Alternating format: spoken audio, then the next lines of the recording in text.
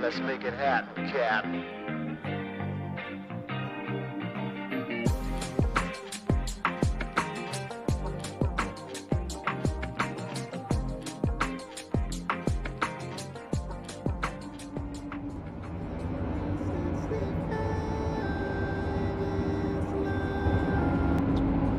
Oh, 07, we are back.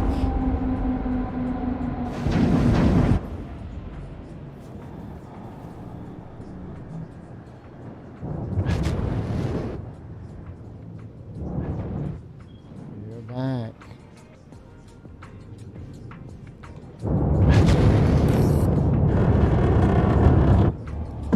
Shields off. All right.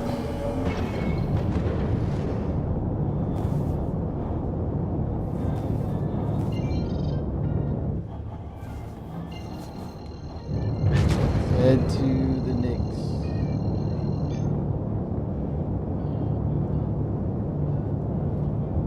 Quantum travel engaged. Travel. Landing gear up.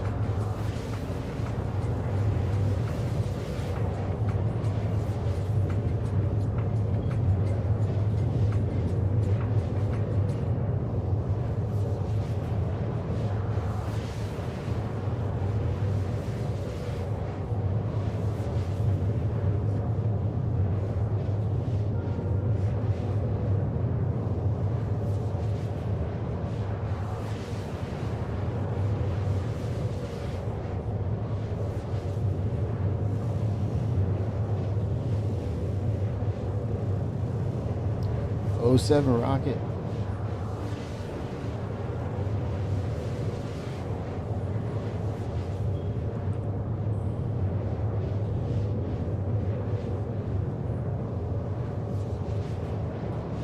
They have the UI over here. This is pretty convenient. Dual screen, pretty neat.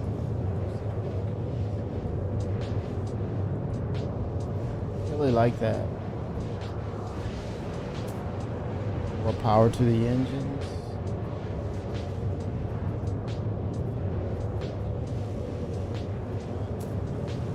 Very nice.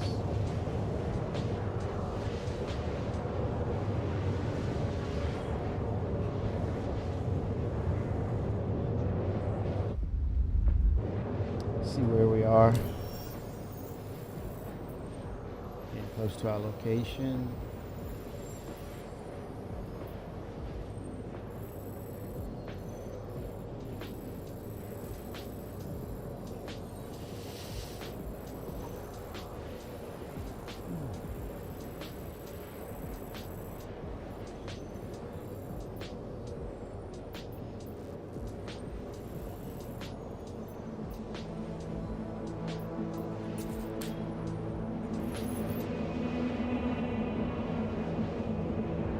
Right.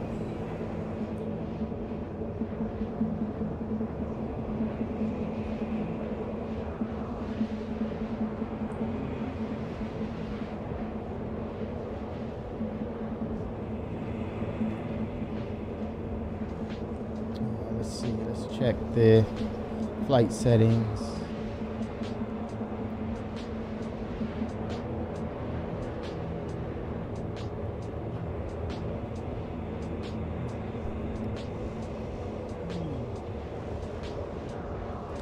The gunnery.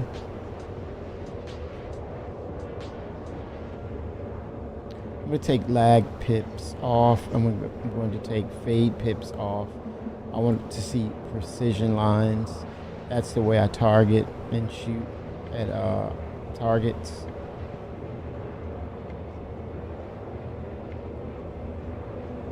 Let's try enable individual pips. I'll come back to that if I see something is not right. All right. We are operating.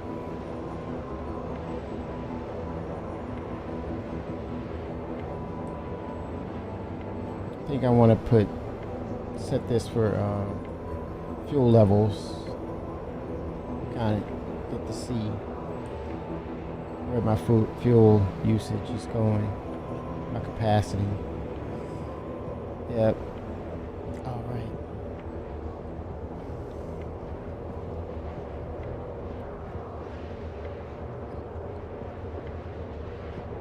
Oh yeah. Let's look at the star map.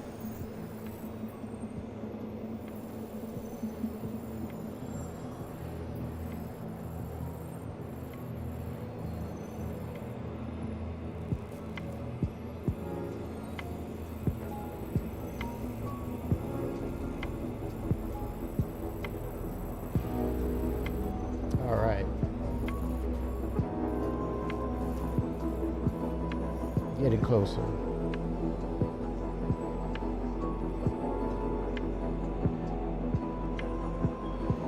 All right.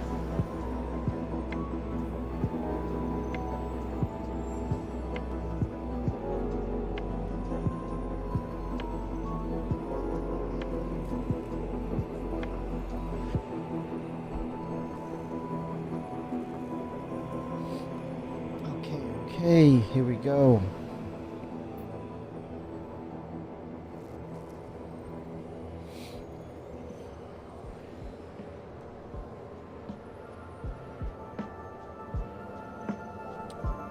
There.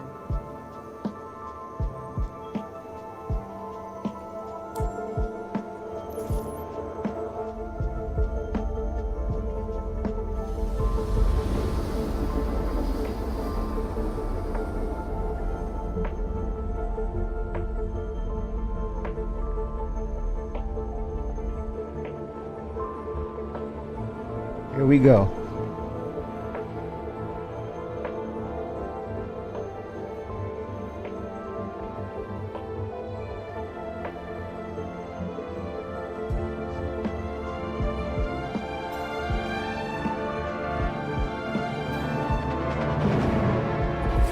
Quantum travel complete.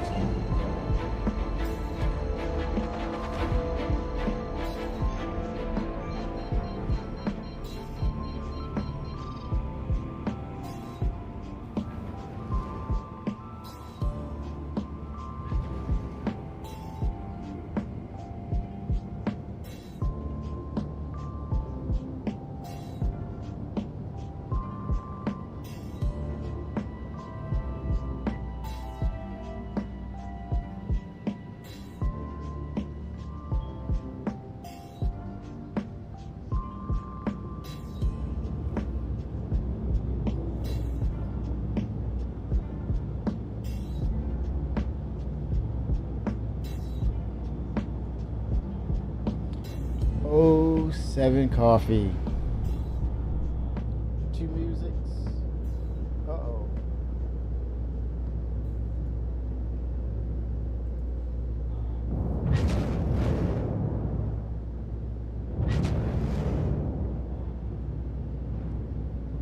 Or is it an echo coffee? Or 2 separate? Is it 2 separate Battle of the Bands? Uh-oh.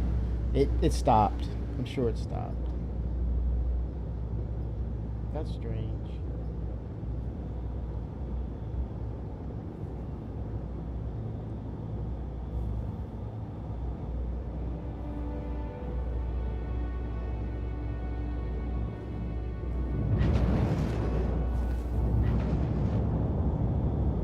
Ah, gotcha. 07. Here we go. 07.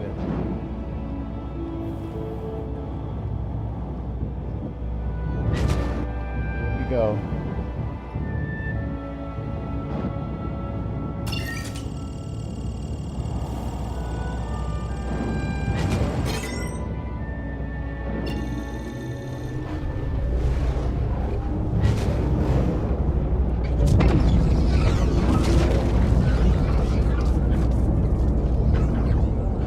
cool.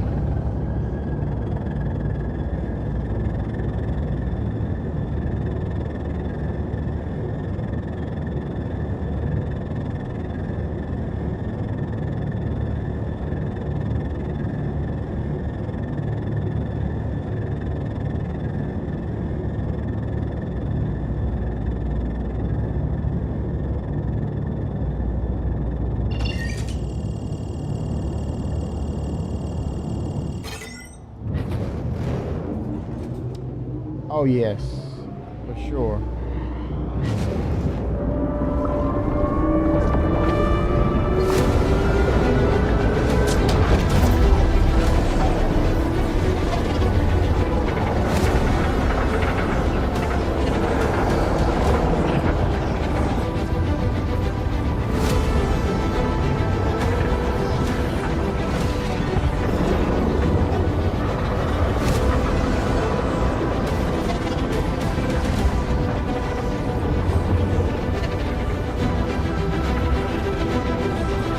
All right.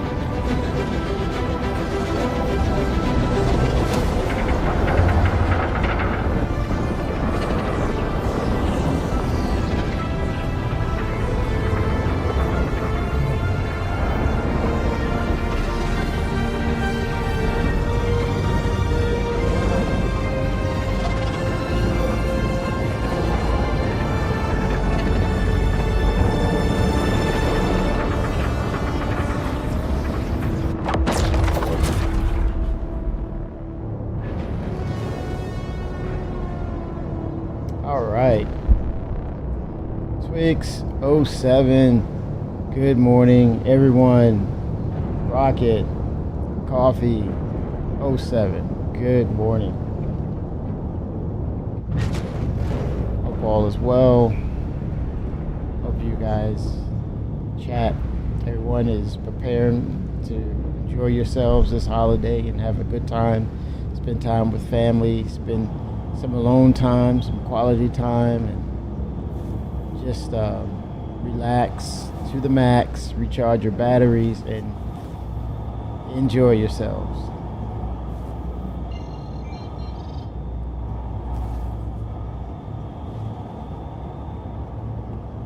Oh, I'm picking up my cargo. I finished refining. I want to make that run and turn it in and get some UEC.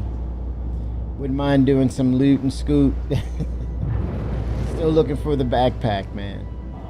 The elusive Corbel Meyer.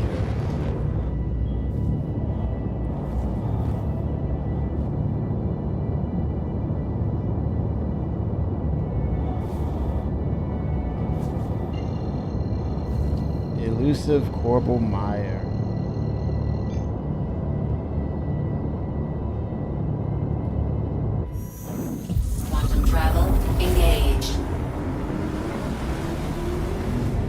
Well, looks like the Chris has said the goal for 2026 is definitely improving the social tools. So I would imagine that's everything and all things that are Spectrum. Also, that communication ties in with being in game. It connects your org. It connects you outside the game. Better ways and means to have organization and filters through the org.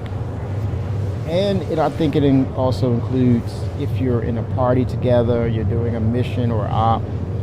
But I think there's also some things that should be unlocked if you're in that bubble of communication or that social tool. I think it should stretch a little further than just communication, but potentially setting up all access capabilities, filtering that, allowing people in your party to access the ship, call ATC to land and leave without having the the owner of the ship to be in the driver's seat to make that happen.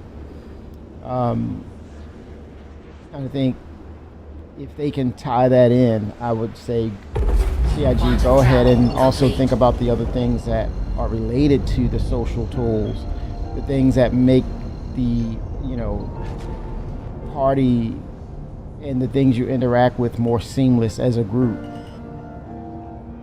Basically, all access to party members in the group, or filter it if you feel as though it needs to happen as you're dealing with a larger group. But love to see that. I think that's necessary. That's going to be successful in creating an MMO. It's needed, the social tools. So yeah, Chris is saying they're looking to make that first leap into improving the social tools for next year. Should be good because it's a leap forward. It's a leap of progression to make the game into a true MMO as they envision. Definitely one of the big ticket items that's one of my fan favorites, or it's a couple, but the dynamic server meshing. The intent is to get that going, to initialize that for 2026. I'm excited to, I was excited to hear that. Things on the horizon for 2026. So they look to, scale up. And I hope, the result of the server meshing, because it says, he mentioned how it will make changes on the fly with player congestion and player counts that increase the number of people on the servers. Then the servers automatically scale up along with the people that migrate into one area. I was delighted to hear that they've also leveraged that technology so that when we have mission givers, they can instance things in a way that you're not interrupted. They can close that door behind you so that your experience is that much more immersive. Less desync, and at the same time, when the mission is completed, you're seamlessly transitioned back out into the MMO. So I thought that was pretty cool to hear that their intentions are, hey, 2026, you're going to see this happen, and you got to be a little excited to know that is the intent, and what we've seen for 2025. Not just the intent, but the execution of getting things done in a timely manner. It lets you know that they're getting a good grasp on things.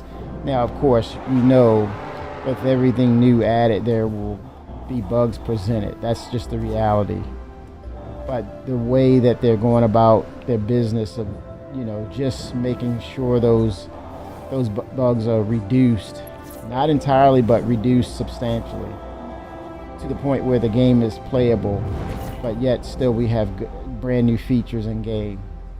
Was happy about that. Where in the heck? Okay, I must be down. Oh, I see. I'm down here.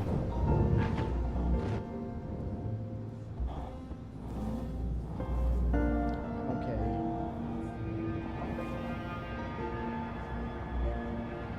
There I am. There we go.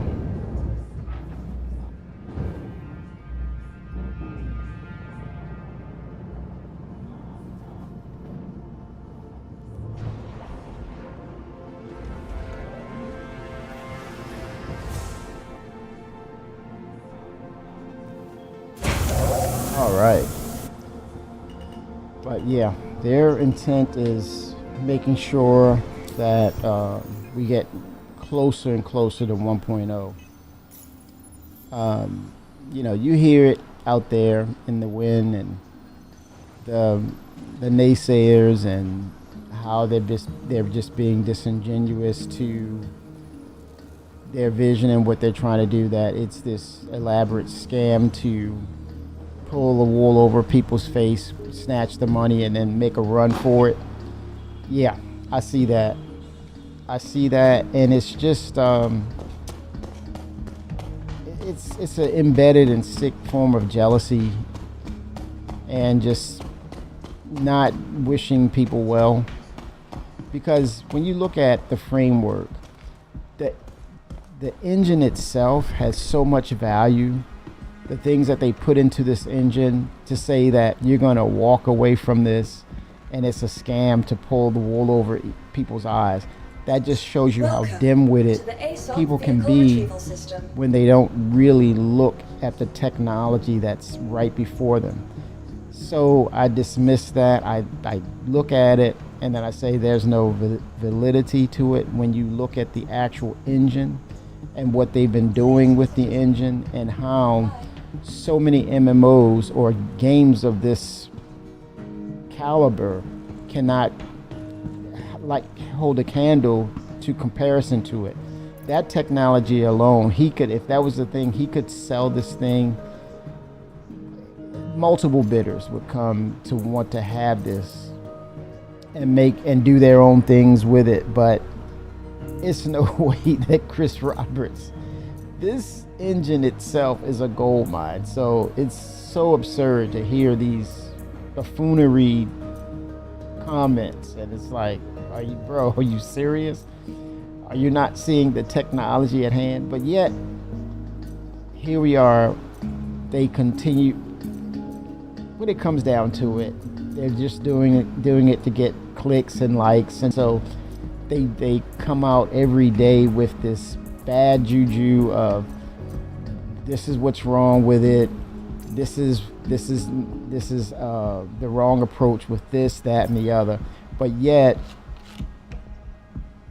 if they were really, really disheartened with the project, they would move on. They would find some other game and play it and be done with it. But here they are, they linger around.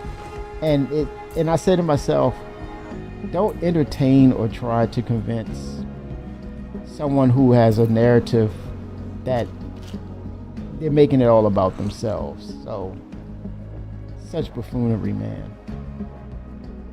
This engine is the engine of the future. Other game companies would love to put their mitts on this and have it as their own. Hence why CIG's been fought against over the years. CryEngine is an example where they wanted the technology for themselves and tried to fight them in court because they surpassed their tech. They surpassed their engine in its capabilities, and they wanted to have it for themselves. But at the same time, they failed on their part in trying.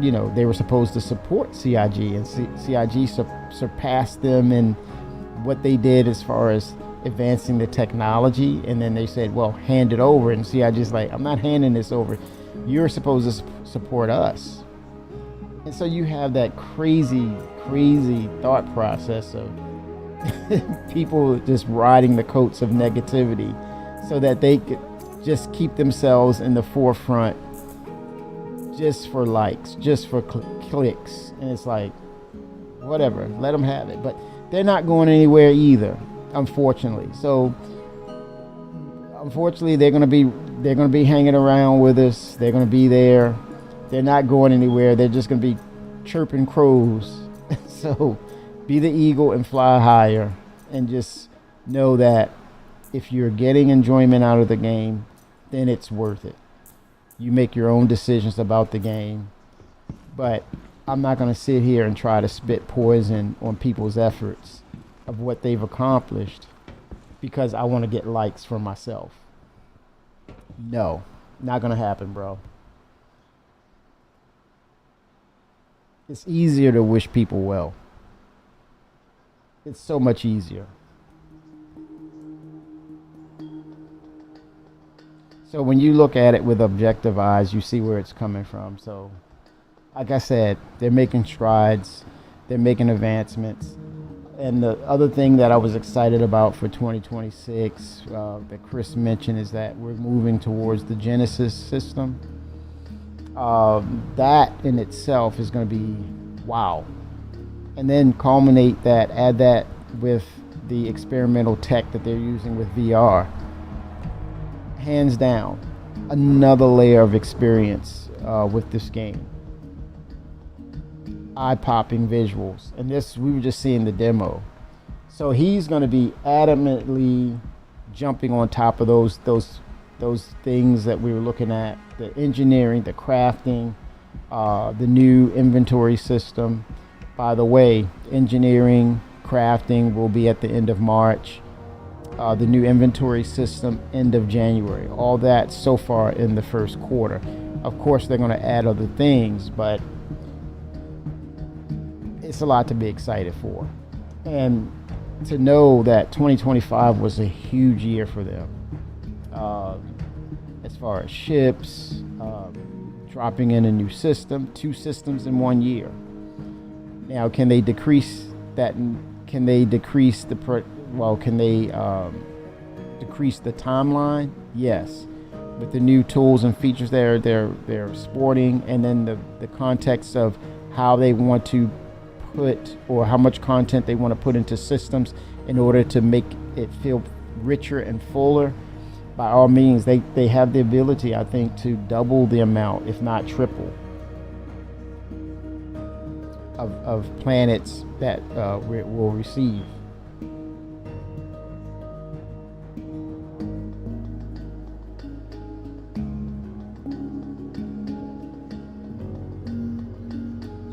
But yeah, I'm just gonna not really exactly Twix.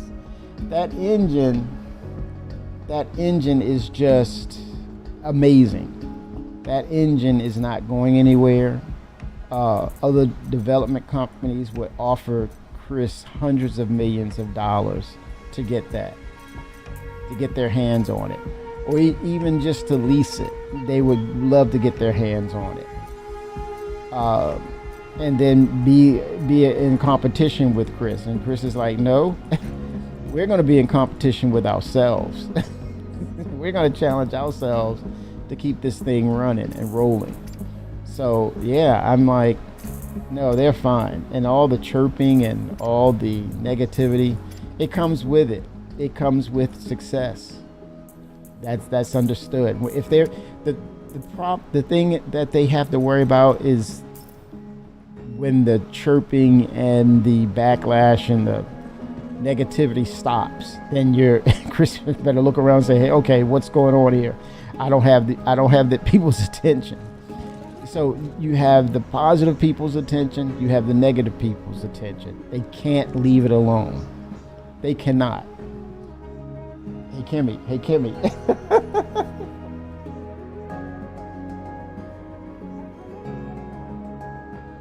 The 50 million I made the other day was a lot. Guess how much I just made off of a handful of Wicklow favors? Insane. Sir, please. Sir.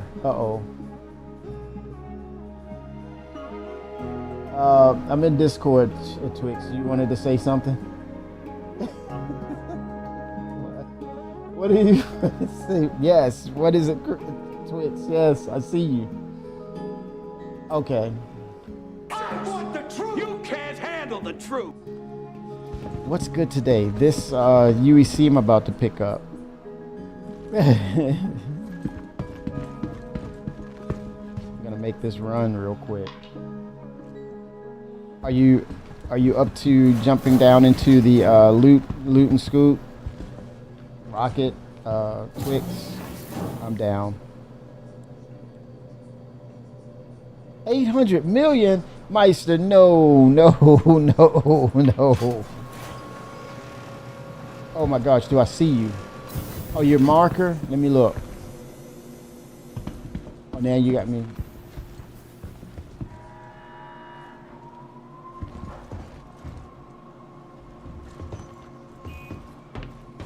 Salvage?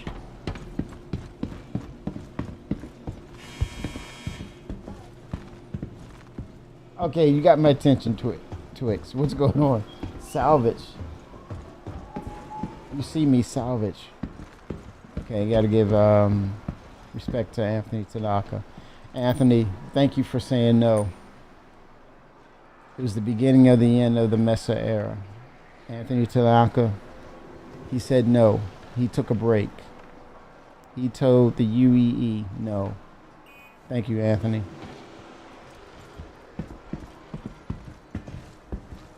Oh, you're talking about salvage. Salvage like Capsule now approaching station. savage. Stand clear of disembarking passengers. The capsule now approaching station momentarily. Stand clear of disembarking I think John passengers. Crew sold me on the freaking RSI Salvation because he said it fits the Galaxy. I was like, oh no, you're you're on the chain gang. Sadly, yes. Oh gosh. Station momentarily. Stand clear of disembarking passengers. I love how they arrange the refinery here. It's here. You come down here, you get in, you get out. It's just simple, but it's the enough amount of things. The right amount. There's no running and going up the elevators and running around corners.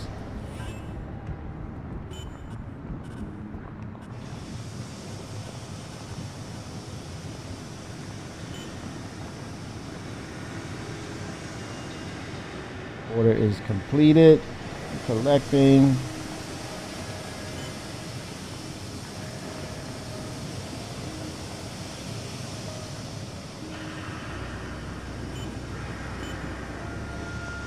And collecting. Well, Twix, it's about making that ship money, man. It's about making that ship money. I'm hearing that there's going to be there's a rumor that there's going to be a ship released. I don't know. Is it?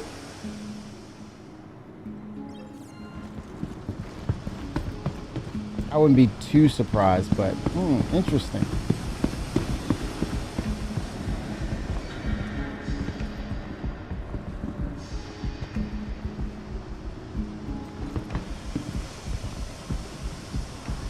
Yeah, I think CIG, to sum it up, they need to be worried if no one was talking, if no one was chirping, people were looking the other way. Then they would need to be worried. But the way I see it, let them complain, let them put their foots in their mouths, because they're going to have to eat those Converses. The capsule now approaching station momentarily. Stand clear of disembarking They're going to dismiss it because they're moving. CIG is moving forward, and the chatter, let them have it. I mean, it's free speech. I respect it. I'm not dismissing. In all respect, I don't know these people, but to me, the statements just don't add up. And they have to be careful because the accountability, or at least the credibility, is going to be on them as they move forward and progress. And that door of opportunity to be called out will be there. There will be receipts on that, and they will have to hopefully they don't have to answer to it. But yeah, you put yourself out there that way, you're setting yourself up. But it's a thing of don't care. I'm in the spotlight of the moment. But like I said, it doesn't add up because I'm looking at the technology that's being implemented. And granted, yeah, the bugs, they're there. I give them that. I acknowledge that. I'm cognizant of that. But at the same time, the foundation, the features, the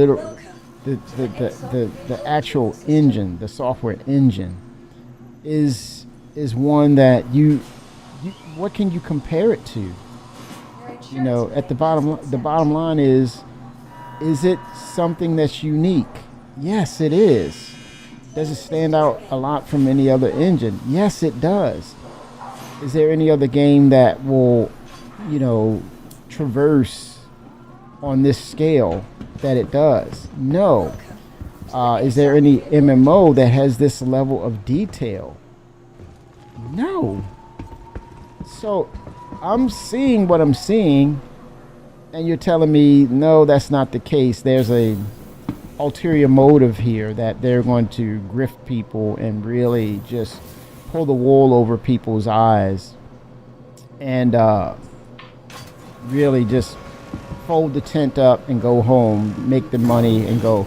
What do you mean make the money and go? They're making the money while the door, while the store shop is open.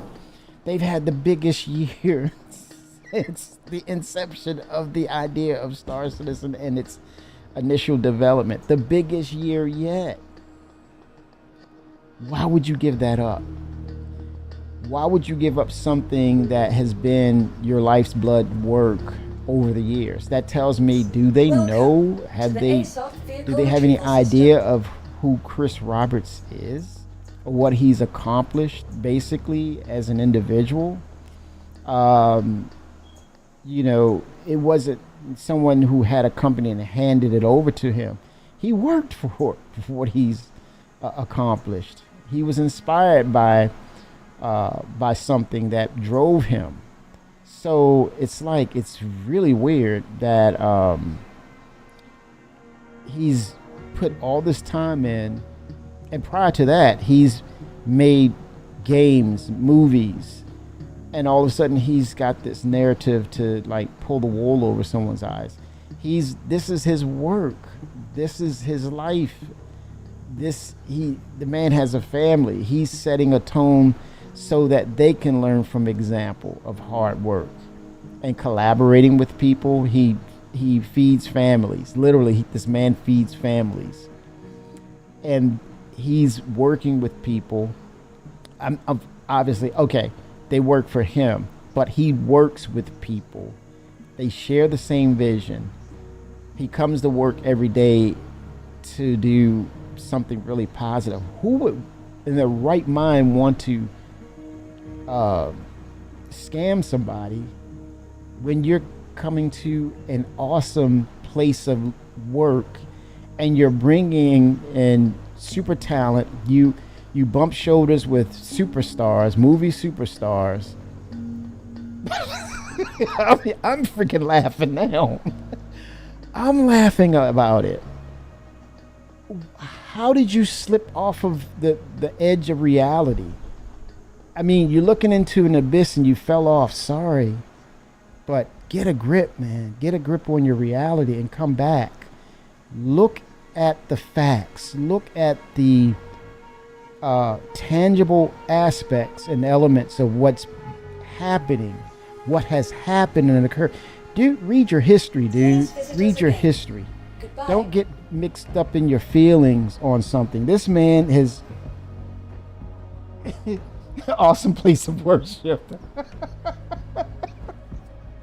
I could say I might want to accept that one, Data Freak. I might want to accept that one. But I mean, the place of work that they're at, who wouldn't want to work there? Pressure and all, give it to me, man. I'm like, but that's a hot seat too. Of course, obviously, you know, you have all the criticism, but he, you know, you give him, when you want to work for him, he gives you a nice place, environment to work, like-minded people, benefits, and this is your passion work, and you're doing it on a scale and level and a degree of detail unlike any other studio, where they say, get the product, pop pop, fizz fizz, let's go, hurry up, hurry up. And this is more of, give me a wow factor, go all in, show me what you got, push the edge. Matter of fact, you show me innovation, I show you the money. I'm like, a lot of those devs, man, the core of those devs have been there for years. Some of them's like, not going anywhere. Some decide to go somewhere else. That's fine. And then we see, this is facts, that grass is not always greener on the other side.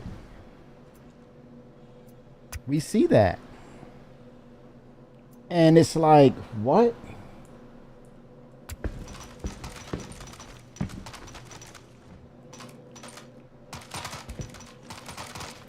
Grass is not always greener on the other side.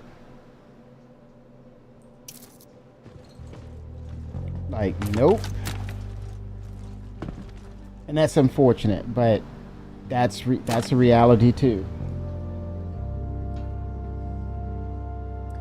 I'm super stoked. Data Freak is saying, I'm super stoked that Chris is getting a chance to show Microsoft the industry and all the naysayers that they lost when they fired him and pushed out freelancer early. Yeah. You got some, like I said, Data Freak, do your history, and obviously, sir, you know it. You're on point. I don't get the fanfare because I'm white knighted. I guess you can say I'm white knighted, but not a full white knight. I guess that they cannot do any wrong. I mean, like I did mention bugs, and I can go on and on and on until I'm blue in the face. But if I had a solution to it, I would offer it up. But if I don't have a solution to it, I'm not going to badger them about what's the obvious. Now, if there's things that are game breaking, that's a different conversation. But at the end of the day, man, they're making strides. They had their best year ever. People are still continuing to join in the game, being a part of it. Yeah, I think, Coffee, I think that's a valid statement, right? That is a valid statement because what they have shown us and where they are to this point, and then even like with 2026, it doesn't need to get personal to that extent, or a grudge should be held. I think it's more of a thing of we're good where we are. I'm not going to I don't need to tread those waters because this is why I'm here. But it's almost, Coffee, that Chris has to thank Microsoft. Let's put it into context of, he might want to send them a Christmas card and say, you know what, if it wasn't for you pushing me and sending me out the door, I would not have this conviction today. And where I'm at today, I say thank you for pushing me out the door, because you push the narrative of my beliefs and my convictions. You strengthened them. You vetted them, and you made me look at other aspects, learned other things, and you made me do a complete 360, come full circle to where I'm at right now. If not for that, who knows? I would have been stuck in the kaleidoscope of AAA games and publisher hell, crunch timing, and probably still working as a developer under someone else, right? Just making games. But you've pushed me to the point where my dreams, my vision became reality, and it pushed me to meeting my partner, who also in turn saw in me that potential and pushed me even further. So if it wasn't for that, who knows? This could have been a Microsoft product, and it would have been cut screens, and then we were waiting for a Star Citizen 2, 3, and 4. We probably would have had one planet or two. Some things are not meant to be done with certain companies and places and etc. Valdell, that's correct. Things go the way they do for a reason. You're right to be grateful. Yeah. I mean, in the heat of the moment, you're angry, you're pissed off, and Coffee's right. It's in the heat of the moment, it's not like that, but 2020 hindsight, or having the maturation into that whole process and coming to that finish of that destination point, you look back with a humble heart. You don't say, now I can crush you and lay waste to things now, and I can throw it all in your face. He doesn't need to do that. They're looking with water in their eyes and say, please come back. Please come back. If anything, they can work for him, but he's set the tone. He's setting his own narrative, and he just says, "We're good. You're good." You know, there's enough room in this universe of games to keep it moving. But yeah, he doesn't have to look back. He continues, and he needs to continue to look forward. And again, as I said, if they stop talking, Chris, you better put things in check. Something's wrong. Something's wrong when people are not talking. So again, be thankful that, you know, these people are angry to some extent and pushing the narrative, right? Even though it may be extreme or a little twisted, or it's not having a deeper insight of the facts of what's there, that's fine. The moment they stop talking, then they're probably in trouble.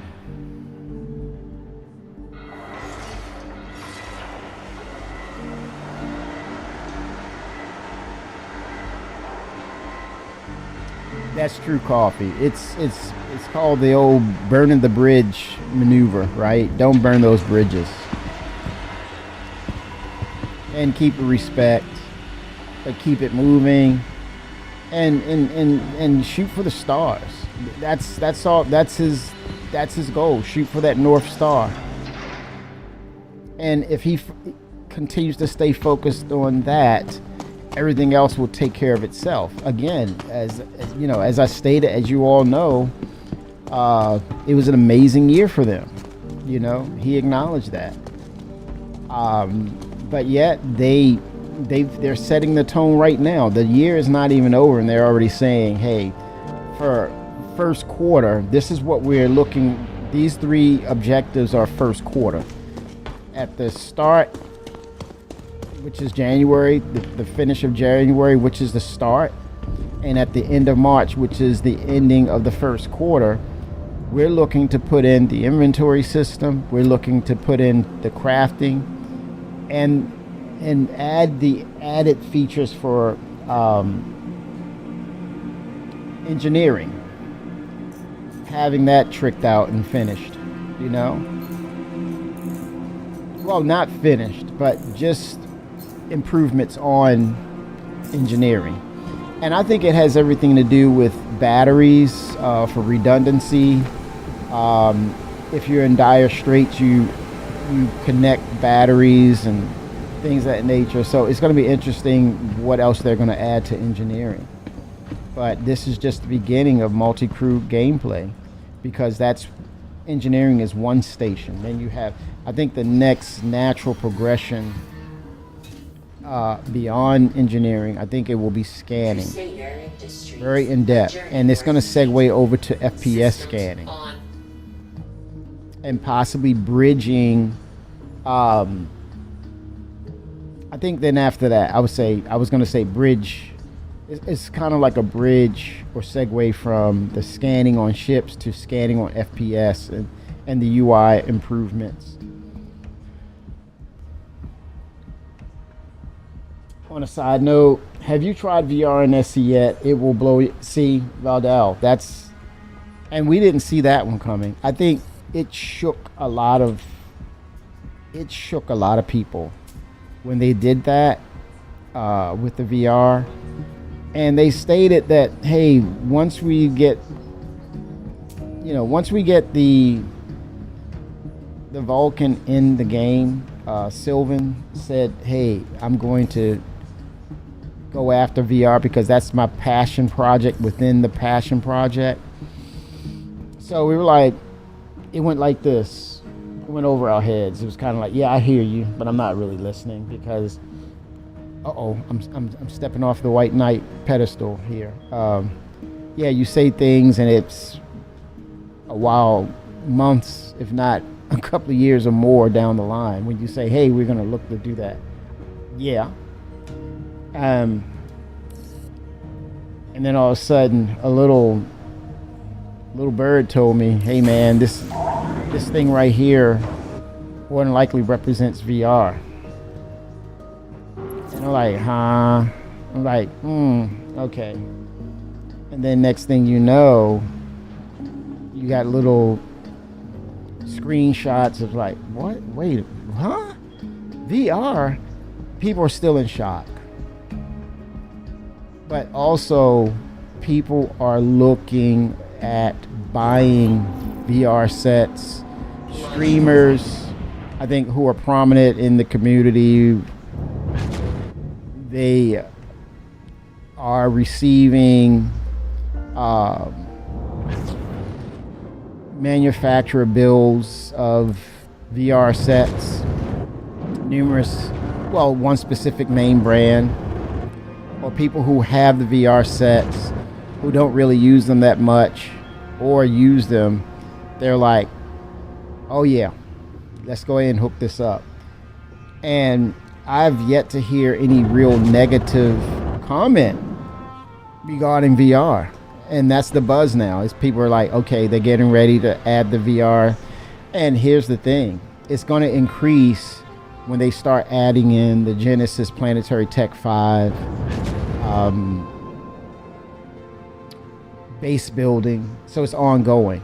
So it's comparable to that rumor or the thing of statements of them saying, hey, look, Squadron 42 console won't ever come to the persistent universe, but with the newer generations of PlayStation, Microsoft, Xbox, there's a chance that, Theater of War may come or whatever the case. But that was definitely left field when we heard and it popped up, hey, VR is capable now. It's the same equivalent of console. But I think this is a very unique situation because Star Citizen is going to dominate the VR market. It's going to be a renaissance to VR because VR is kind of like, to me, I get the sense that it's 2D, it's flat, they have to scale it down to VR's capabilities, but they didn't do a port. It's just a one-to-one connection to Star Citizen itself, and to hear the comments that Valdell said, that it validates what I've been hearing. It's amazing, but it's just the tier 0 of it. That part of it is like mind-blowing, right? That they're only scratching the surface. And I guess the question you probably have for me is, okay, Kimmy, now you're talking about, are you going to do VR? I like my setup, but yeah, I will go to VR. But I'm also waiting to see what the official word is, if there's going to be an official partnership. Because knowing Chris, he wants something to pass the eye test that upholds the standard for Star Citizen, or he wants extra peripherals or things that will make it that much more immersive. That's a Chris thing. He hasn't shied away from that. So my thing is, I'm in a waiting mode, but it could definitely be on my birthday wish of things to get. And again, this is a scam. This is like, how dare you scam us or grift us? And you're like, it'll be foolish for CIG and Chris Roberts to walk away from this experience right here. And all the things that are starting to come into play with Star Citizen, like I just stated, the VR concept.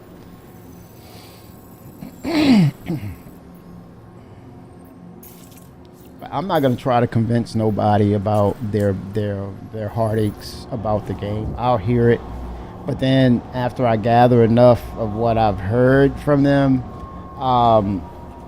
then I'm ready to dismiss it, because it's a unhinging of reality when you have factual things that definitely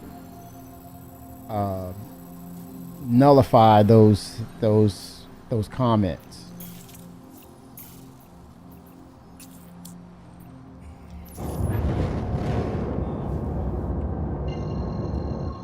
Those negative comments.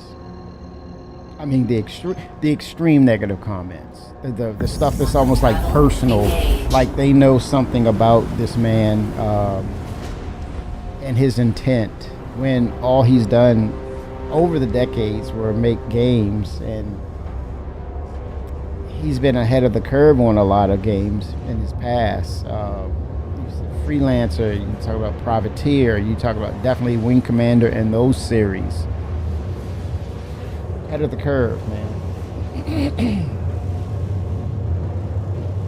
Oh, Valdell, that's been a conversation of mine. I think there's also rumors about there's like a chess piece and all these things that will force feedback that they're looking into potentially to, definitely set it up to that VR / player Ready Player One gaming aspect, right?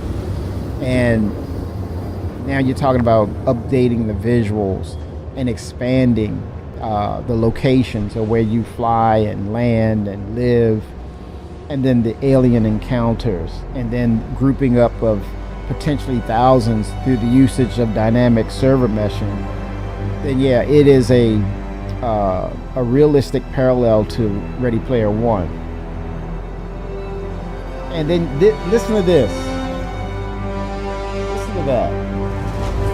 Quantum travel complete. That orchestra, that concerto, the soundtrack, it's just sci-fi isn't going anywhere. And I think that's what captures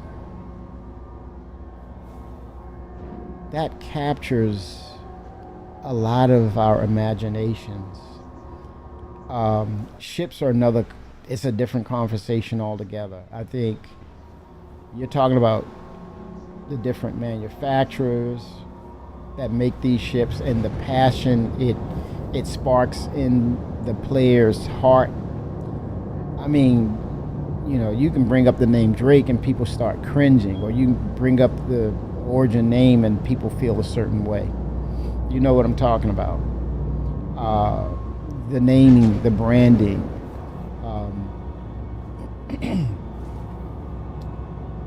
The Clipper, man. I like the English accent of it. The Clipper. It's just one of those ships that the sales were off the charts. How do you walk away from that kind of success? All these things. You don't. You keep forging ahead. And the jump point right here. What game does this right here?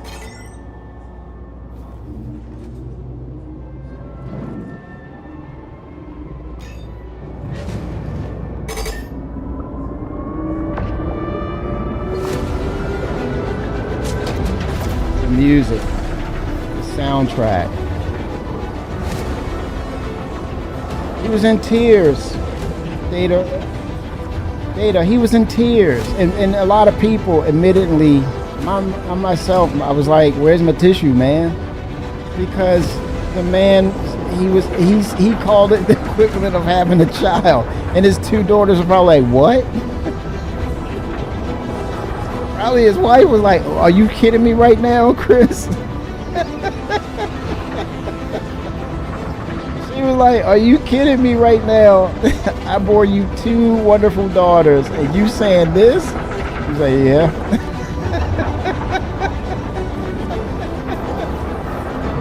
That's passion, man, because he's gonna feel her wrath. You knew he was gung-ho when he said that.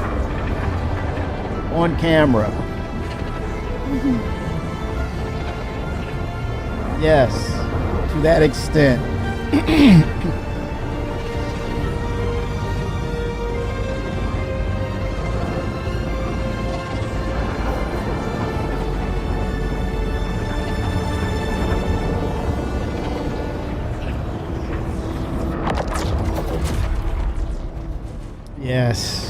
Yes.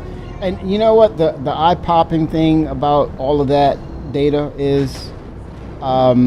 He opened the window to actual game development. Now, granted, on a level and scale unseen before, right? But still, it was eye-popping to realize that games will develop 10, 20 years. You won't hear nothing about it. It was always a thing of when you heard about it, it was probably less than 2 years away of dropping to the public. And you say you get a constant stream of that, right?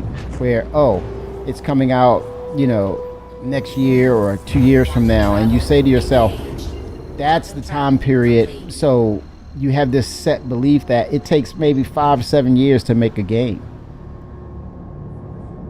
Correct me if I'm wrong, but it's a preset notion. You say, oh, that's how game development works, and then so the knee-jerk reaction was, this has been in developed since 2012. And I think this is a first for a lot of people, with the exception of people who work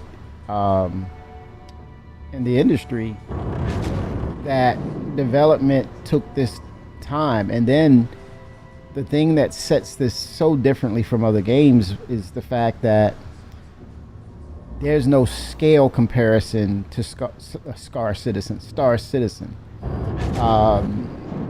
There's few games that will match the footprint, and if they do,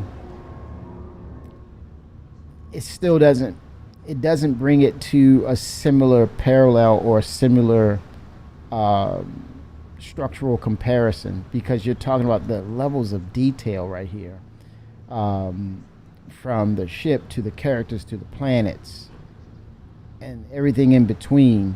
That level of clarity and detail, unmatched, unrivaled. Boiling frogs. Is that the myth of the boiling frogs? Like, you have regular room temperature and you turn on the heat, and then you gradually bring the heat up, and they don't realize that rumor. Boiling frogs.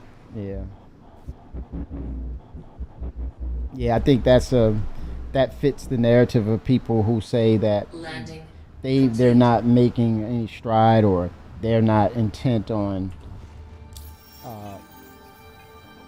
completing this game to the extent of it's feature complete. Because when you say complete the game, Quantum fuel 100%.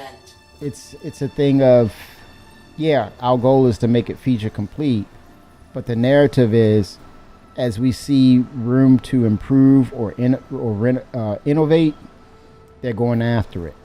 And then Chris says, as long as you support. And I say, there's a lot of us with a level-headed, objective mind. This is a destination. It's Ready Player One. It's not a game. It's becoming more of Ready Player One, the destination, the oasis.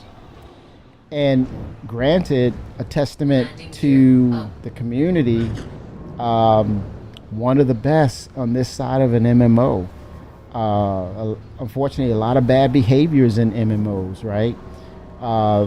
It goes to say that you have it here, but for the most part, goodwill, good spirit is here in Star Citizen, the community. Facts.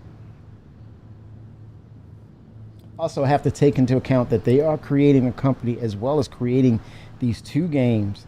They've taken on a pretty large task to show their fortitude, their thankfulness to the community for setting them on this platform, Meister. Yeah, to that point, why it is such a huge task, because of the endeavor that they took on and the approach that they went on to make this game company.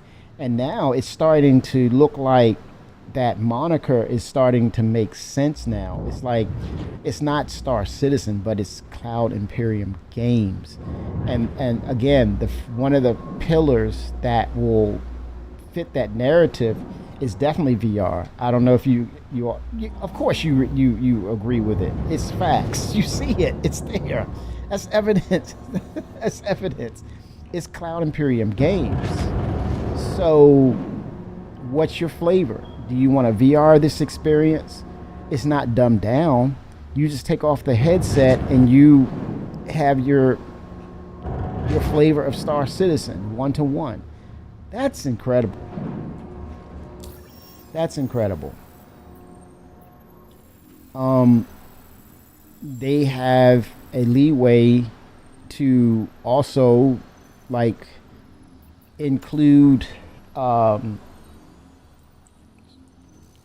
they have the capability, or they have an opportunity to also include a port of Squadron 42 to the newer generations of console, Cloud Imperium games. Shields off.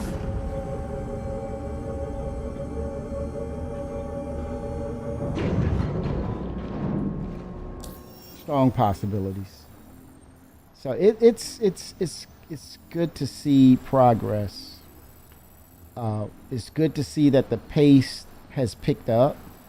It's good to see that there is a definitive direction of moving forward with the game.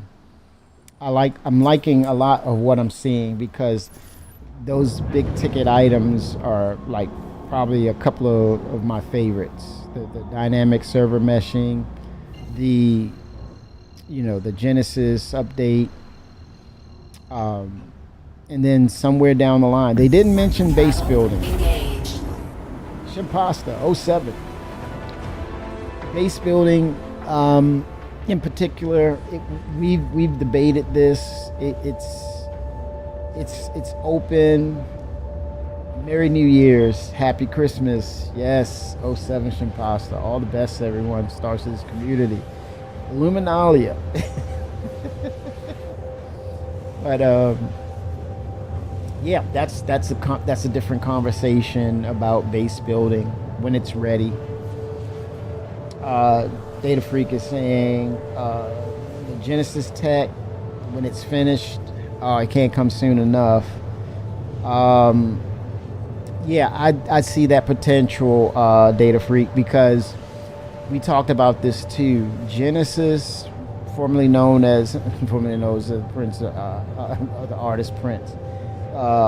Genesis, formerly known as Planetary Tech 5, it is partnering up with Starkitect. We had to go back and look at Starkitect, and basically the library there's a logic, the AI logic. There's a library it will pull from based on the environment. It will set the rules. It will scatter and dither the points of interest on the planet as the Genesis system molds the planet, or the particular distinct planet and its systems.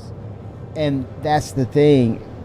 It's, Chris preached this for years. The tools. Well, what's taking so long? We're making the tools. The tools is going to help us in the long run when we're talking about producing things and the production of things and the uptick of completion of things. But I also suspect that it may feed into or create better optimizations as well as stability.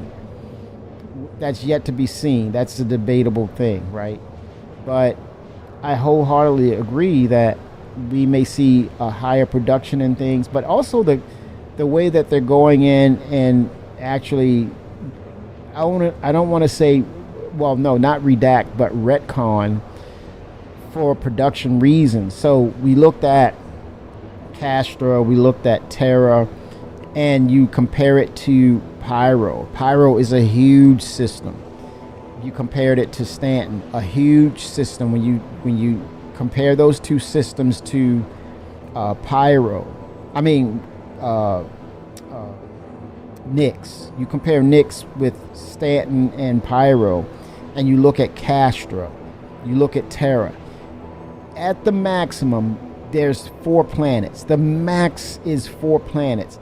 That's a clever way and a thoughtful way to say, okay, 4 and below, probably like the lowest number is 3 planets. Highest number is 4 between Castra, Nyx, and Terra. that does insane. That's awesome in the sense of when you're creating and building out these systems. We should have more fuller and richer locations, but yet probably the production time is maybe fractional in comparison to what they've been doing over the past, especially with Pyro. Pyro took years. This is not going to be that situation now, and that's the funny thing. I suspect that map will be beyond Terra and Kasha. If they keep it within the year, so be it. But there's a chance that we see some systems on there that's like, whoa, that will be the telltale sign that this new approach to how they're building planets is going to be the definition of them really expanding on this simulated universe. The Oasis, the Ready Player One. You're spread out. You're doing other things. You're discovering things because you're out there by yourself. It's a big deal, Data Freak. The Star Architect, where you can, there's an algorithm. It pulls from a library. And then the further development on Vulcan and optimizations, and then the dynamic server meshing helping with those optimizations. So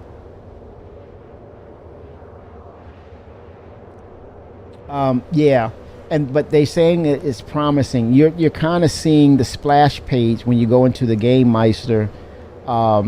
You're seeing the rhetoric. You're seeing the narrative of the terraforming is shown as promising. They've taken Nyx 1. They're infusing the development in reality to the lore and narrative inside the game. So they're combining and creating a big event out of this. Good stuff. Data Freak, I have to agree with you. Terra is going to have a lot of important hero locations, but those are designed by a different team than the one that is managing the planet generation. Yes, they're segmented, so they're attacking in segments and divisions. But their whole objective is getting it done, which I think is great for production. And it's a great way to collaborate as well and to work as a team and depend on each other. And Shimpasa is Nyx kind of boring for you, or is it just me? It's not you. I think it's them setting up the framework. It's the process, Shimpasa. That's what's going on. They're setting the precedent for the process, right? They're getting it in. They're optimizing it. They're making sure the framework is set for it. But I also believe that down the line, they're also going to have interiors that you can, or places you can live in Nyx. But yeah, I think the framework is being set up. I think Nyx, the finishing of Nyx is next year. Hence why you feel as though, and to some extent, yeah, I agree, because you just mine, you just go to land, you fly around. It's an asteroid field, right? But Nyx 1 and Nyx 2 will be the two places. Now, granted, based on what I was mentioning, was that it's only 2 planets and a gas giant, but the opportunity to bring in so many pinpoints of activities and things to do in Nyx that you'll probably be so immersed with mission givers and things to do and exotic locations within Nyx 1 and Nyx 2, you probably don't want to go anywhere else because it's that immersive, because they put that much content in, because it's a smaller footprint when you compare it to Stanton or Pyro. For right now, yeah, what they need to do for now is optimize. But next year when they drop Nyx 1 and Nyx 2, everybody and their cousins are gonna be in Nyx 1 and Nyx 2. And now they're terraforming it to make it habitable. which they're going to overlay a big event in there where there's potential of them revealing the battle cruiser as well. I wholeheartedly believe this. It's going to really open things up.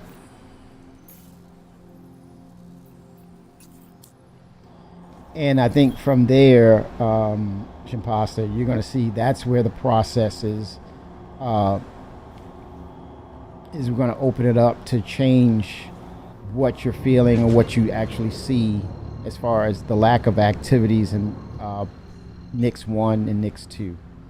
It's definitely going to change by next year for that. Quantum travel engaged.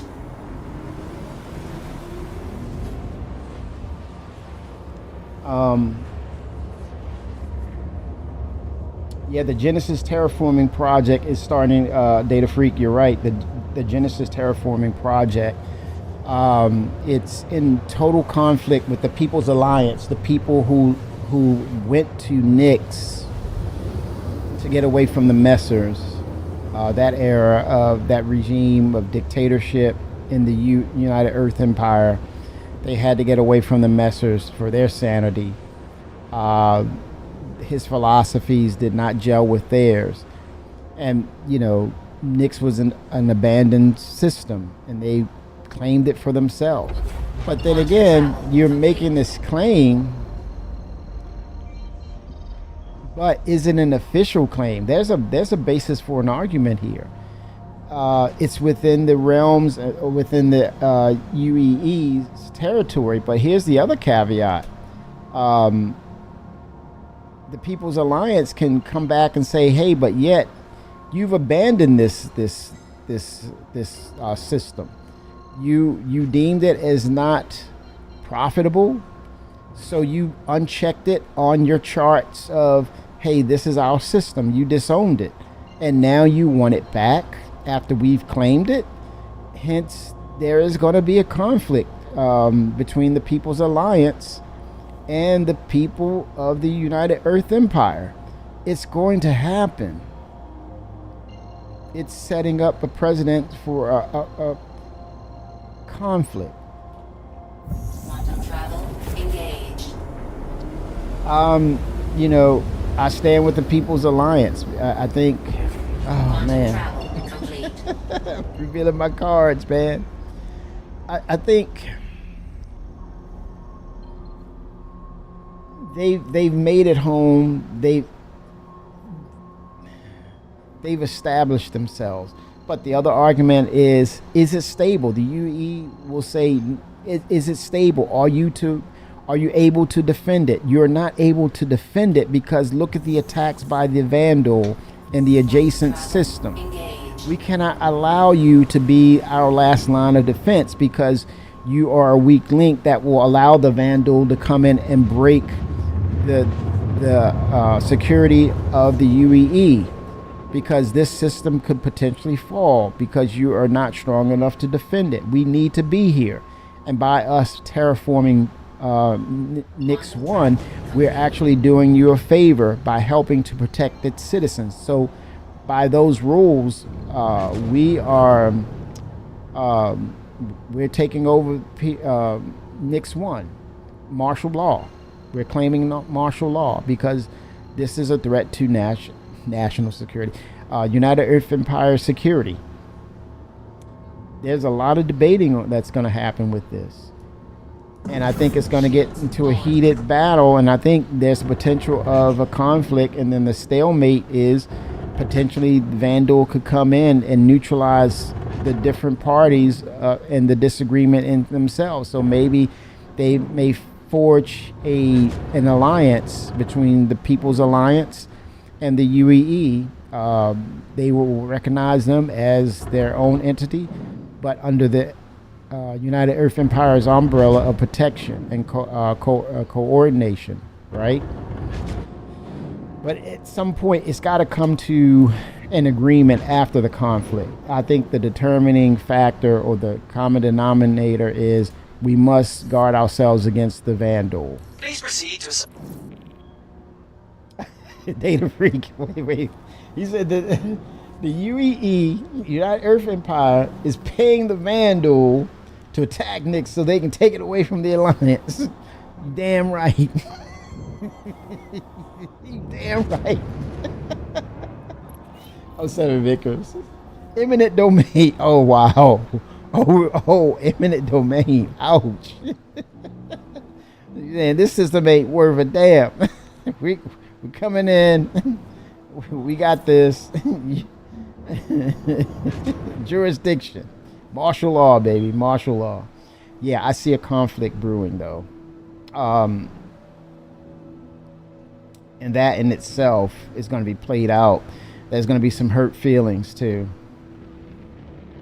Hopefully, the Vandal can kind of neutralize both sides and bring some neutrality, some agreements, some signage of treaties because of the attacks by the Vandal. Hopefully that will neutralize the two. If not, it'll be bad blood, man, for generations.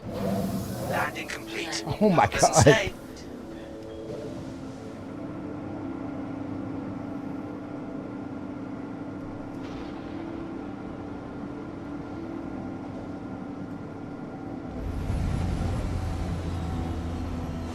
Or is it the Vandal, Data Freak? I think it's the Vandal. Oh my gosh, man. This is what it's about, man. These immersive narratives that brings the game into a simulated reality.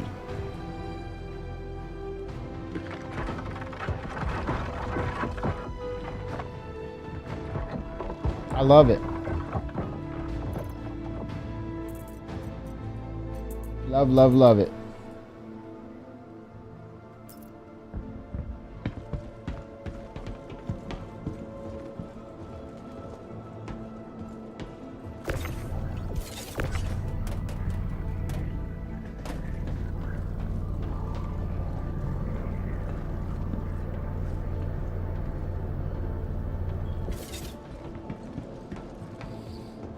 And I think with the help of the lore team, as we get more systems in, it's going to be nice. One thing I hope, moving to talking a little bit about Terra, once that's established, there's a feature that I want them to bring to the table. I hope that they bring buoyancy to the 890 jump, and to see them docked on the waters like a real pier, a water pier, and being able to dock the ship, and the usage and the features that is buoyancy for the 890 jump. That would just be the cherry on the top for that location, to see those 890 jumps lined up and have those waterfronts. Would there be a conversation of like ownership for some of those piers, or to lease those piers? I don't know. Maybe it'll be a thing of buying in, or have a reputation to dock there based on missions givers accomplishing things, or having catered parties serving as dinner parties for dignitaries that you have to adhere to in order to dock your ship there, right? Or yeah, that would be. And so when they see the 890 there, it's with the understanding that their favorite, there's kickbacks and favors being done behind the scenes to allow them to dock their ship there. I would love that.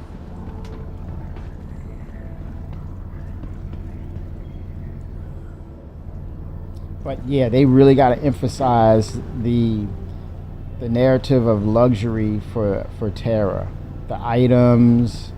I think it should be expensive to live there. The premiums that you would have to pay to stay there, to have a home base there, it should be a premium to live in Terra. It's a privilege to live in Terra. And it's that elitist attitude about it too, right? I'm telling you, I don't own the ship. I'm not. I don't. Do I have any origin ships? I think I have the 8. What is that? The G12. But there's people who are passionate about the manufacturer, and I think it's about feeding the narrative of the luxury class. There are ships that are based on luxury, and I think it goes well for the lore. That is Terra, how you go about your business in Terra. You gotta feed the beast, man. You gotta feed the narrative and the lore, and role play it to the hilt. You have to.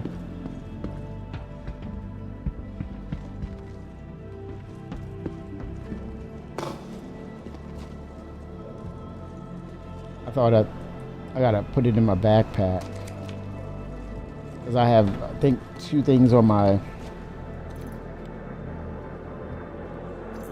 There we go. Oh man, got some damage here, man. Wear and tear. Look at that. Okay, hold on. Let me see if I can fix that.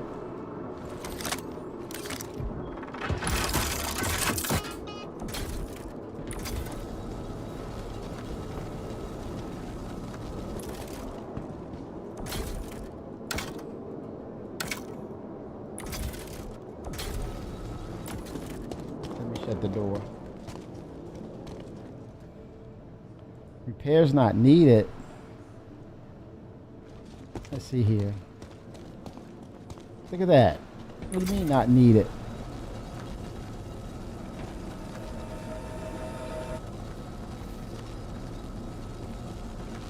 You gotta be kidding me. Look at that. Trying to buff it out, man. Need my ship detailed.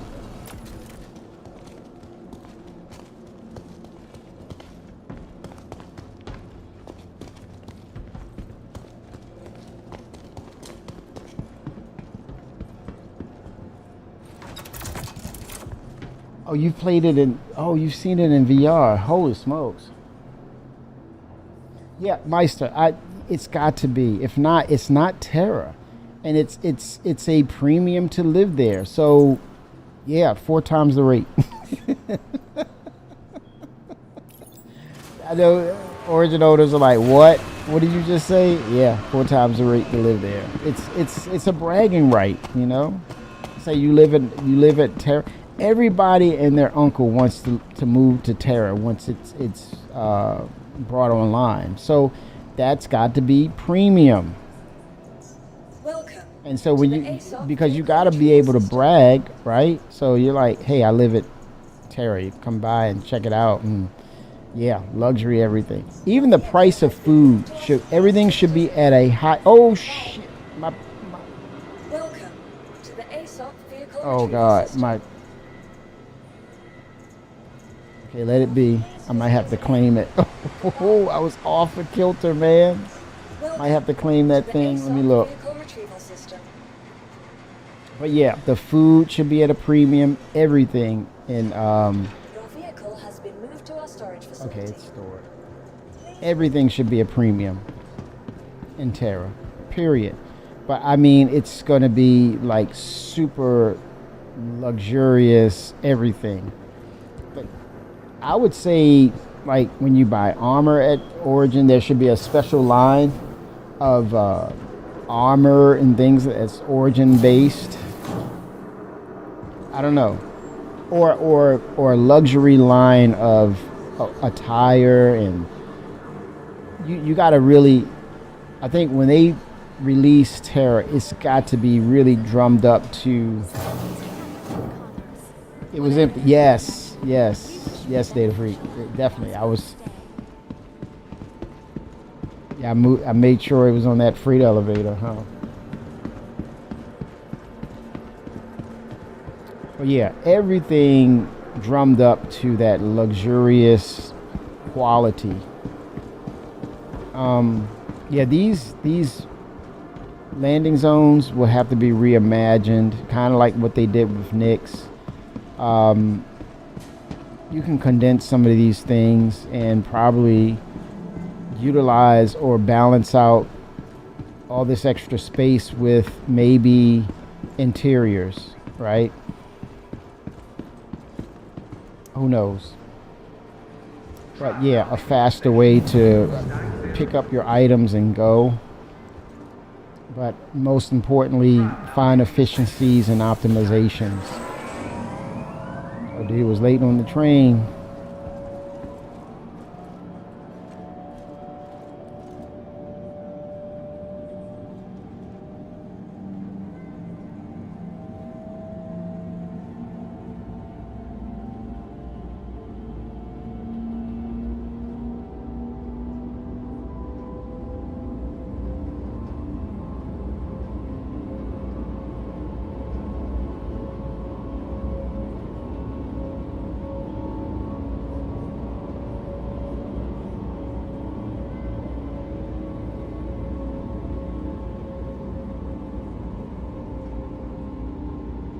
All right.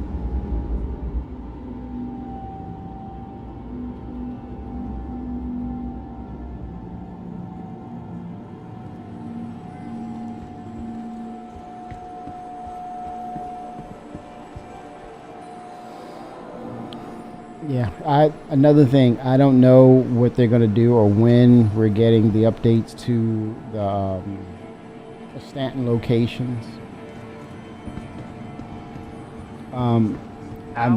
I question what will Genesis be like. Well, Genesis, I think it's the natural planetary stuff. I don't know. It could be buildings as well, a part of Genesis. I don't know.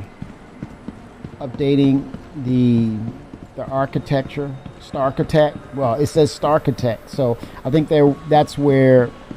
I think Genesis could be the flora fauna side of it, right?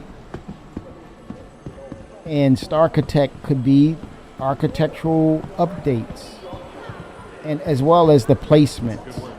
But definitely, I can't speak for CIG, but it's just conversation.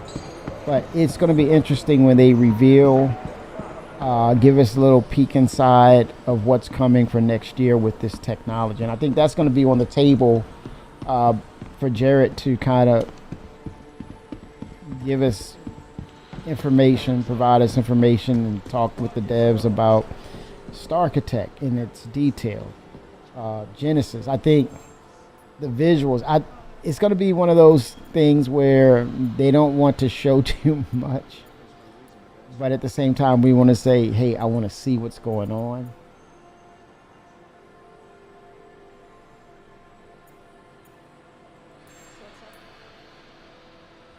All right, let's get rid of the cheaper stuff first. $7K for that.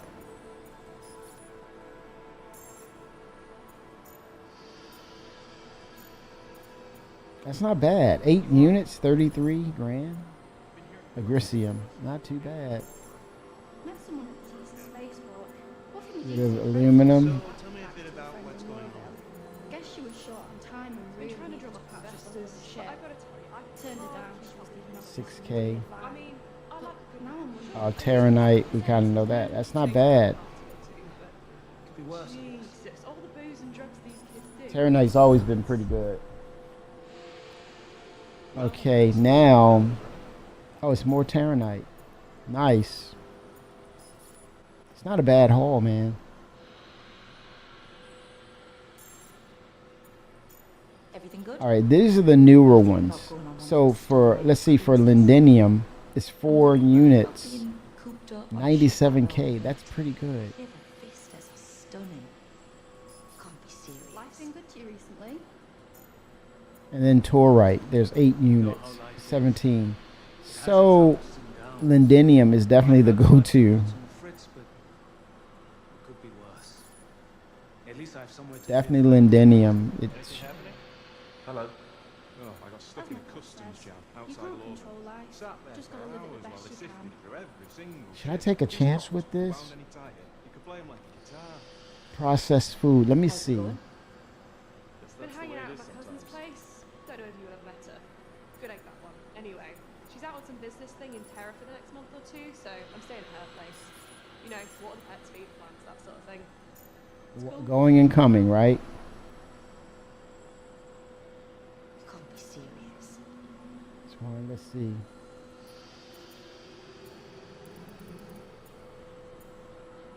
Oh my God. Food. Oh my gosh.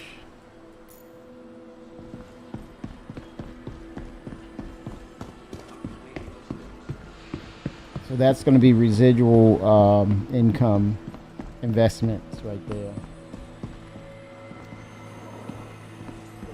Oh, well, yeah, I looked it up, Data Freak, but the base building is procedural. There's a procedural process. I talked about it yesterday. I'll pull it up again.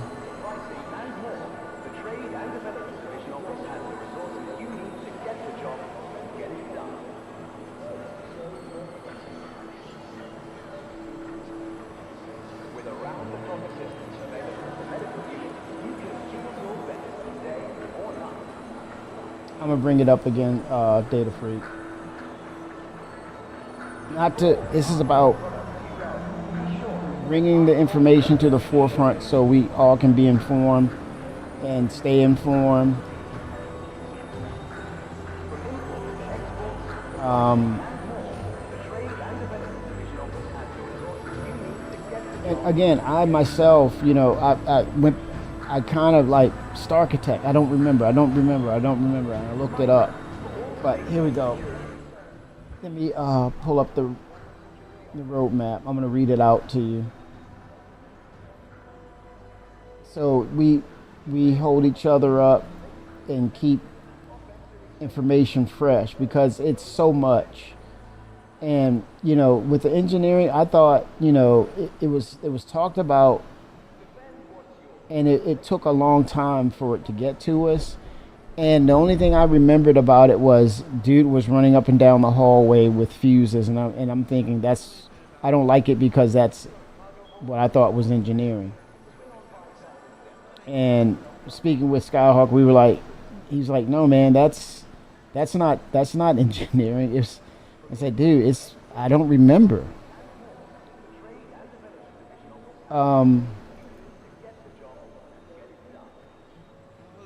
And then sometimes things will change with the features and data, right? If they find that there's a better idea on something, they're going to go with it.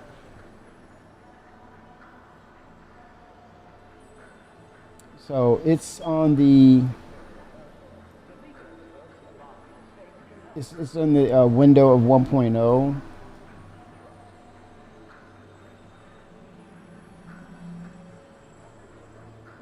I'm going to read it out to you and you let me know if it fits. Okay, now they do have base building. It's separate from Starchitect. So I'm going to read out the base building first.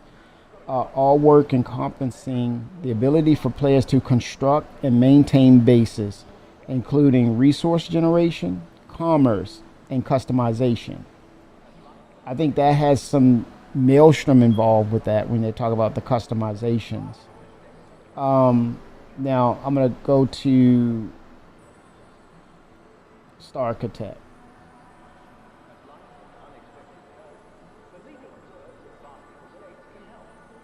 But they do have building interiors here. Yeah, Castra has two planets. Terra has 4 planets. So yeah, it's very doable as far as production. And I'm definitely going to say that we're going to see some other systems on the roadmap. I'll put that out there.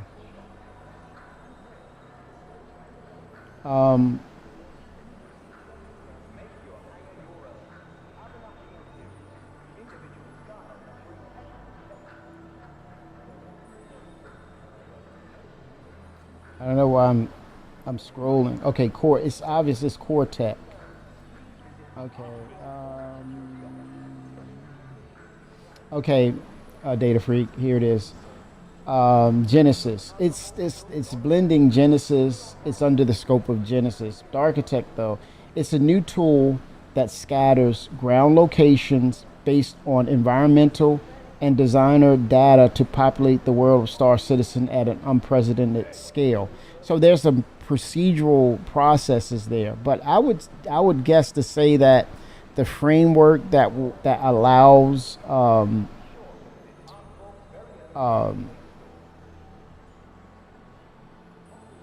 when you say ground locations, I think that is the basis for base building. That kind of infrastructure, that is Starchitect.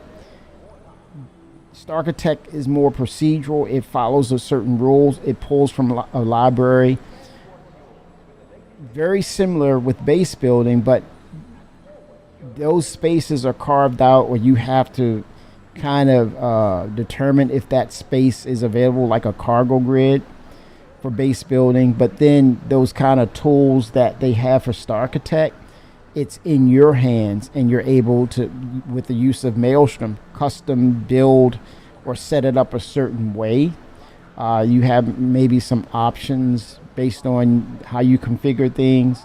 But yeah, I think the framework is probably essentially the same thing, but it's more of, it feels like less procedural, more custom, because it's in your hands. So I think you have a valid point there, but I would say it's not exact, but there's similarities, because one is procedural, the other one will let you craft based on a predetermined or set location that will allow you to build there. So yeah, there's some validity to that statement. Yeah, interconnected. I like that word. I when I looked over there, that sums it. Interconnection. Yep. I understand they are separate on the roadmap. I'm saying they are interconnected, kind of like how item 2.0 persistence and server meshing are still connected. And furthermore, with server meshing, taking or leveraging the server meshing and creating an instance within, it's like a bubble server usage of server meshing to create instancing. Yep, a parallel there, right? Starchitect will need to be in the game for base building to be implemented. Yes, we are in agreement. So I do love that statement, Data Freak. I see why you call Data Freak. Freaky for that data. I'm gonna stop. It's like, man, really?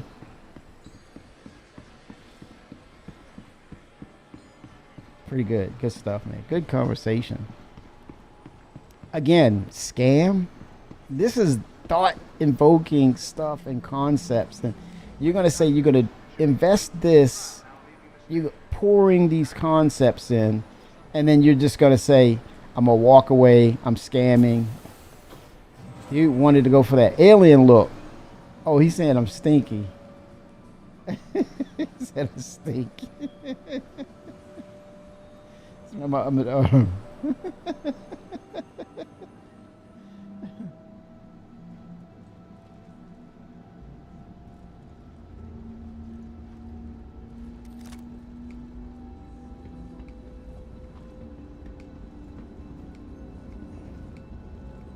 The Red Hawk over here. Oh, she brought back dancing. They took it away, man. What's going on? Oh, man. But yeah, I mean, they are setting things up and they're knocking them down. But I feel real good about the aspects of Castra and Terra. The footprint. Doc Samson. I know, right? With the green hair. I love Doc Samson. I thought he was a cool concept for the comics. With the green hair, the outfit with the lightning bolts. That would be fun to bring him into the Marvel Universe. Doc Samson. The gold boots, the red shirt, the blue pants. Yeah, it was. Oh, wait a minute. Oh my God, this guy has. Is there any way to knock him out and take that Meyer backpack? Look at that. I got it. Oh my gosh, he's got a Meyer backpack. Look, I'm following him. I'm following this guy. Look at that.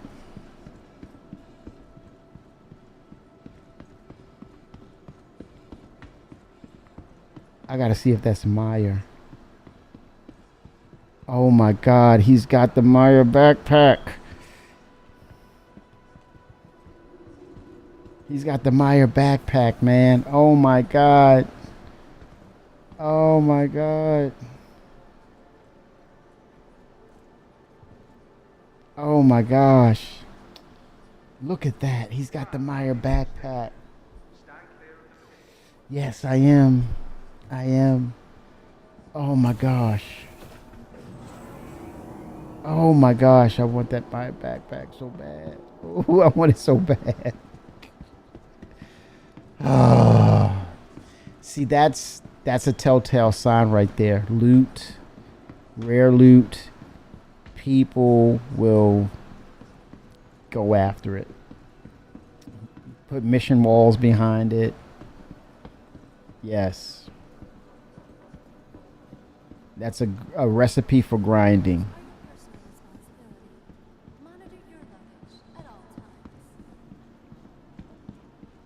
But I don't want it to be a cheat code for something, right? I think it's visual aspects.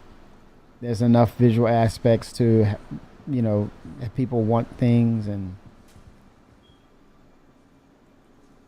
Welcome to the ASOP vehicle retrieval. But definitely loot goblin. Welcome to the ASOP vehicle retrieval system selected. I think people who get frustrated with this particular or X feature not being in the game yet, or that something hasn't been updated for so long, they don't understand the level of interconnectedness, or what they call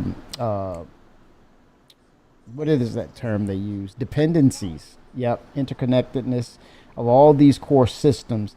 We need this new planet tech before they start implementing new planets. We needed server meshing before we got new systems. It's a stack of technology, which is an elaborate explanation to dependencies. You can't have one thing because that one particular feature is dependent on the foundational piece of the game. And it's like the unwillingness to digest that by some of us. Some of us don't want to digest that, and they rather go on a rant, this narrative rant that becomes toxic. But then when you sit down and tell them how the sausage is made, their eyes roll in the back of their heads and like, nobody got time for all that. It's like, you don't want to entertain that. You let them rant. You let them go off, right? Because more than likely it's going to be the next thing that sets them off or send them in a tizzy. It's always going to be something that sends them in the tizzy. So, but yet, here we are. They're still around, and they wanted to let you know they're upset about the game. 5 years later, they still want to let you know they're upset with the game. 10 years down the line, they're still around. They still want to let you know they're upset with the game. It's like, okay, you are really mad. Have you tried moving on? Have you tried that? Have you tried that?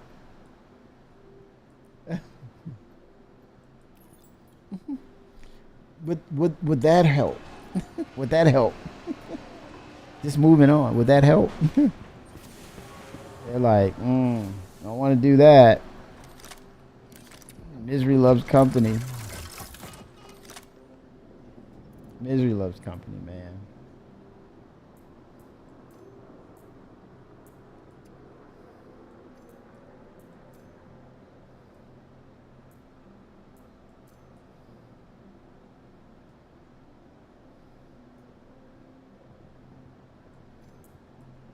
But again, I respect their opinion. It's theirs. There's free speech. No problem here.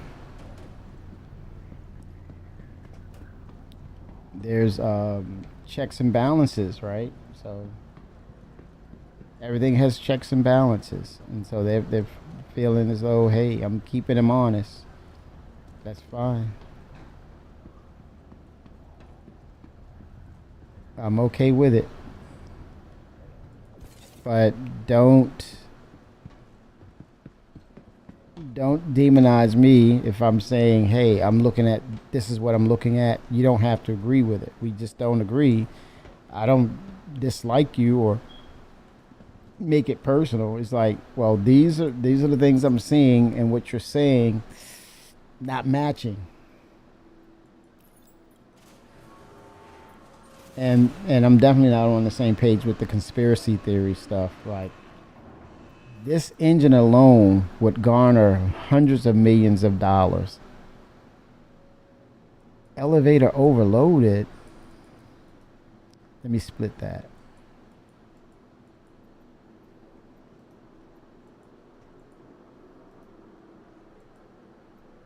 Yeah, so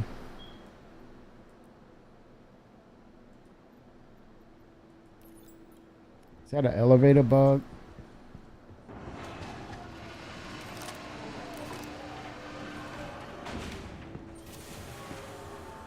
This might be.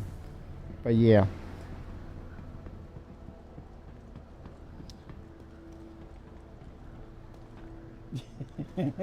It does love company.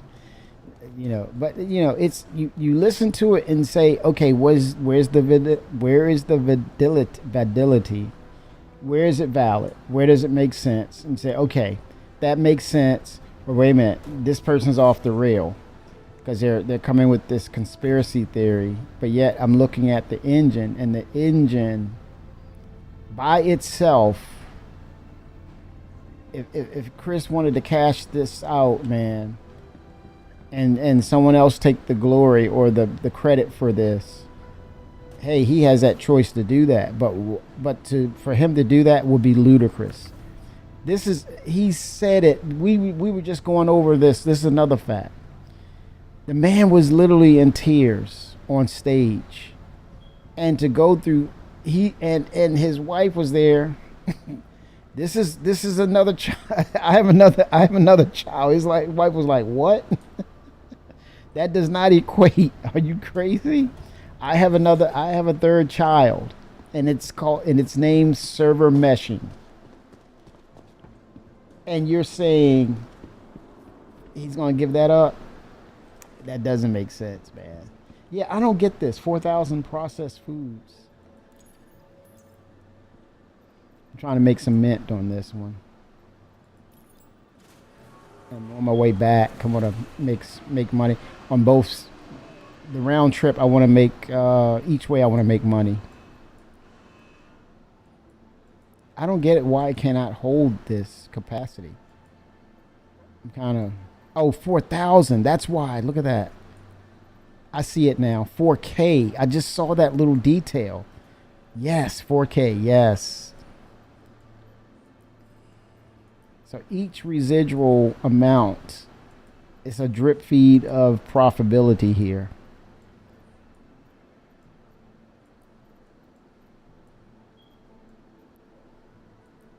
This is a job for the MISC D or E. Seriously. And this was another complaint. He was like, why would I load all this and unload all of that amount? I think John Crew had that conversation about the MISC Hull series, that they reduced it by a certain number in order to go from a cross configuration to an X configuration that will allow the ship to land. And people were like, well, they were already, upset about having to load and unload. No one has all that kind of time. So, yeah, 4K. So this ensures that I'll make residual income on the one way, and then the other way back, I'll make some income. Yes, she is Data Freak. She's going to be in Squadron 42. Again, Cloud Imperium Games, the entity. Let's say Squadron 42 is a rolling consensus success. I think Chris wants to redeem himself with Wing Commander. Not to say that it was super, super bad. It's like pizza, man. I'm gonna give it a go. If it's good pizza, bad pizza, I'm gonna try a couple of slices, right? I say he really wants to. I think he has the ability to make his mark in making sci-fi films, right? And that's another itch he needs to scratch again, right? Because he did the Wing Commander movie. I think that's the capping off of coming back to games, going back to movies, integrating it all. Can you see the credits? Cloud Imperium Games presents Squadron 42. It could be a series. I would say I would say this. The producer of The Expanse, he and Chris worked together with David Haddock. They all worked together and come up with a marriage between Squadron 42 and The Expanse. And just whether it's a series that can be picked up by Amazon because they already kind of have a relationship with Amazon. I don't know, man. Those, again, the opposite of a scam is the possibilities, the ideas, dreaming big. I could definitely see a Squadron 42 series or a one-to-one experience of the PU with, living in the verse. Star Citizen, the series. And have a group of people just flying in the systems, encountering things, working with the UEE, getting in trouble with the UEE. Who knows, man? Having the one-to-one experience with the TV series. I think there was a TV series that tried to do that. It was by Sci-Fi. I can look up the name for you. I don't know why I don't remember it.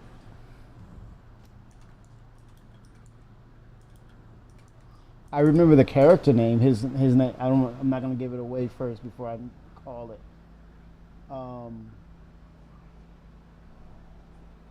Okay, I got the name of the series. It was on Sci-Fi. It was called Defiance. They made an MMO game out of it, an online experience with it called Defiance. The character's name was Daytak Tar.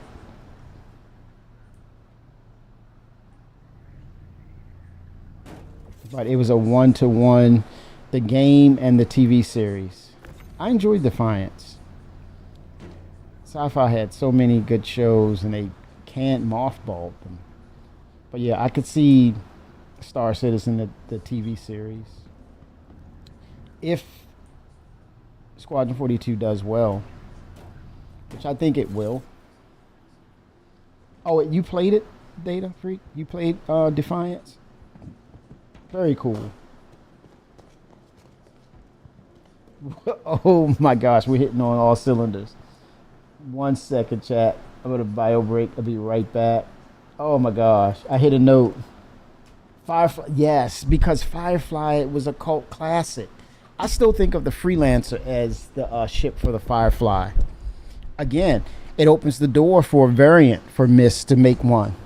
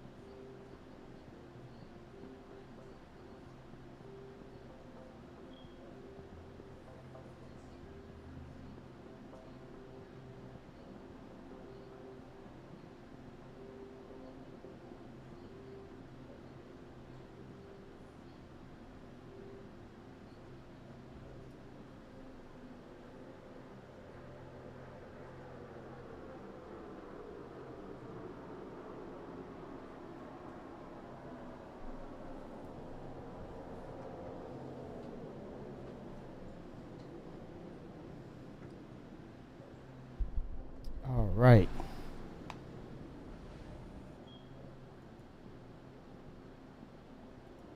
Yeah, I think speaking of the other side of that spectrum of, you know, the take on how do you feel about Star Citizen, I can make an assessment of myself. I think I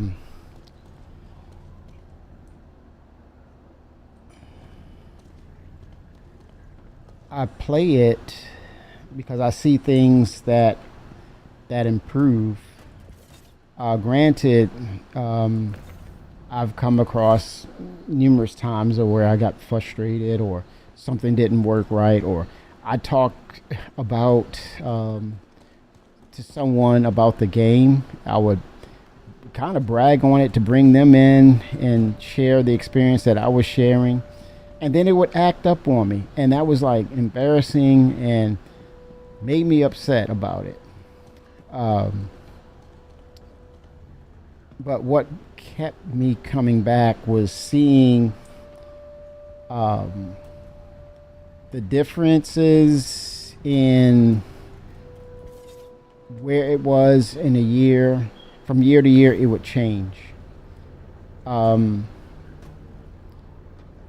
drive and the conviction of delivering upon the things that they said that they were going to do. Sometimes it would take some time for it to develop, and then sometimes it would. At times there was a point where we were left in the dark, and then the frustrating thing was the lack of communication on things. But guess what?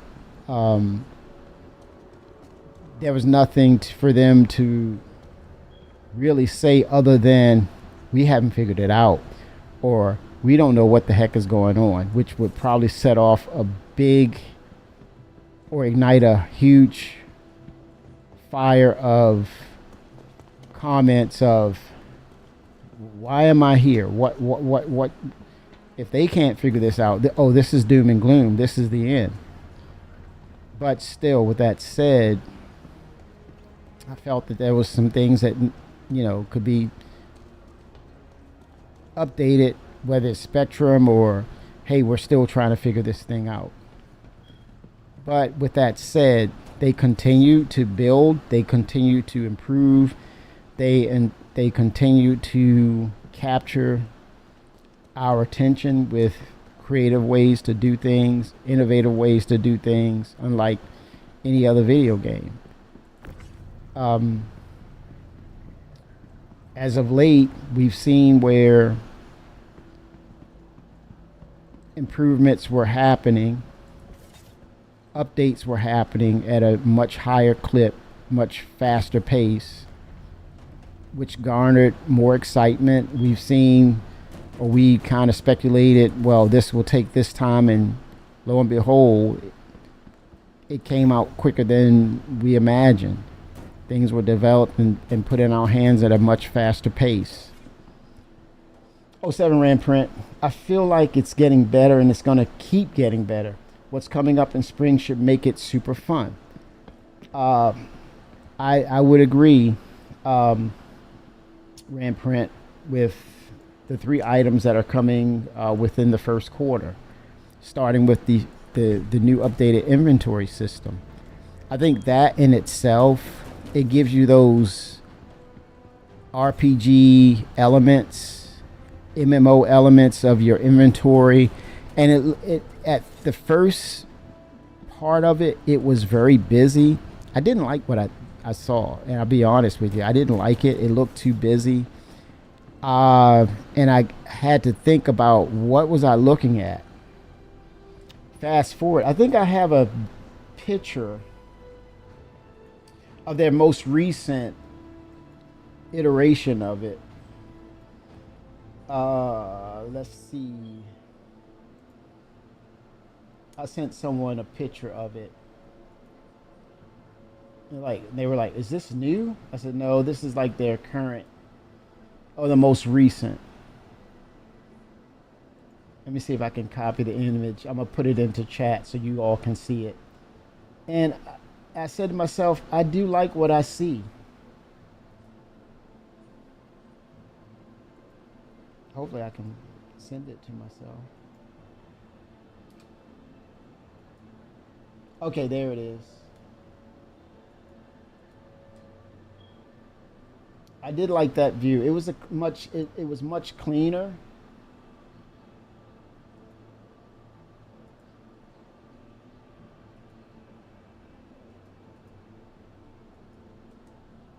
There's the 2 links to it. I did like it.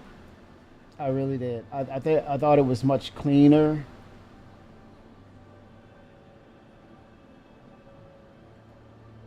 And that's coming the end of January. And keep in mind, that's just them working and refining it. I think those are the latest images, but I think when we get to a point where it's about to go into our hands, we're going to see it much more refined. But I'm eager to see the video of like how's it work in video, right? I'm excited about that. It means the world we interact with in Star Citizen, that inventory system will help us keep track of that data or that information and those physical items much better. And hopefully it will be more intuitive than what we have. That's what I'm banking on and I'm excited about.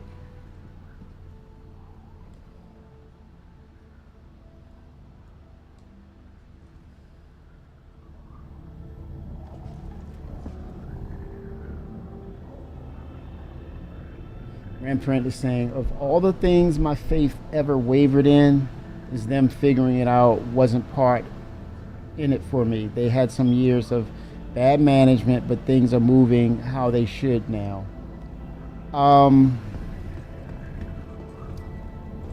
Yeah, and that was the thing of, that was, for me, Ramprint, that was one of those things where Chris Roberts were allowing people to, hey, you say you can do it, you're gonna do it, okay. Oh, he's wrong, chat. No worries. If you're gonna do it, do it. He gave them opportunities to do it. They had credibility, right? They were hired on, and they went with it, and they let them down. It's not all on Chris. And at the same time, you cannot. Here's the other part. If you're going to manage, or if it's your company, you can't. Oh boy, I'll put it this way. Some people have a dictator mindset, and it's like my way or the highway, and they run a real tight ship. And sometimes, I guess for some people, it works. That methodology works. But when you're talking about skilled workers, such as developers, and kind of like with the structure of when we were hearing about bad actors in the industry, horror stories with game companies, the last thing he wanted to be is one of those types of personalities that drew a lot of negativity to that company. So you had some things here and there pop up and saying, hey, they're treating this a certain way, back to work, whether, you hear those things. But overall, you didn't hear that, like, women was being mistreated in these companies, and really unethical things that you would hear about with some of these companies. Lawsuits would start to come out.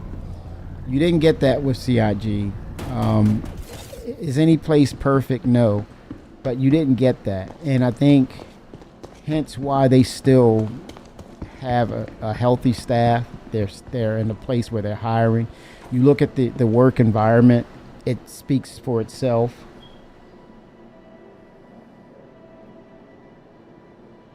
Well, the patches they did say if you go to the roadmap, the opening screen on the roadmap will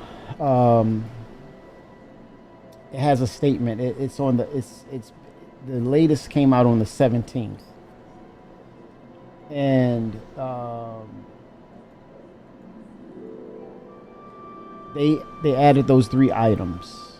The first one was end of January was the okay. So yeah, if you go to the website, I'm gonna link it, chat, so you don't have to look. Search.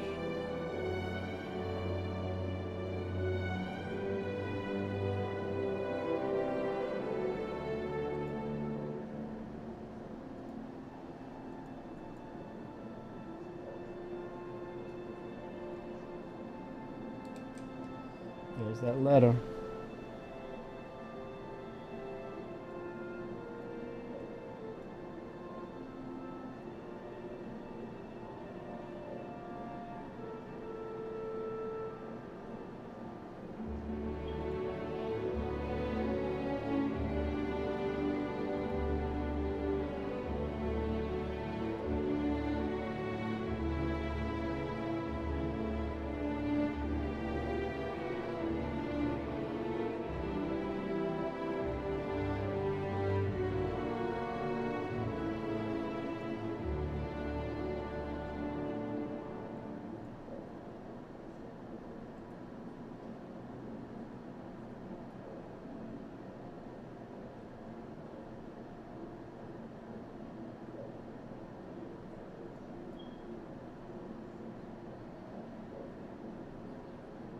But yeah, it definitely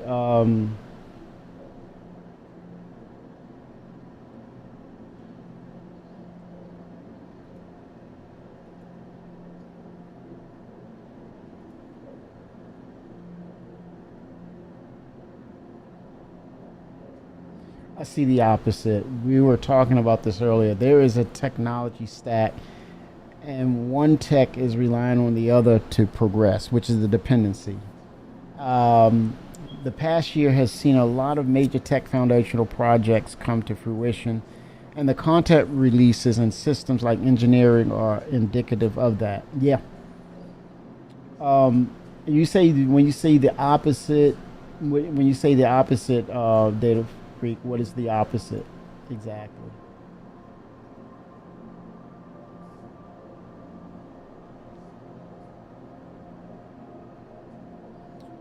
You said the May patch. What's the?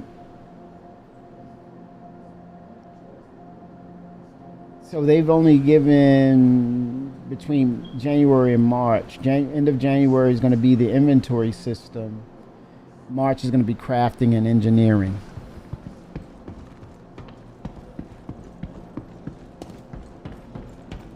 But I think they have been working on, like you said, they have been working on the systems in the background, and now they're attaching things. I think give credit to, like you said, someone said, there was issues with management, but I think now, they have your Richard Tyrers, you have your Benoit Beausejours. Man, I can say that like a pro now. Benoit Beausejour. You have them at the helm, CTO and game director. You have Ian Leyland. You have these personnel at the helm who they're comfortable with themselves. There's you look and you don't feel any ego about them, or I don't know them, but you kind of sense that for them it's about being passionate. It's obvious to see that they're passionate about what they do. They're comfortable in their skin. They're comfortable with disseminating the information. They're not in a panic state, and it shows that it looks like they like what they do. So it comes off that way, and it's easy for devs who work under them or they give direction to. It's easy for them they're approachable, right? And when you know what you're talking about, you know what you're doing, there's an ease and there's a confidence that exudes out to your teammates, and they work together much better. Pros. opposite of what Jack was saying, that the technology that actually drives the game towards completion has been lacking. What? Oh, okay. When you said okay, Captain Jack says, let me start by saying that I love this game. I've been playing it for a long time. I understand that much of the past 12 months was focused on Squadron 42. Well, that was since 2018. It was a video that says Sandy and Chris checking in, and he said, hey, I'm going to live in the UK to finish Squadron 42. It's been longer than that. And that makes sense. That said, I'm not happy with the current state of the project. In my opinion, while the past year has seen a strong cadence of content, the technology that actually drives the game towards completion has been lacking. Aside from the recently released engineering system. So I would say to Captain Jack, you have to add the server meshing tech, Captain Jack. Without the server meshing tech, we would not have seen 4.0 and Pyro, right? So when you talk about the server meshing tech, the 30Ks almost went away. It's a rare thing to get a 30K now, Captain Jack. That is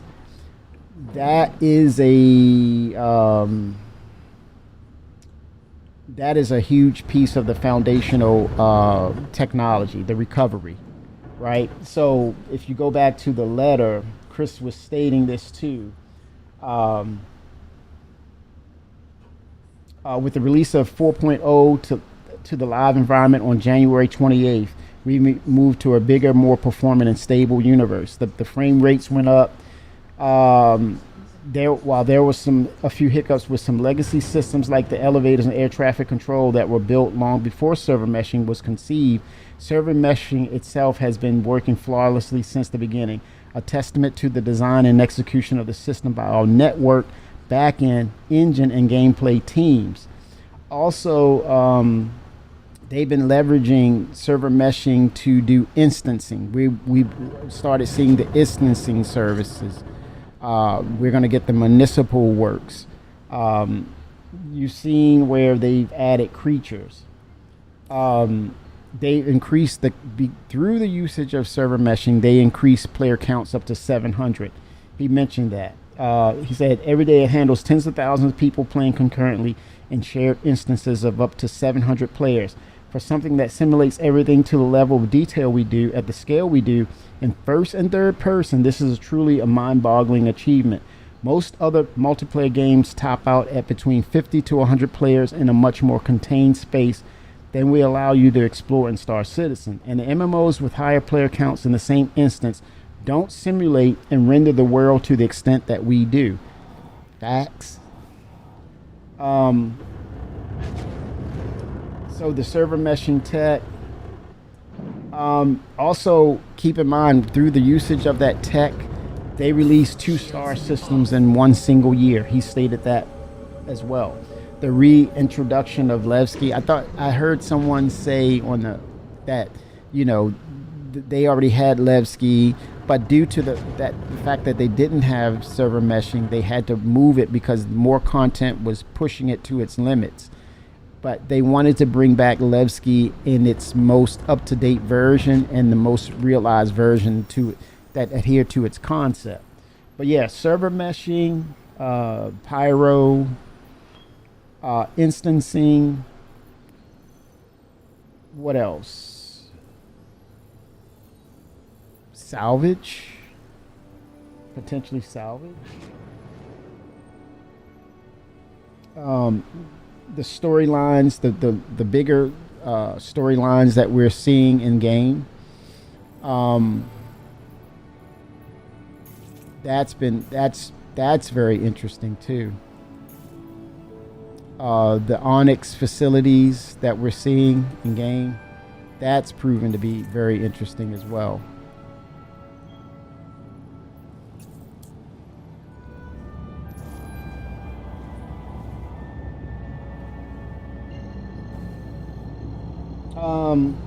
But yeah, I think there's going to be more things coming down the line that they've been working on. Maelstrom is going to be another one. We closed out the year with the introduction of engineering, which you agree that was pretty good. but what went into engineering to make it happen? It was a lot.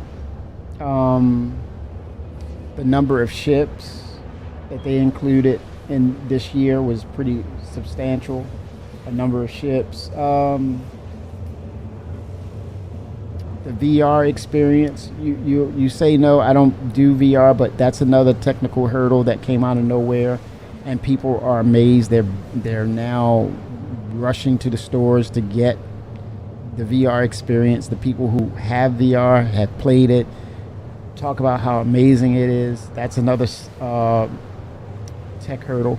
But at the cusp of 2025, I think for the year of 2025, they've been building up the technology so that I think, let's say you're not all wrong. I think there's still, it's not where it should be, right? And it's not to say that you're totally wrong, but I think that comes with insight of knowing that they took 2025 to work on quality of life, to bring this up to snuff, to really dial down and get it in a better state. I think they worked towards that. Is it 100% super quality of life? No. Is it improved? I would have to say yes. Also, you have to look at the number of patches, the updates that they were sending over to us. But I think in 2025, they were using it as a platform or springboard for 2026. I would say have your eyes fixed on 2026, because all the work that was put in for 2025 is now going to show up in 2026. I truly believe that there was a preparation period.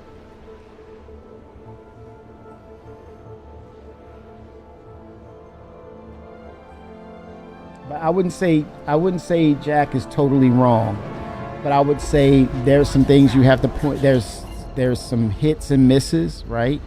But for the most part, looking at it objectively, they are still working, or they have worked to set things up nicely for 2026. And I think it's one of those things where you have to wait and see. It's not a definitive statement. It's one of those things of, okay, let's see what 2026 will show us as far as CIG setting things up. And I think that's where it's going to reveal, oh, this is why, But yeah, they are working on foundational things to get the game ready towards that 1.0 goal. But yes, you're right. They also been working on Squadron 42 now. That is set up for release for 2026. So until it's out, we're going to wait and see when that's official. But this is what they've been working on. But I think it's leaning a little more to the glass half full, because they've been prepping. I truly believe they've been prepping. But 2026 is going to be the year where they really, really dial in and show us that, hey, it's been all about us setting ourselves up for success, and now we're ready to lay down these foundational pieces. But yeah, that's what he said on the what's on the horizon.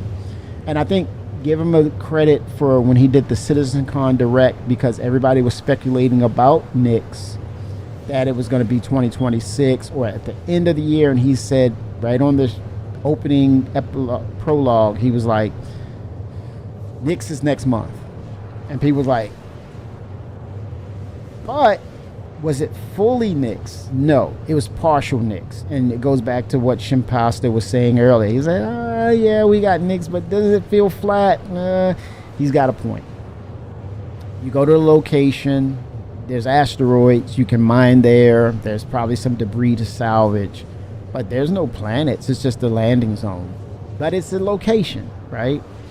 There's a mission giver there that deals with these mercs who are harvesting Vandal bodies for the Crazy Doctor and the Onyx facilities, right? And the NPCs are a little spicy, and you have Vandal ships, but core technologies, It's mainly been server meshing and the preparation for dynamic server meshing. So it's almost like a not complete. You can't check the box to say totally that they've innovated because it's not in our hands. But I can say that they've been working behind the scenes to prep things up. Hence why Chris is saying 2026, we're dropping it. ASD Onyx is one of my favorite in games. I think, with that EVA mission, I want to see more EVA things to do. Data Freak, I want to see more of that, those missions with EVA. Take advantage of that, leverage that, put that more into the game, right? Because it slows you down. It makes you, maybe you go through a facility EVA to get to the gravity generator, and then you have to fight your way out. Put a narrative to that to make it interesting. But yeah, have the gravity generator become a part of a mission giver.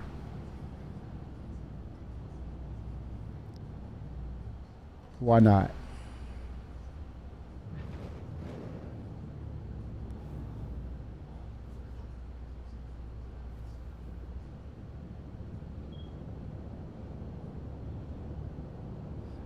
We're still waiting on the quantum system, right?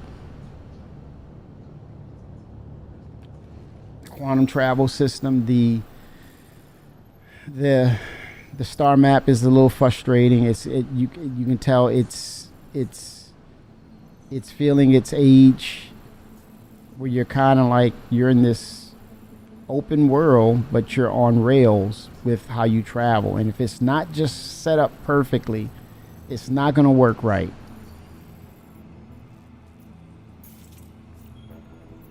Oh, no fuel.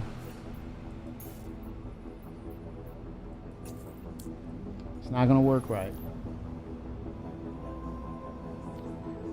The economy system is another feature that we so sortedly need. And I think it's some of the recent conversation. Oh, the Vulcan tech. Let's throw that in there too. That has been amazing. The Vulcan tech, which will Vulcan allowed them to do VR. So that's a notch over there on, that's a checkbox right there for CIG. The cargo system, right? That's another bit of innovation in itself. The freight elevators, that's an EVA that you can now, with the MISC ships, you can click the cargo outside. You don't have to land the ship or dock the ship. You can, send it over to the cargo grid in EVA. That's another technological hurdle overcome to help with cargo drop-offs. Haven't got my rep up high enough to do Vandal Smuggler. I've been chipping away at the rep grind. I'm about halfway there, just taking my time with it so it doesn't feel like a grind. Yes. And the persistence of it, that's another technological feat right there, Data Freak, that it sees your progress. So it's opening the doors foundationally for reputation. That's another hidden thing. It's like it's there, but it's not there, but it's under the scenes. How is it that it's still allowing you to rep up, incrementally? It sees you. There's persistence there. So you're stating something of a foundational piece that's in Star Citizen. How we're repping up. Now things are becoming persistent due to the fact of the data updates, right? It lets us, it allows us to build out rep and incrementally, pick up where we left off. That's a good point. And that's a subtle reminder that the tech is there. The fact that you're stating that you're chipping away at things and it sees your progress towards it, and you can't arbitrarily just grab it, right? You're chipping away at it, and you see the progression. That's a persistence thing.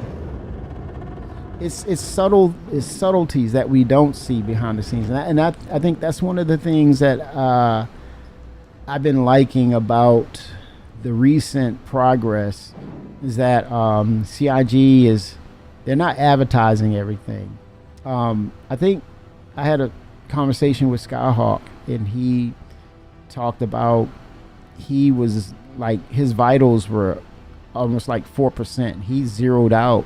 He made it to the hospital facility, and he was laid out on the floor, and the system could have dropped him back to his spawning point. He was another system away. Do you know that a freaking NPC, I think a security guard, came in the room, grabbed him, and put him on the bed? And I'm like, excuse me? What did the kid say? Dude, you capping, man. You capping. It blew him away. He was like, what just happened? He said, I got to tell you this, man. I got to tell you this. You might be mad that I let it out. But yeah. I'm like, what? Shut the front door. I don't know if there's anyone else that experienced that, but yeah, he said that happened. He was. They didn't make no announcements of that.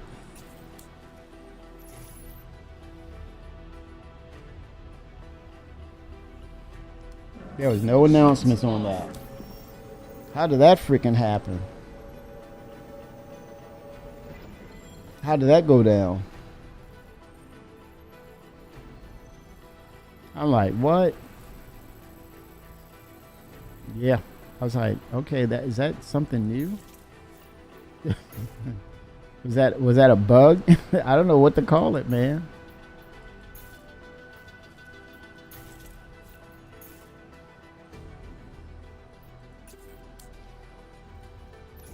Launch complete.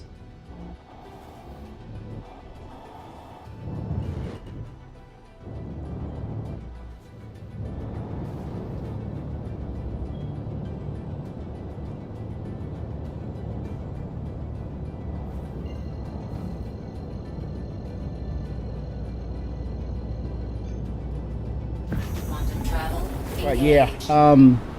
07 February. We're gonna see the Siege of Orson come back. Elliot Maltby, he's gonna be working on that. And I didn't know that was his first introduction to the studio at Cloud Imperium Games. I thought that had so much potential, right? But it did not have instancing. So can you imagine not having interruptions in that and having everything in place so that when you interact with it, it works accordingly? No one has walked over the landmine that you were supposed to walk on in the game, and now you're going to get this instance version of the Siege of Orson. I would imagine that he's going to probably add some spiciness or some little extra layers that we didn't have in the previous version.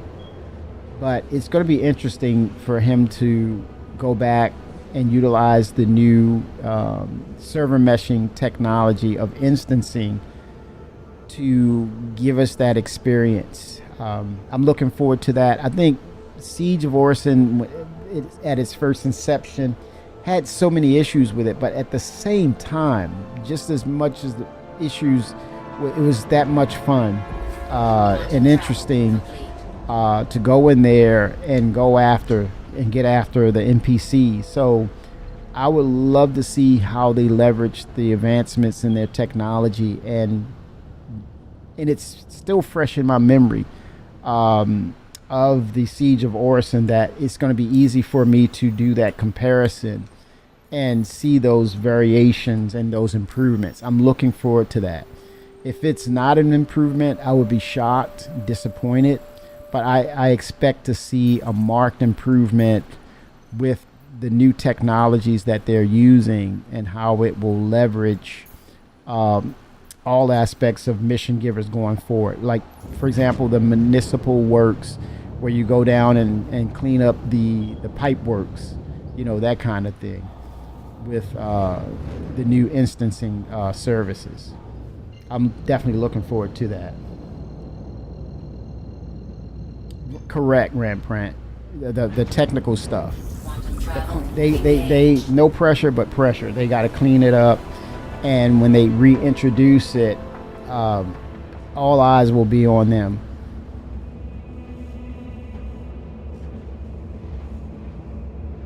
All eyes will be on them. But I think going forward, they have a great opportunity to explore different aspects of mission givers, but also foundational mission givers. Case in point, if I had to interject an idea, I think I spoke with several of you about this, but I brought up the opportunity. You remember those huge warehouse facilities they actually put on the planets and moons, and they kind of talked about how they had the lower depths to them. They had several layers to them. They went underground, but they was these huge facilities. And it's kind of like there was this conversation about CIG will make something and then it goes away. They'll talk about it, they advertise it, and then it's not talked about anymore. I think this is one of those cases where those huge warehouse facilities that house a lot of cargo and things of that nature, planet side, moon side, on the surface, I would love that to become a hub for people to say, okay, post-base building, picture this, post-base building, you can have a number of bases. I would assume that we're going to get a number of bases, not just one. But as far as that facility, now when it comes to storage, you have tier 0 storage at your base. But when you want to actually rent out more space, that space is rented at those large facilities. So you have foundational potential missions to kind of spring up in your face as you go to access or go to obtain certain items from that facility, and things that are being sold. Maybe it's where they have an open air market outside the facility where people sell their wares from crafting, but inside the facility you have storage locations. But lo and behold, as you're going in to procure your items, a robbery may take place due to information seeping out that there is going to be a shipment of Behringer rifles, the physicalized data, or loot, rare loot is being dropped. And you have people come in to pillage and loot, and you're caught in the middle of a firefight between the UEE, guards, security, and the pirates. So you're at a fork in the road. You're at the crossroads. Do you side on the side of the pirates, or do you fight, or you fight for yourself, or do you fight for the UEE and get rewarded? Possibly, more than likely, they'll see you as an enemy, and so you have to fight them. You won't have a choice, and by fighting back, or maybe finishing them off, you get rewarded by the UEE. But it's random things that could take place. It could just be, business as usual. You pick up your stuff and you go, right? So you prepare. But I would love to see that, those cargo centers or those warehouses. Yeah. 07, Finra.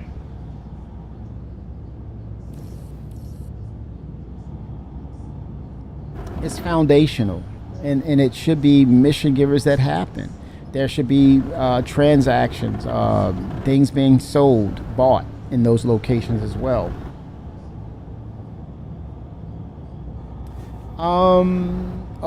Making all things UEE as opposed to just everything is based on the UEE. I think there's room for that idea to happen. There's space for, literally, there could be, the Lord can go in, retcon, there's neighboring planets that rival each other, societies that are outside of the UEE that exist, civilized people who are not a part of the United Earth Empire further out. And within that system you have rivals, and the space between is the battlefield, and every now and then it comes planet side.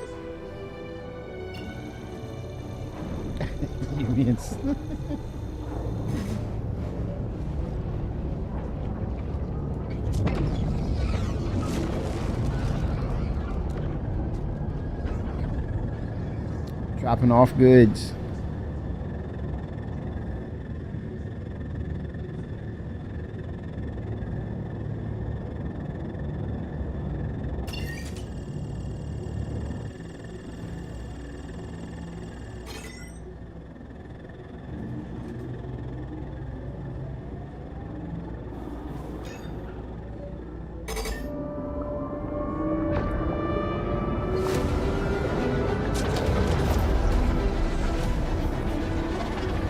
And this piece of technology right here cannot be ignored.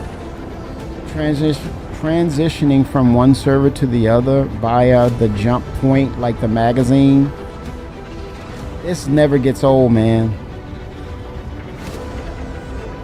Another level of travel, and it fits perfectly in a themed or a sci-fi genre like this. A magnificent feat. And they talked about this for a while, and it looked kind of weird when they first showed the demo, but this, they nailed it.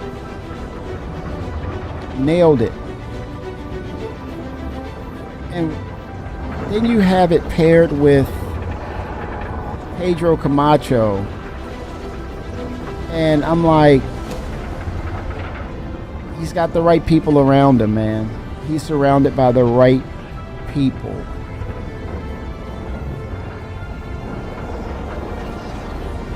It passes the eye test. It passes the ear test.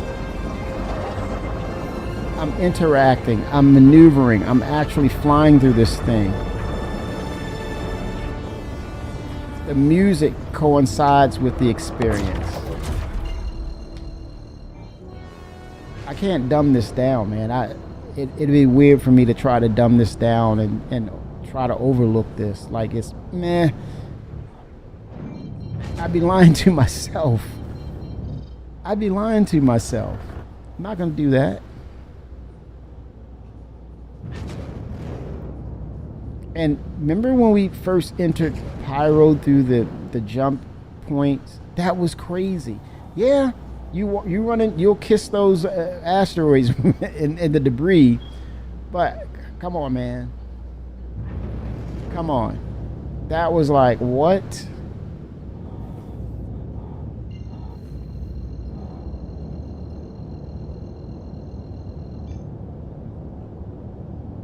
Yeah, independent systems, very different narratives, as well as Ramprint. Did you watch CitizenCon Direct? And this was on purpose by them, right? Because this is in my mind. I'm looking at Genesis, and I'm like, oh, wow. I'm looking at the swamps. I'm looking at the huge redwood forest, a la Return of the Jedi, right? I'm looking at all this, the mist of moisture on the ground level in the jungles. And then they gave us that little snippet of a truly alien looking world, like these trees that had these bubbles of moisture in them. They were shiny. I don't know what the hell that was, but they did that on purpose, because they could have shown us more alien-like planets in nature, because everything else, as beautiful as it was, we related to it. It looked like a swamp. It looked like a tropical forest. It looked like a redwood forest over in Portland, Oregon, or somewhere, or out of Return of the Jedi with the land speeders. Obvious. We saw mountains for the very first time. That with Castra, and now we saw the Genesis system giving us proper mountains. But they, on purpose, showed us a little snippet of that truly alien-looking world. And I said, God dang it, they got us. They knew it. They knew what they were doing. They knew what they were doing. Because I wanted to see more of that. And to your point, right. They advertised it perfectly, but you know that statement to explore strange new worlds, to seek out new life, new civilizations. Man, that's a mantra, man. That is the most iconic sci-fi slogan out there. You resonate. It's in your DNA now. William Shatner is in our heads, and he's not paying any kind of rent at all. Living free in our heads. To explore strange new worlds, to seek out new life and new civilizations, to boldly go. Now they changed it from no man before. It was the 60s, man, to no one, to go, you know, new generation changed it. But yeah, you get the gist. But those alien planets, the things that they can come up with, and they pair them in with the creatures. Man, what in the world will happen with that? I think that will be that high emphasis on exploration, those encounters, and you know, flora, fauna, unlike anything we're accustomed to seeing. Some people are freaked out about the creatures, right? Because there was this Valakar variant that didn't have any eyes or something. It was really weird looking. It was in a cave, coming out this pool in the cave. It was like a beige color. That was freaky looking. But they're just getting started with that.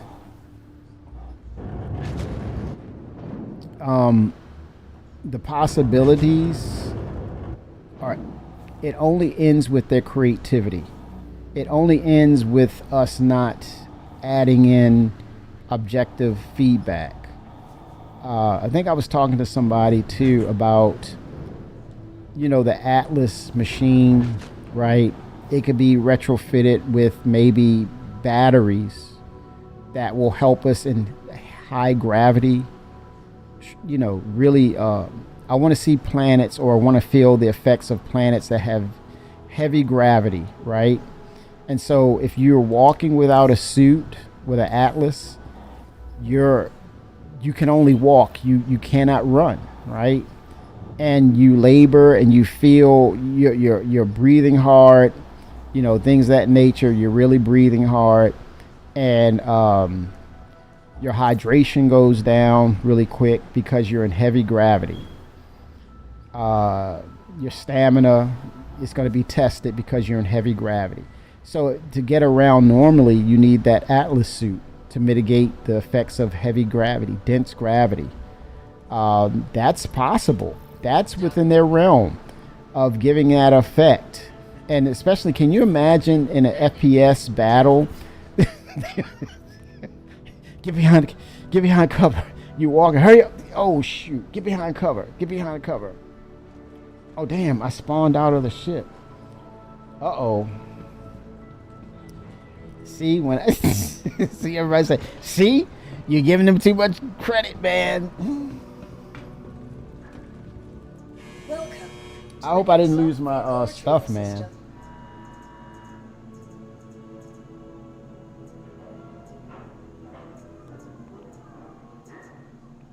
Oh, unknown. Look at that crap.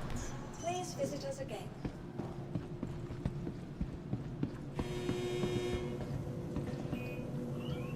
Everybody's like, That's what you get. That's just what you get.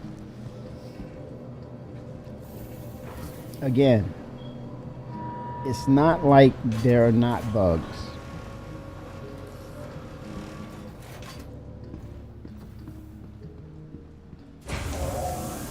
Is it frustrating? Yes. Vehicle retrieval system.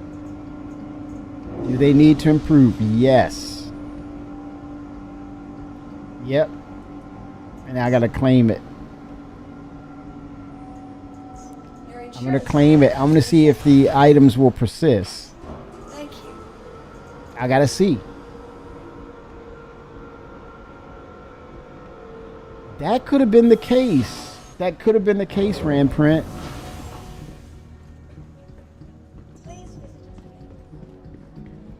But I thought, look at that. Oh, look at, there's my ship. Did it close in on me? That's a testament right there. Look, that's my ship. Look, right there. It's called Night Star. No, that wasn't the case. The door, it must have shut on me. I don't know. That could have been the case. I don't know. Is my ship outside there? Let me see if I can pull it and then maybe pull the if there's cargo on it. Let me see. Man. But yeah, that's the name of my ship, Night Star.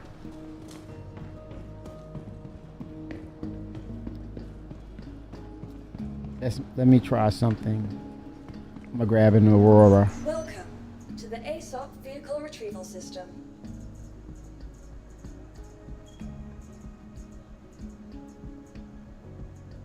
Your vehicle has been delivered to the port. Maybe I can commandeer it. That would be cool, though. I know, right? Yes, why not? Again,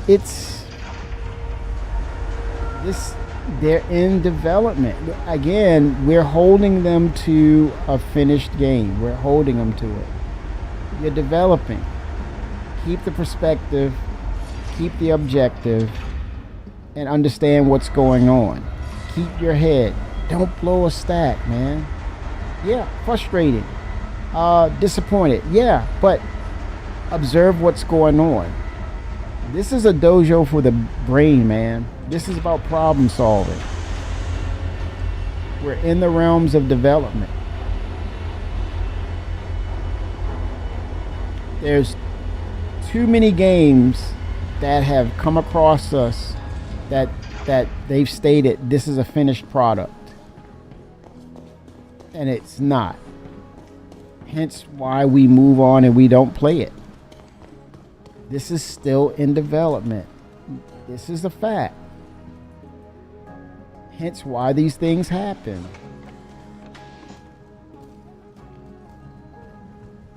But there's got to come a point in time when it's feature complete, they can double down on stabilizing.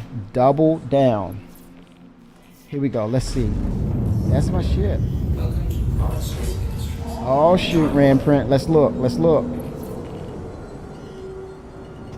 Oh shit. Be careful. Be careful. I'm excited. I'm excited. Oh shoot. Look at that. Ooh. Oh my God. And if I hurry, I could probably park it before the claim takes it.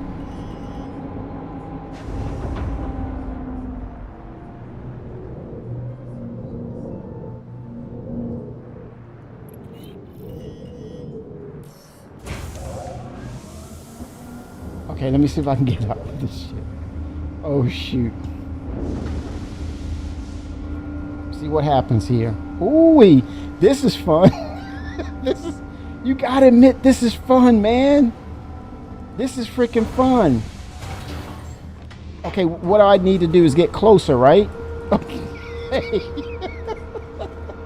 Dude, push it in without exploding.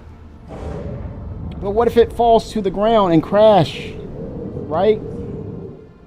I'm being careful at the same time, right?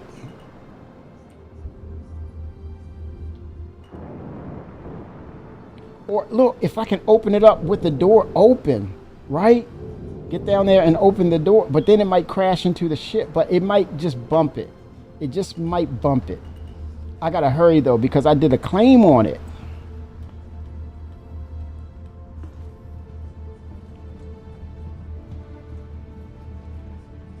Ooh-wee. Oh shoot. Oh shoot, oh shoot, oh shoot, oh shoot. I'm still in gravity. There's no gravity in Levski. Come on, ship open.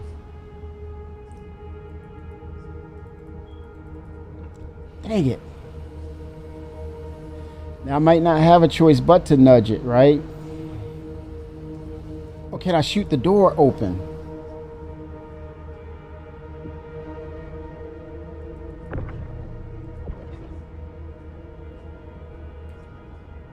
Oh, I'm in armistice. I'm in armistice.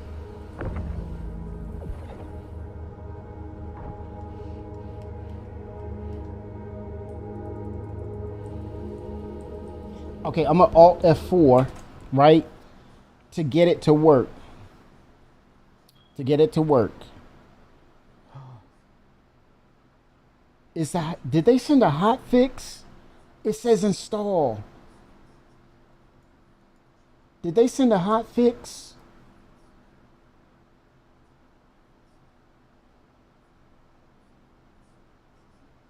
Yeah, that I can see that, Randprint. But I'm wondering, everybody, did we get a hot fix? Because now it says install. I'm using the hot fix.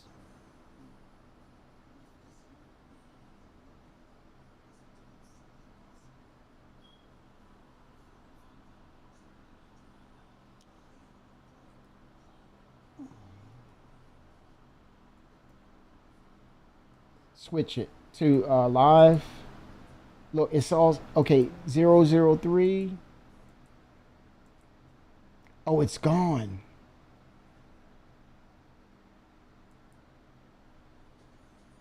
SRV. I know, right? 07 for gate.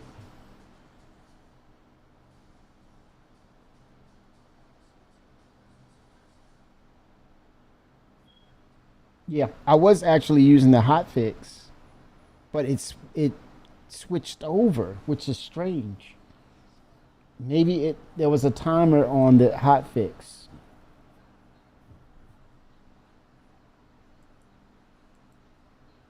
Yeah, hot fix is gone. It said update. It's forcing an update now. I wasn't able. Could that been the case? I don't know.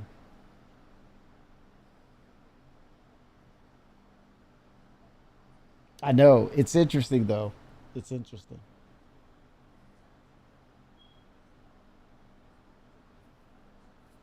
Okay, it's verifying.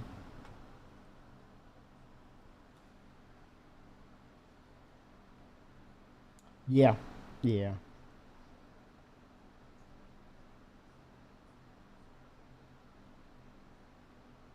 Okay, it's just about done. That's pretty quick. Oh, I spoke too soon. I spoke too soon, man.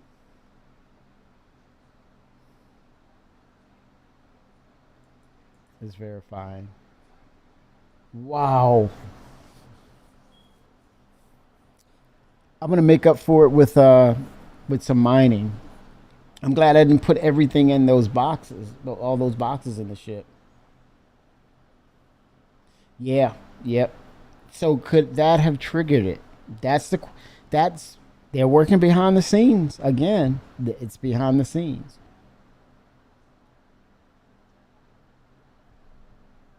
But you know what I'm proud of? I'm happy for myself because I didn't get bent out of shape over it. Honestly, it'd have been too easy to blow a stack over what just happened. And long term, they're already talking about doing a server wipe anyway because the exploits have been realized in the economy. So they're going to do an exploit anyway. We're testing right now. We're just enjoying ourselves, having fun.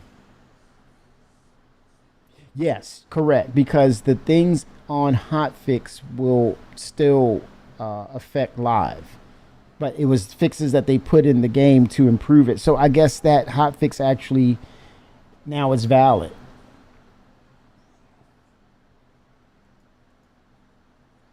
Interesting though. But yeah, you got to have a certain, I don't know, a sort of way that you look at this development of Star Citizen. Understand that it's still development. You have to.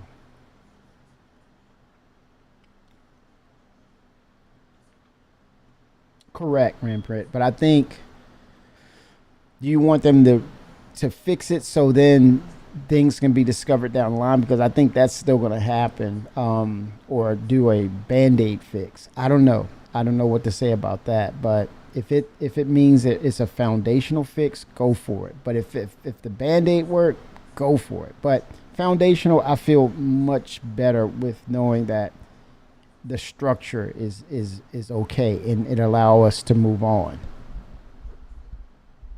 But yeah, I'm hearing that that's going to come. That's going to be a thing.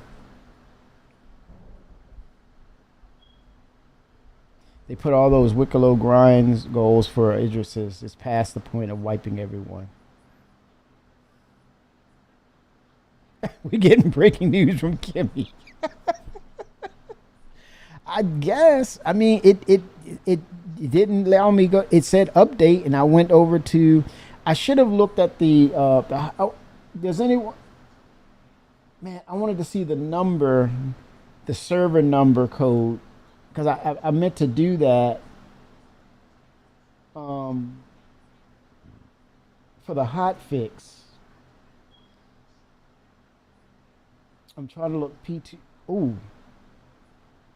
Your device ran into a problem and needs to restart. Uh-oh.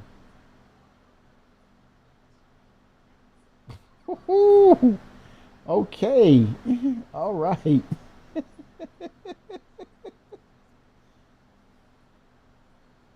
Oh, the Idrises, they've obtained them. Wow. You can get an Idris from Wicklow? That's insane.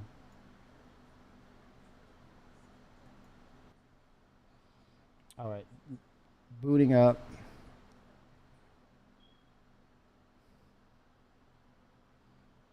Device has to restart. Let's see what happens.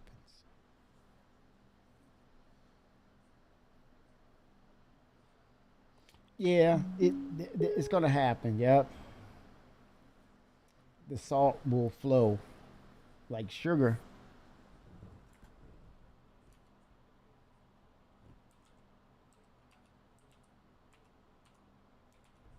Yeah, it's going to be salt.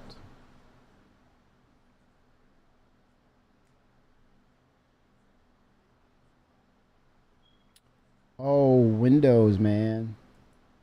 Windows doing a thing.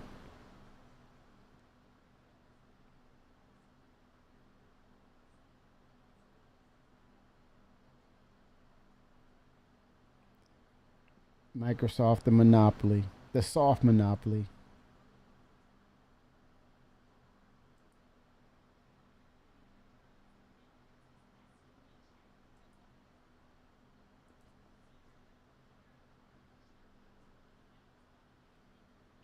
Okay, and boot it back up. Going back in.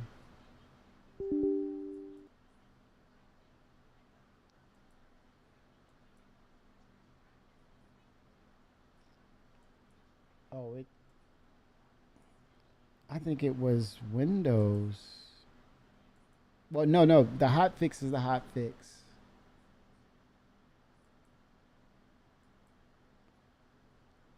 It gives you, when Windows gives you that, hey, this is updated type of deal.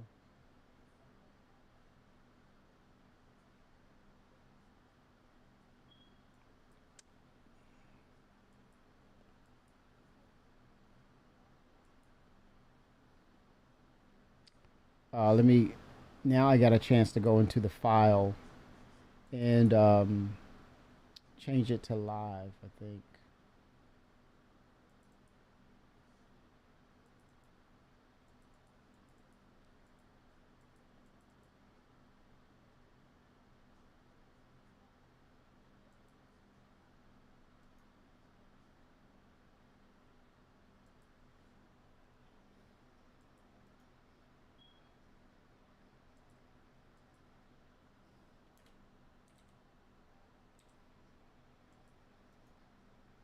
Here's my chance.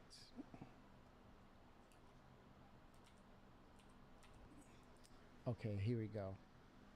Now,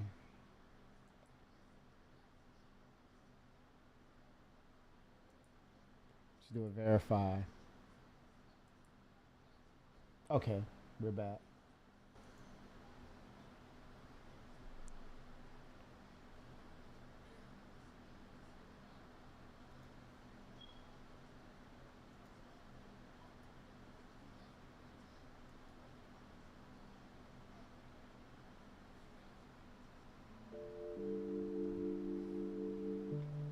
Woo, it's running.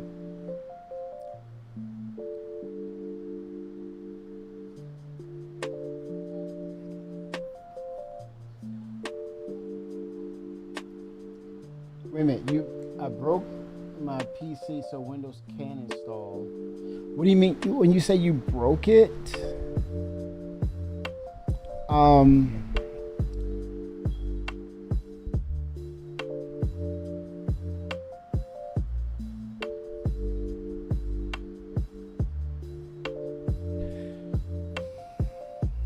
What happened, Ramprint? You're saying you broke your PC, Windows can't install.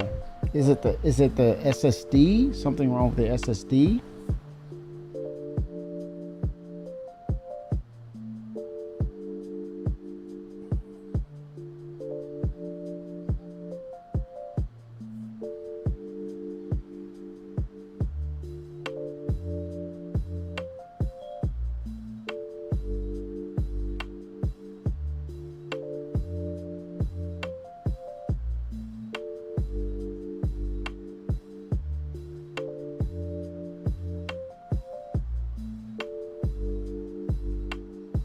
That's the only thing I'm thinking. It's like if it can't install, it will speak to the hard drive.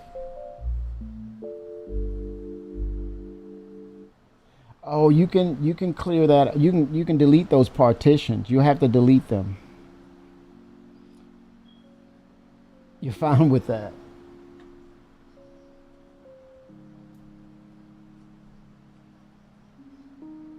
Yeah, so you basically will have to do a clean install. But I would say remove those partitions as well.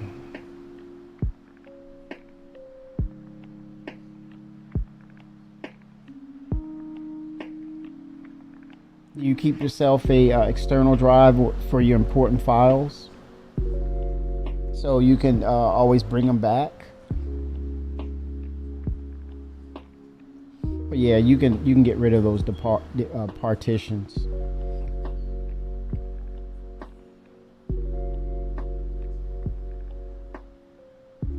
And just download a fresh version of Windows.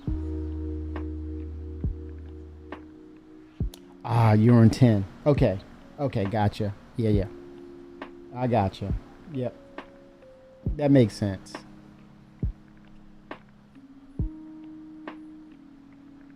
Problem solved. Wouldn't it make sense if Windows had a gaming version of this operating system with all the bloat, take the bloat away and just focus it on, give it native Vulkan capabilities, real DirectX 12. I'm hearing there's rumors of that. Had several conversations about that potentially happening. And give people choices with their operating systems. You're right. Look at Todd. Still in Windows 95. Yeah, and how long you kept that PC? How old is the PC? 40 years old. Oh, 07, Tom.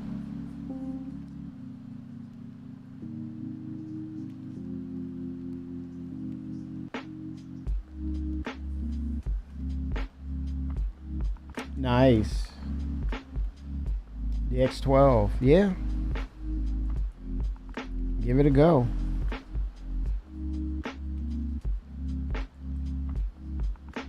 Give it a go.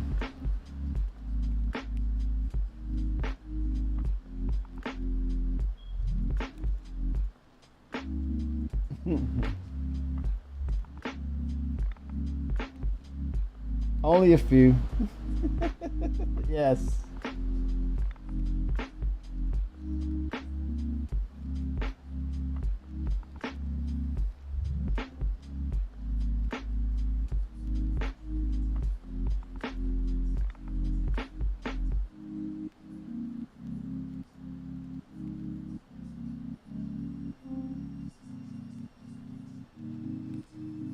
Here we go. Oh, the shaders are loading. That's cool. Oh, they're going fast too. That's pretty cool.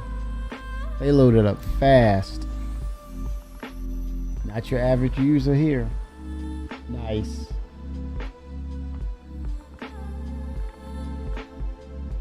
Oh, the NT and XP. Yeah, leaking.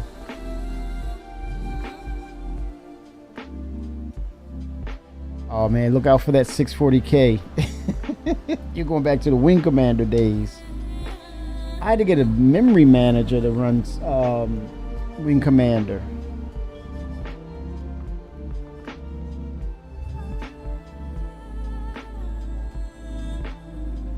Yeah, you see that? It says at the bottom right, Senate to discuss potential NICS reevaluation with the terraformation of NICS underway.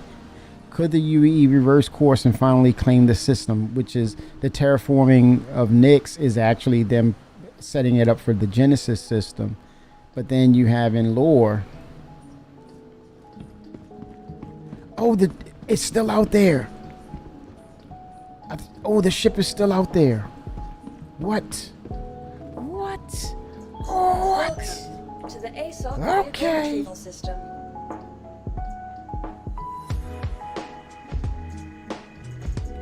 All right, let's see. Let's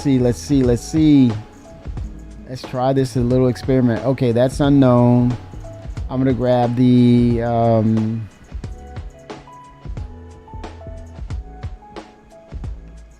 Miss Fury. Let's try the Fury. It's a little small footprint. Oh my gosh.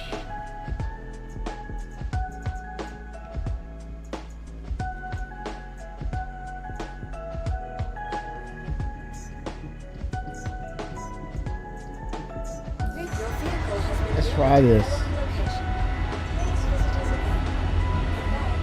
Right? It's going to be a conflict. And, and I think that's where Jarrett was saying where we'll get the first sneak peek of the battle cruiser and who's the manufacturer. I got my vote for Anvil. I say let it be Anvil.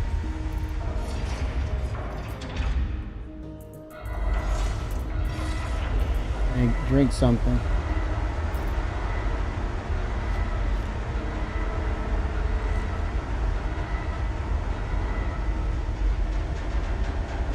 Oh, call it without a ship and then float up there. Yeah, that's a possibility. Let's see. If it's possible, let's see.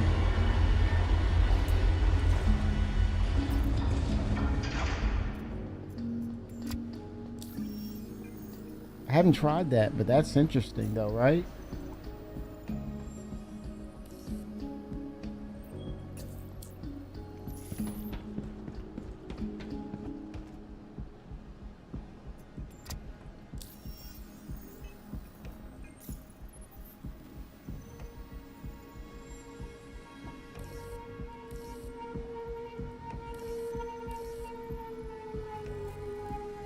Spam it a little bit.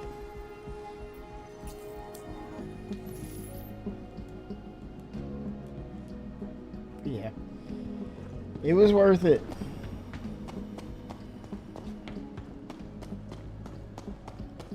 Load in like here.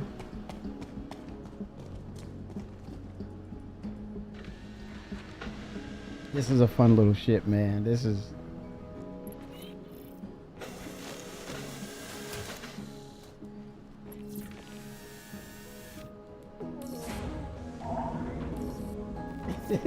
Show off. Woo! Today, systems on.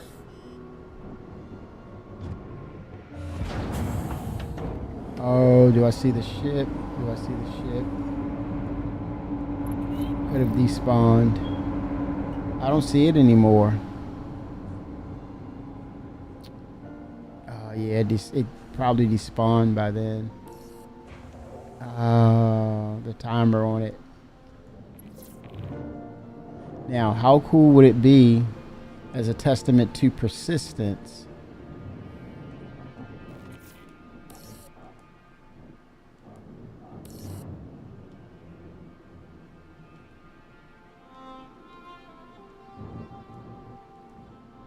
I need to see if the goods are there. I call it back. But if they can fix that, oh my gosh. What a boon. What a boon. I gotta see if that is there or not. I have to.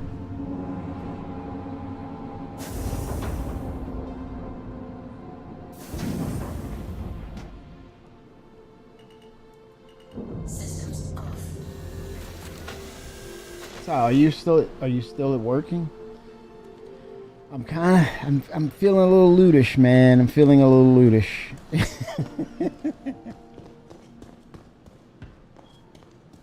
Someone made a homemade handheld Star Citizen. Call us back when you get a ship. Yeah, it's the same hangar because it had the ship. It was out there, but I think the timer it went to 0 on that.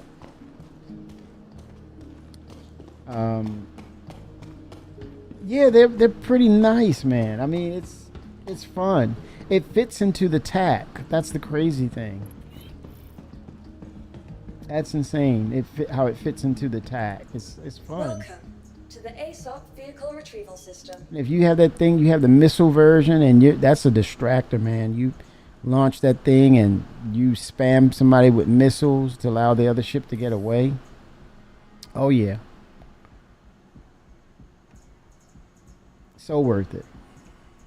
I'm sorry. That's been a valid request. Huh? Goodbye. But yeah, but see, that's the thing. These ships, man, it keeps us coming back. It's hard to look away from these ships. Your vehicle has been moved to our storage facility. It truly is. It's hard to look. Oh, it's there. It's there now. Okay, get something spicy, Ty.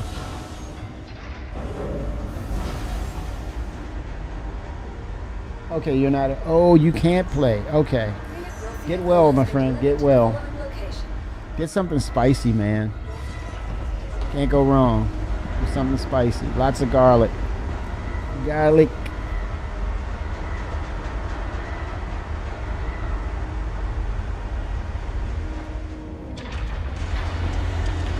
Man, if this has the cargo in it, oh my gosh. I'm like, CIG, but that's the rule right now for persistence. I think that's one thing that's another hurdle they need to overcome. If something like this happens and you have cargo, if they can fix that, oh my gosh. I challenge them to do that, to make that possible. But I'm looking. Uh-oh, moment of truth.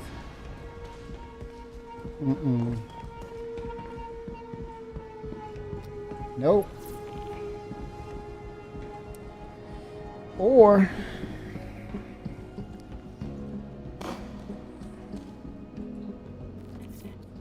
let me check the freight elevator. I'm clutching at straws, y'all. At least the marks are out of it. I had those marks on it. Oh, something weird happened though, because the hotfix went live. And it was caught right in the middle of the door. It was weird.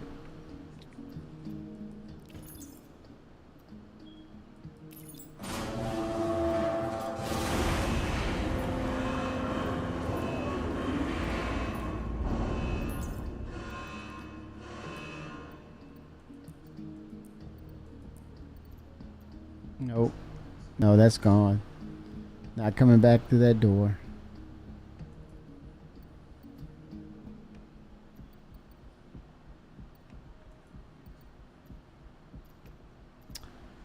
I'm looking like it's gonna pop up. No way, dude. Rage quit. Rage. That was horrible. Rage. Time to rage. I'm mad. I'm pissed off.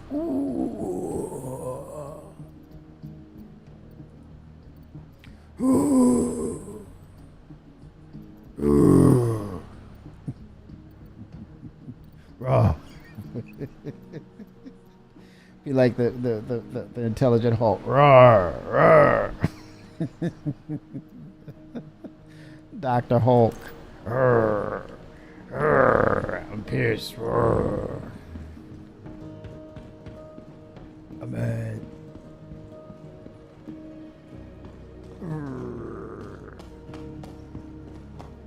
So what do? You get back on that horse and you ride. Ride, partner, ride. Ride, ride. Welcome to the ASOP Vehicle Retrieval System. Gotta let it ride.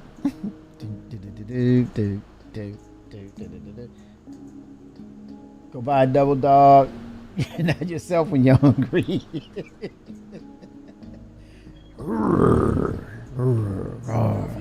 I'm mad. Yeah, lost my cargo. Cargo's gone.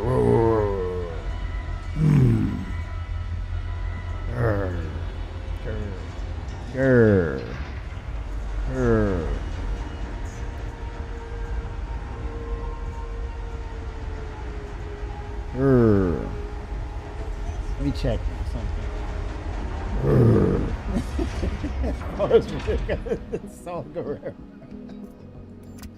Oh my gosh. I'm mad. Lost my stuff. Pissed off. Let me see if I have access to livery. That tells me this is my home. It's still my home. Okay, let me change that. Yeah, I'm still here, man. I'm gonna roll with it, man. Heck, until they fix Area 18, then I go back home. Right? No. That's at the Onyx facility. Let me go ahead and claim that.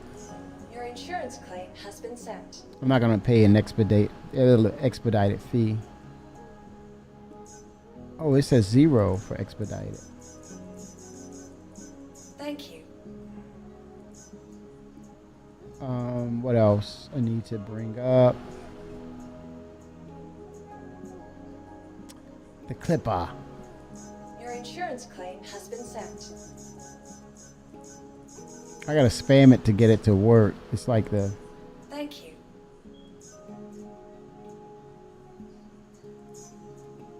Bring my ships home. So I can change the liveries on them. I'll keep the salvage ship out there. I'll get it.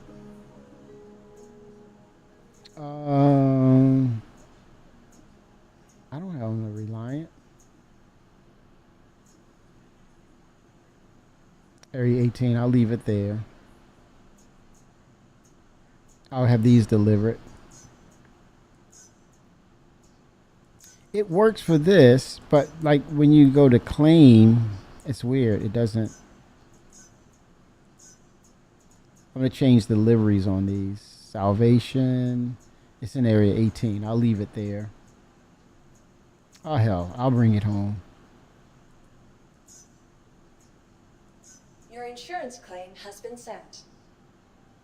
Oh, look at that fee. No, I don't need that fee for a minute. $5 on a minute. I'll do a claim on that. Your Not gonna pay. insurance claim has been sent.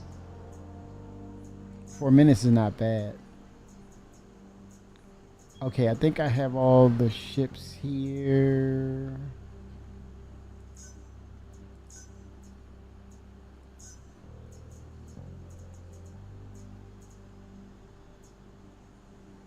Oh, Rambler. Because what I want to do is deliveries.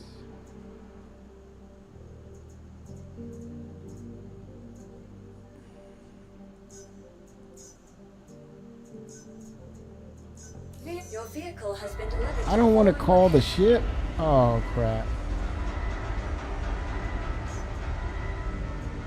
Well, please visit us again.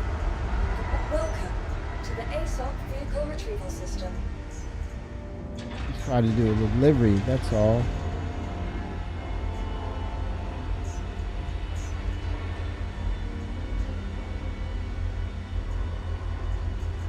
I don't own the Carrack.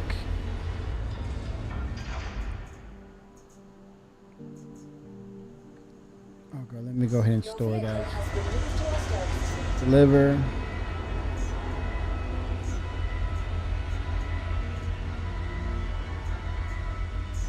Deliver.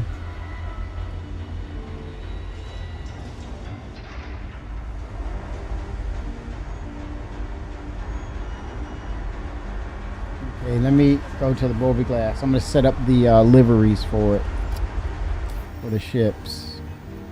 The paint jobs. In other words, the paint jobs. Pisces Rescue. I like that camo for it. Right there.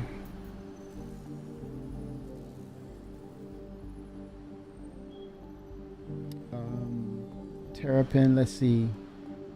Delivery. Look at that. I like that deck the hall livery. I like that. Something about that military green, man.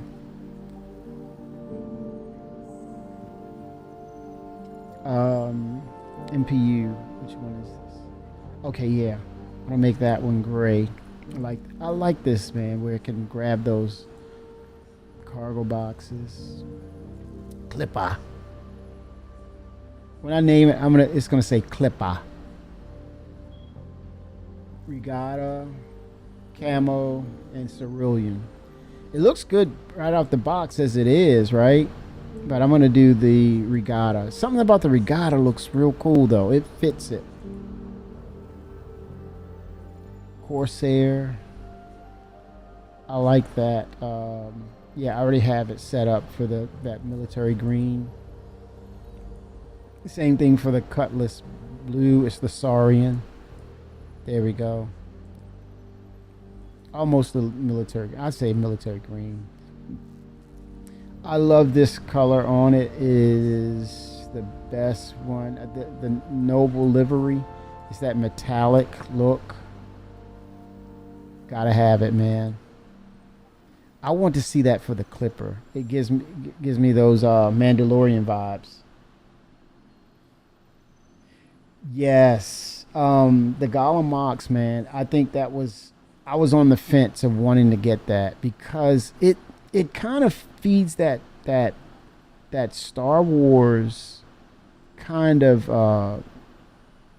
when you see Star Wars and you've seen it for the first time and it was like, man, it's like those ships, the technology was amazing to see, yet it was amazing to see, but at the same time they were old and worn out, and it's like, man, this is nothing new. You haven't seen this before? No, I haven't seen that before, but it looks so cool. It's like, yeah, this is part of our life. This is what we use. This is fine. And I'm like, what? Yeah. And I think the Gollum Ox and the Gollum feeds that. it really speaks to that. I'm like, how amazing, man. How amazing. And so, yeah, it's one of those, it's so ugly, it's beautiful, man. It's like that. It's so nice to see those bits and varieties of ships that kind of like, yeah, it's the function is there. We understand what the function is, but it's another thing to see how it's done. Vehicle retrieval system. Again, it's those ships, man. Those ships are. Your vehicle It has been highlights what delivered to the it's one of the highlighting aspects. It's a highlighted aspect of Star Citizen. Gotta have those ships, man. Oh, the Golem is? I didn't know it was a stealth hauler. Really? I spoke on this, that when they went and created the Argo Raft and the first iteration of it, and then, you know, it was what it was with the Argo Raft. And then they went back and you know, enhanced or updated the ship. All of a sudden it was like fan favorite. People went nuts over it. But man, I could see this with a Meridian metallic look, the black, that looks great. But it's something about this one too. Looks so good, man. It fits.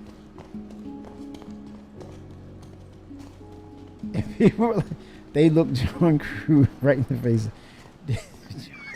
Jerry said, did you look at the command module of the Drake Caterpillar and use that idea to make the Clipper? No. And people were like, you're lying. No, it was hilarious, man. Because, dude, I'm looking at the profile and I'm like, wait a minute, what? Now I gotta go look at the damn Caterpillar.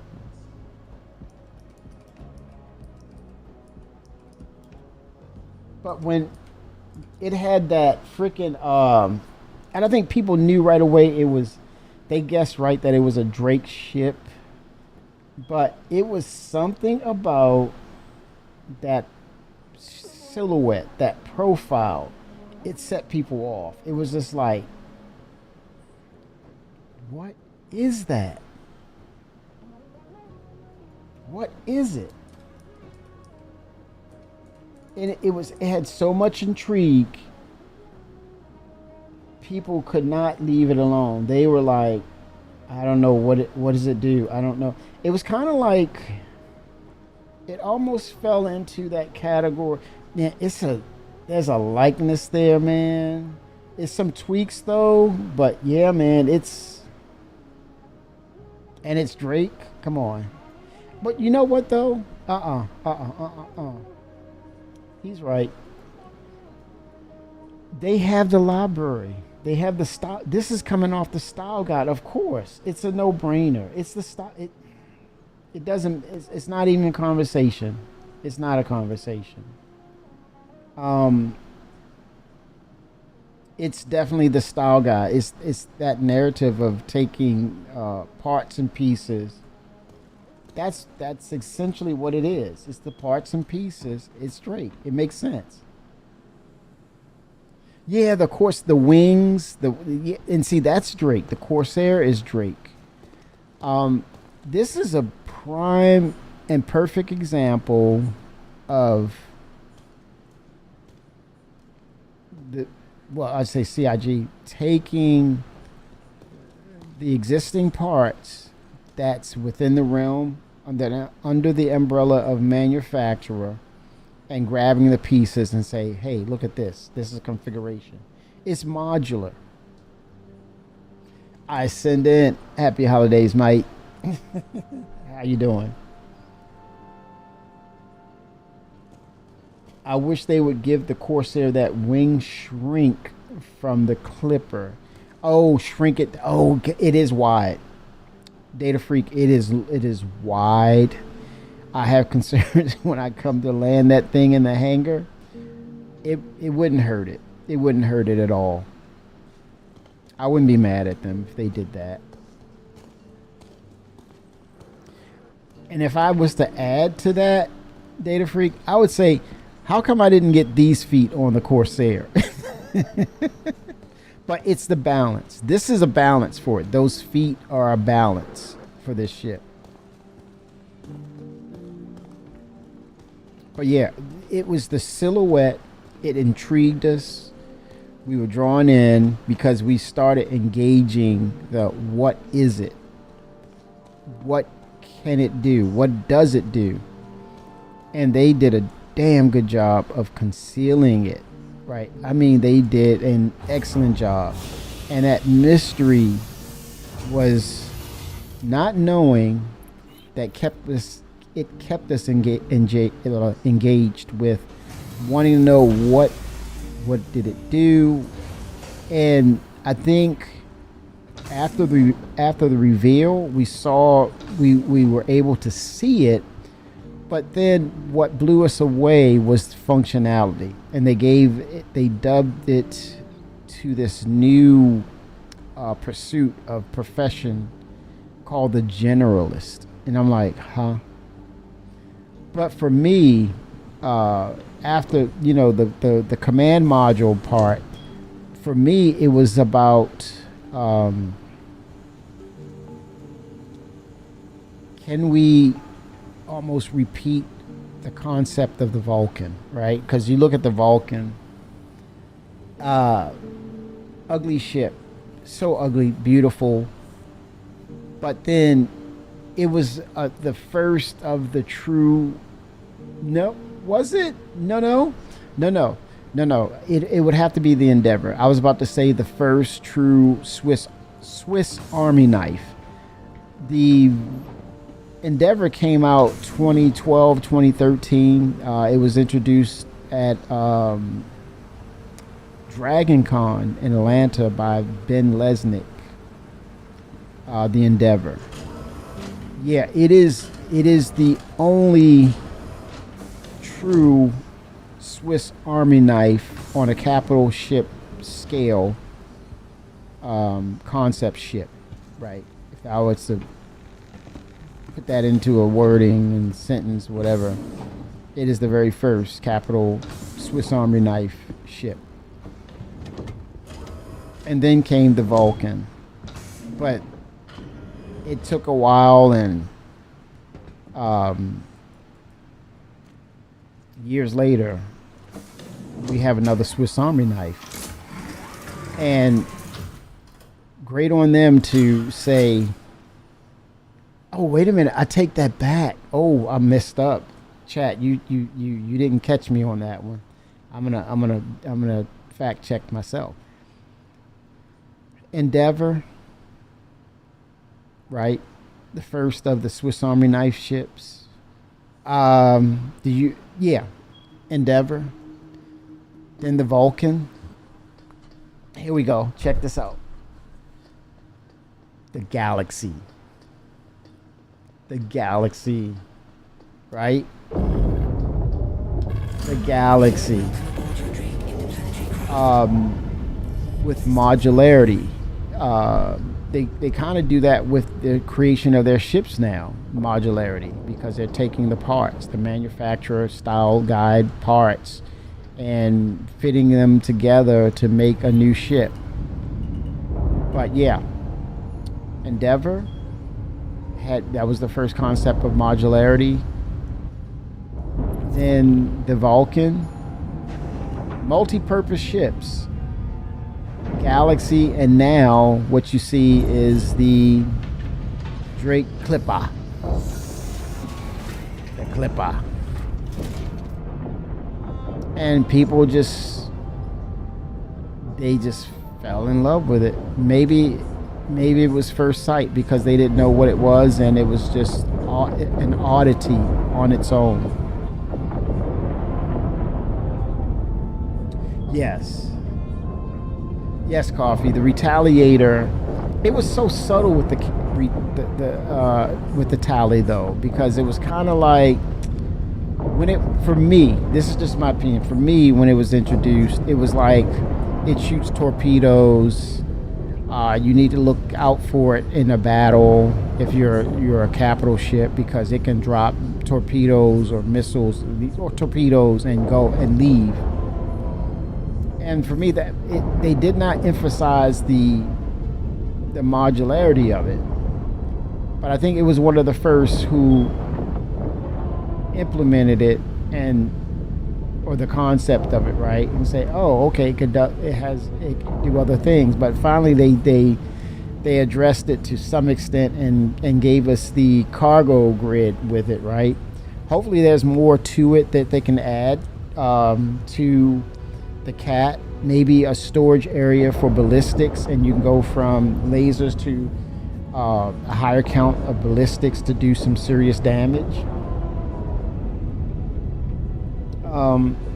But yeah, the the Retaliator was another one too. Yeah, to your point. But the Caterpillar, now, that's another one, Coffee, that I need to probably drop in that category ahead of the Galaxy, ahead of the Vulcan, right? Possibly ahead of the freaking Endeavor. It all depends on what concept was first. It's probably yeah, that's debatable. But yeah, I think the when it actually was put into the game or the concept. Uh-oh.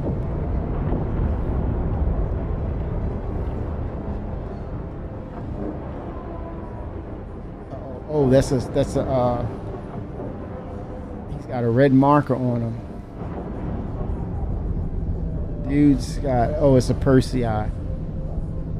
Staying out of his radar. I picked up on that. My radar picked up on him.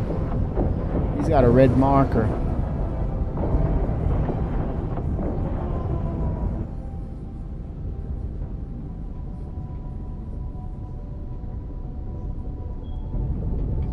But yeah. Hey, a paperweight hurts if you throw it hard enough. The tally can swap, but nobody does it. Yeah.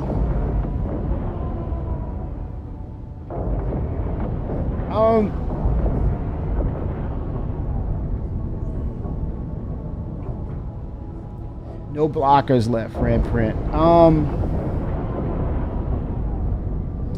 Crafting is huge for the Endeavor. Maelstrom. Crafting is, I think it's a bigger deal than engineering, because it involves everything outside of the ship, everything involving flora, fauna, plants, animals, as well as materials. It is so far-reaching, because now the potential is you can interact with your environment and interact with it to the extent that you can synthesize, you can change the state of by mixing combinations. Marshmallow guns, the Nerf guns. Is that what it is? After 4.6, we'll have crafting and ship command modules. No blockers left for the Endeavor. Yeah, the command modules, taking the Caterpillar and merging or connecting that module between the Ironclad and the Ironclad Assault. That's a big deal. And I think that's coming. I know that's coming in 2026. Oh yeah, nice coffee. The Space Telescope. Finding anomalies, I think. Is that what it's for, Coffee? The Space Telescope, the particle accelerator. What do you think that will do? What does that, as gameplay, what does that do, the particle accelerator? Could it overclock your components and put it in a better performing state? I don't know. What does that mean?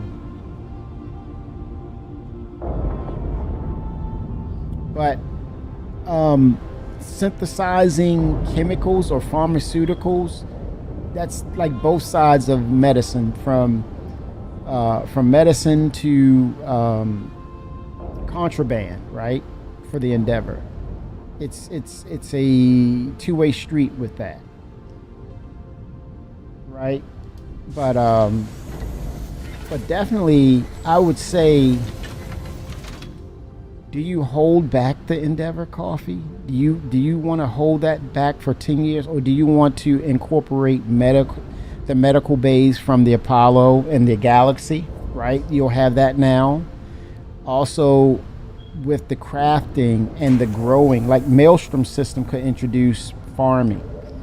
Do you want to go ahead and do hydroponics that will tie in with base building, synthesizing, contraband and medicine?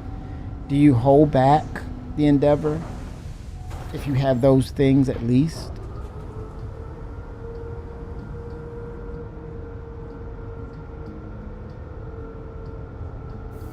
Okay, research the upgrade possibilities. Yes. Could the accelerator do something to the metals to alter them, to bring it into a more, I'm not going to say the word upscale, but into a higher refinement of the substance, or blending in the two?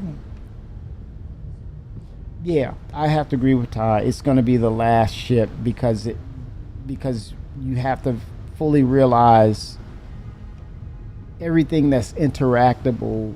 There's a chance that the Endeavor can enhance in a good and bad way of those items, right?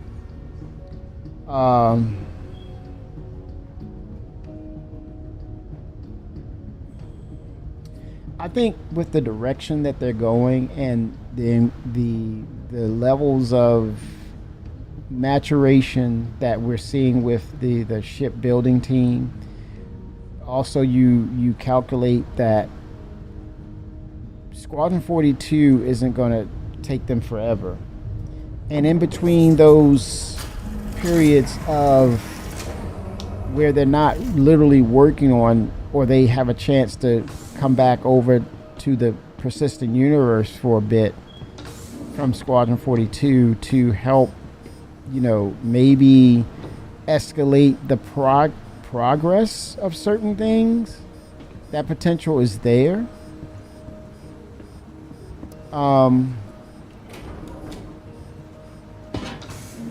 It wouldn't be bad. I think it presents itself as a good problem to have when you have extra personnel to assist with the progress regarding your ships. So yeah, I mean, it's going to be interesting what they come up with in regards to the Endeavor.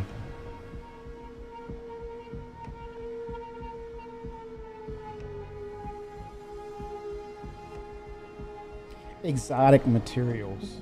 Okay.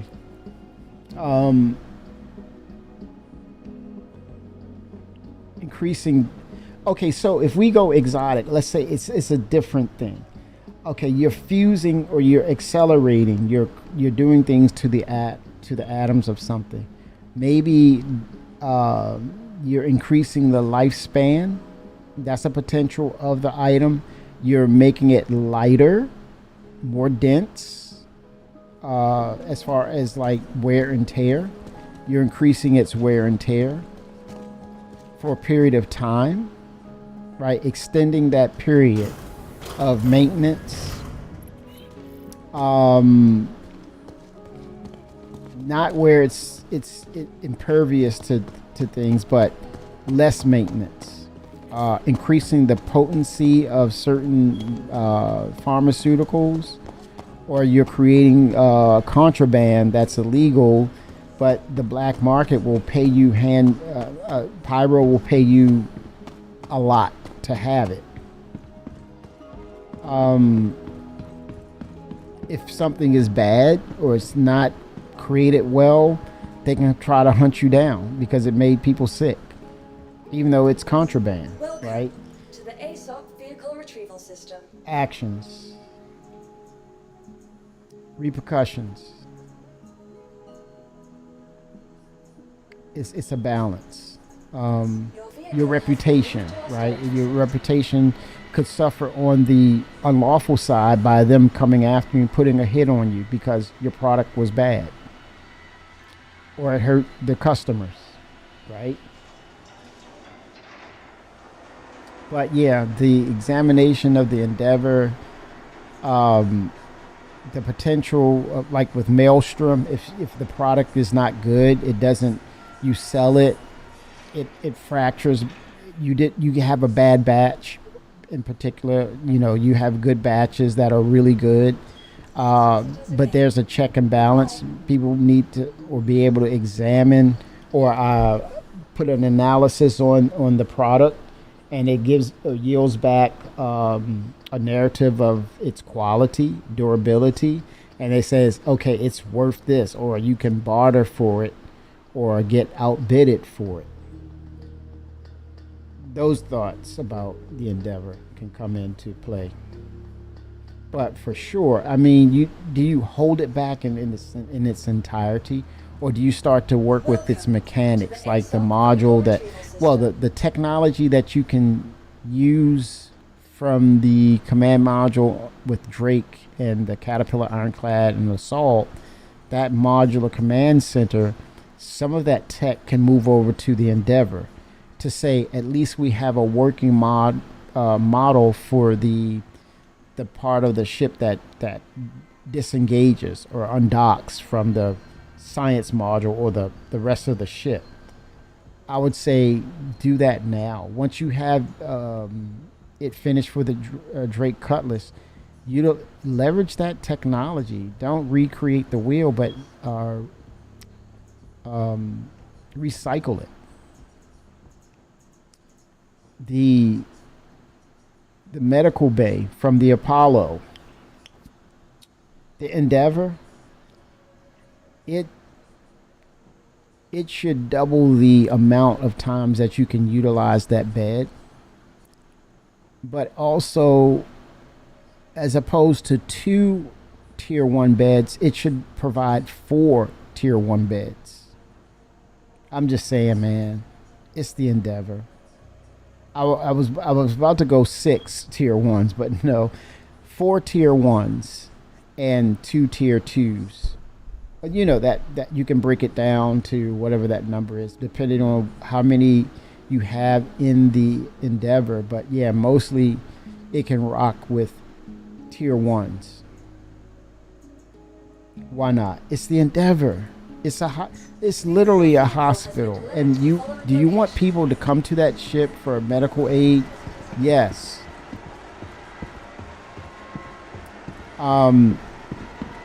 Further down the line, once they really get NPCs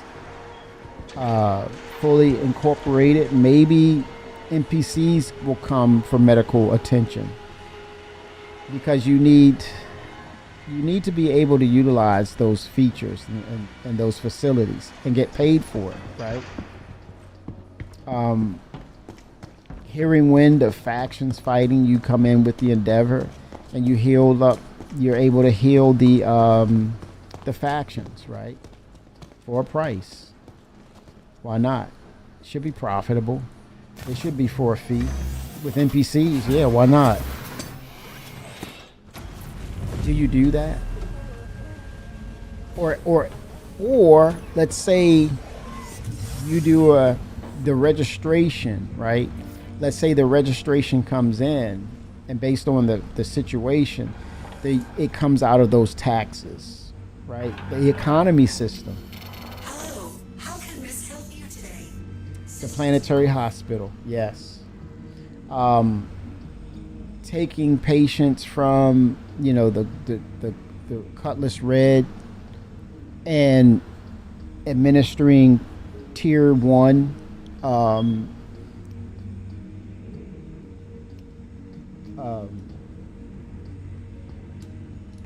health procedures. Yeah, why not?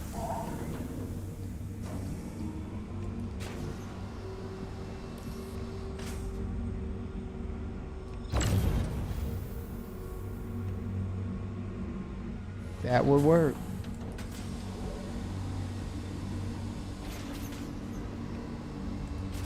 Is my, let me see. It looks like my module was damaged. It looks weird. I want to look at it again.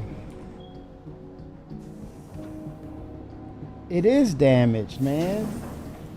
It's damaged. I'm glad I picked that up. Let's see. No, it's not saying damaged. It looks weird, man. Hold on. Let me. Sequence complete. Landing successful. Hold on. Systems off. It looks like it's damaged. I'm not kidding you.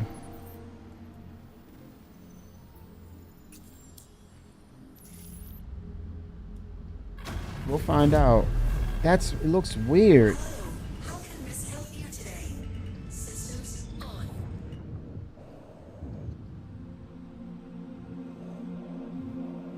That hurt.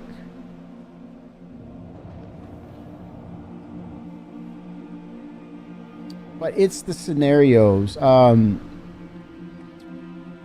think it needs backdrop. Endeavor needs a backdrop. One of the perfect backdrops would be adjacent systems to the Vandal system, and you have these big events where there's battles that take place.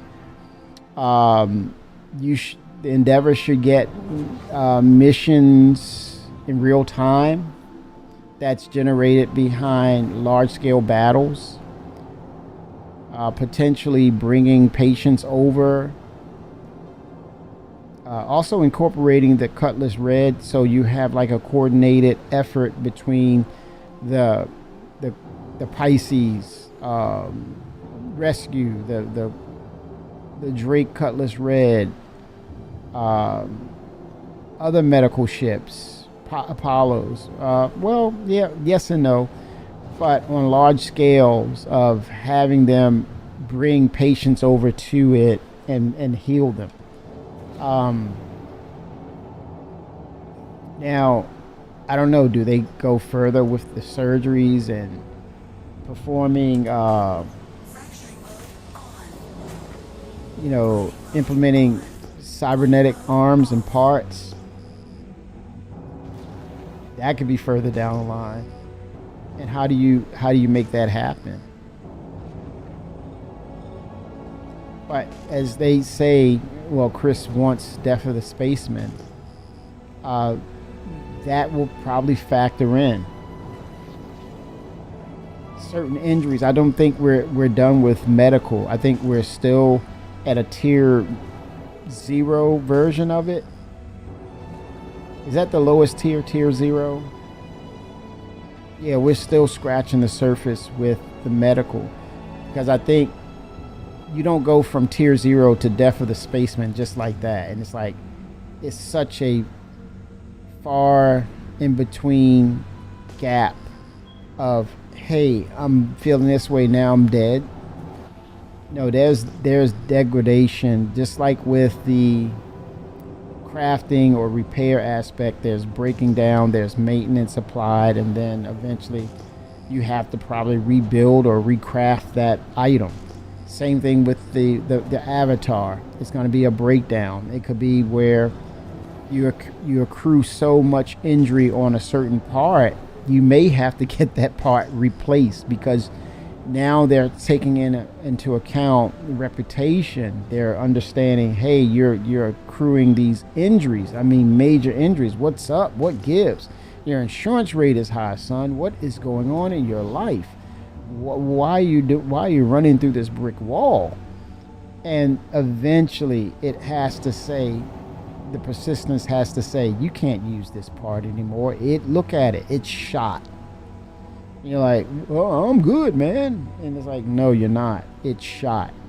You might have to go in for a surgery, or you may be in a particular mission, and maybe they'll let you slide with a tier level injury, but then wait a minute, why isn't the tier 1 medical bed rejuvenating me back?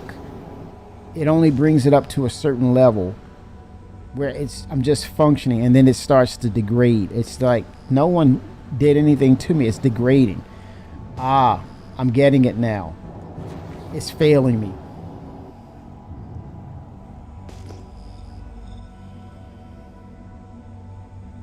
Say what? I said that sounds like my little org is falling apart. One person got Twitch banned, and planes are org mate.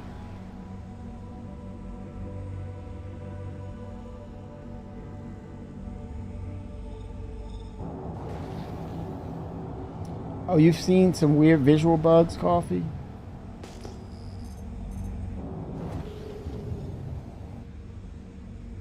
Interesting. Yeah, lately CIG has been dialing up some things under the hood of the engine. And they just want those fresh encounters of, hey, did you notice this? I think they get a kick out of it. I do too, when you have this interaction and conversations between the community. That's a great thing, though. That's awesome when you have the communities, the members of the community, they're engaging each other and talking about these things and sharing that information, and it allows CIG not to give it all away.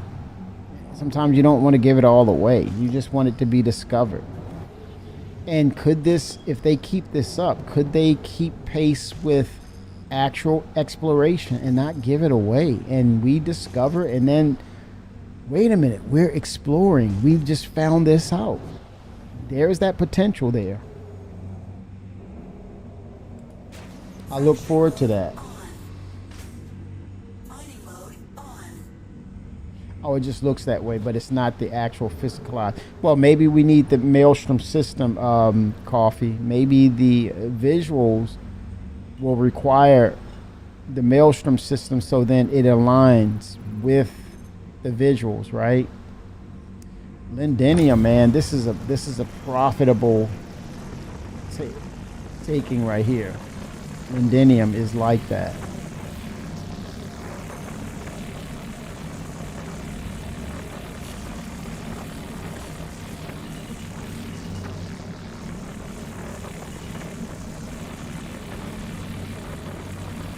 Yeah, just like crafting,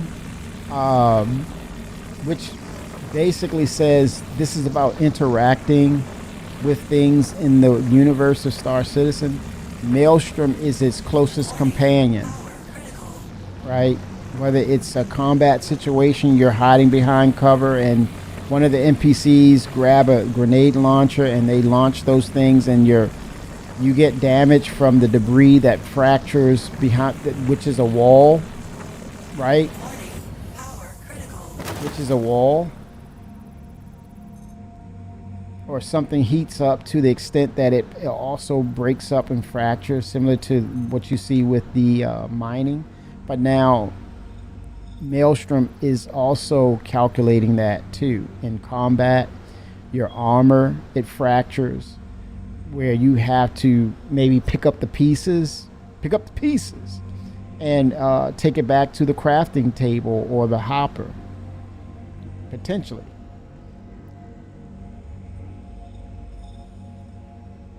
Breaking things down.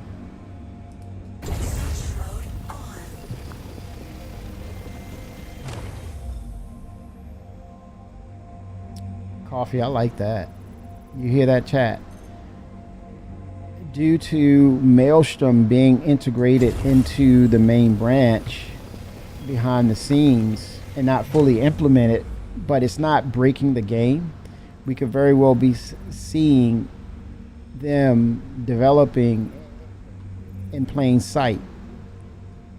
There's a potential for that. I think it's been done before. Dropping things in, but as long as it's not breaking things, like game breaking, it's fine. It's development. I think we feel as though we have to always expect the rules of of the playground to be a certain way, and when the rules switch up, we feel like we've been blindsided. But isn't it hasn't it always been, hey, you're on the playground, but there's some construction here that's going on, and we're working. You can be on the playground if you want, but players beware.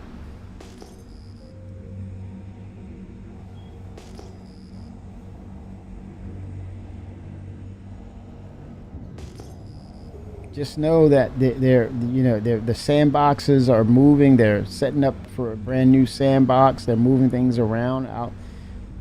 They don't always have to announce everything, and to do that, it would be they're open to a lot of criticism, good and bad. I'm going to say it that way: good and bad criticism. And when it's criticism, you know how it's going down, especially when they announce something. It's like they're asking for permission.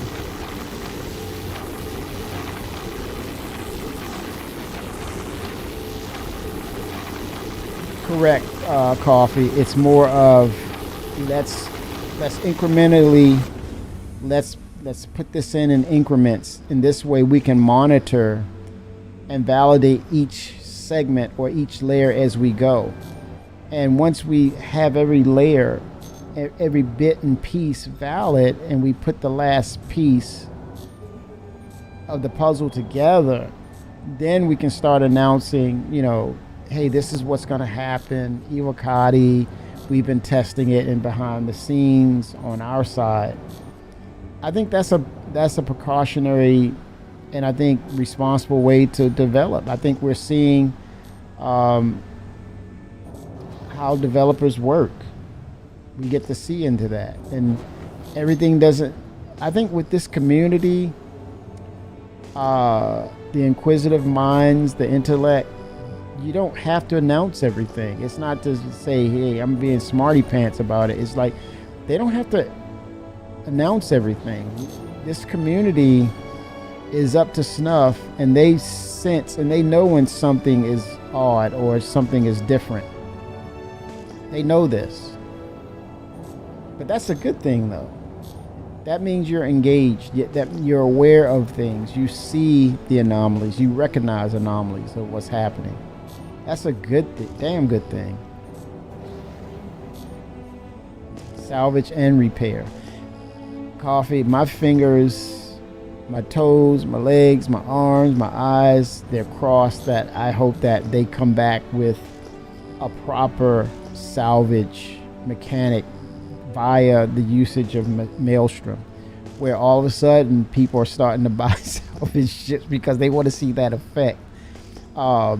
Imagine taking the governors off of certain ships to say, oh, you found a 890 jump. Oh, this is out of your scope of salvaging. Imagine with Maelstrom and you see an 890 jump, not hating on the Origin people, and you start chipping away remnants, bits and pieces of the 890. And as long as you have markers, or it's a group of you, it's a bunch of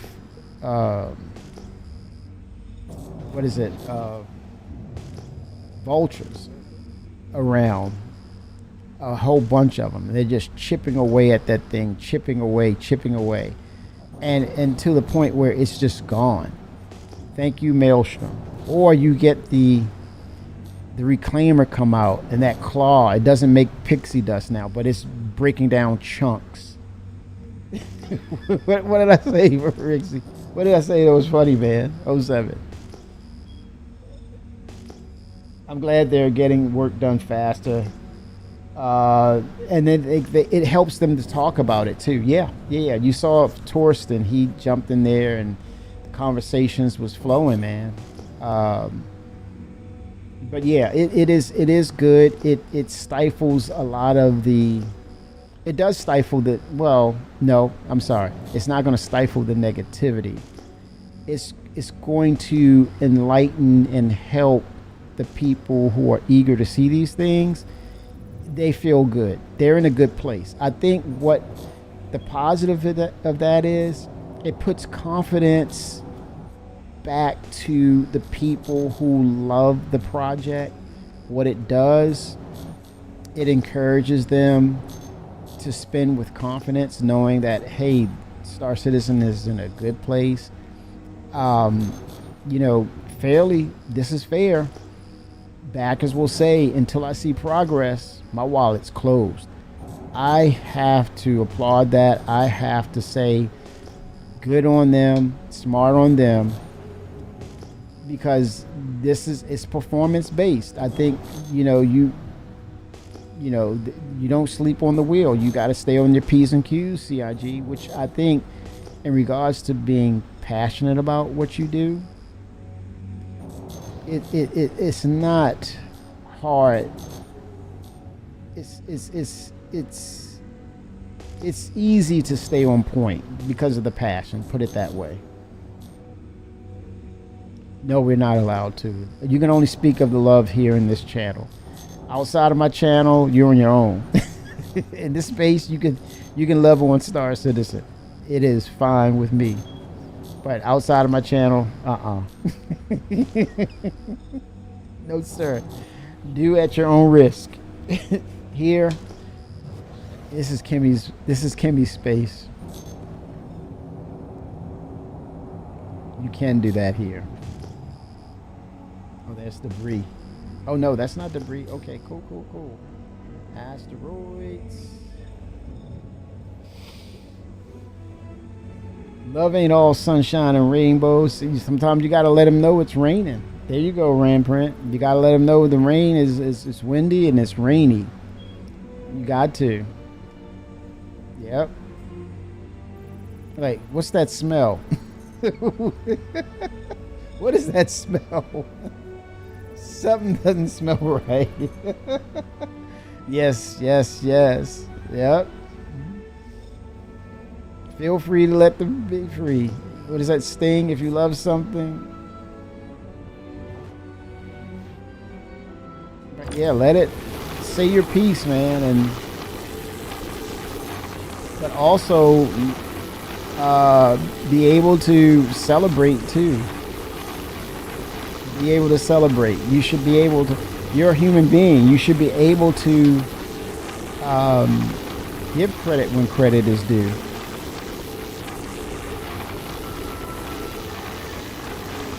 That's a good thing, though.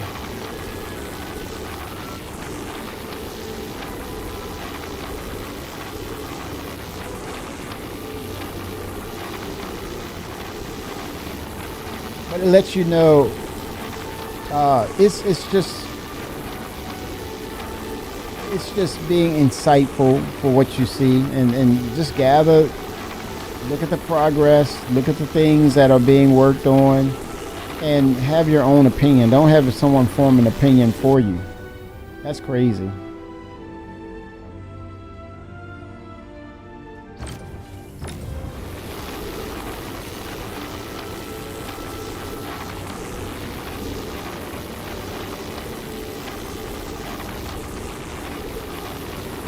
Oh, whoa, I send it. Whoa. You can take everything but my ships. Everything but the ships. The ships stay with me. And the PC. Oh yeah. The squeaky wheel and the oil, for sure. But I think this is a different animal. I think Chris, he is more than ever. I think you got to look at how many people would have been able to, keep the noise at bay, stay focused on not just one but two major projects, raise kids, tend to family, sit there on board members with the board, deal with situations outside of just making a game, the outside frequencies of lawsuits, budgeting. Yeah, you got a staff, but you got to be part of that and be informed. How many of you, man, no, I'm not going to pose that question, but imagine, and you got to keep telling yourself, I'm passionate about this. I'm passionate about this. But stuff can weigh you down, and that's the thing. And people who love to get in that thing with the criticism and this, that's another part of it too, where he has to deal with that as well. And you say, all, you know, what's the saying? All advertisement is good advertisement, or something of that nature. Man, that's a lot to carry. But again, he's got the right people around him. But it is a different kind of animal, man. Warning, power critical.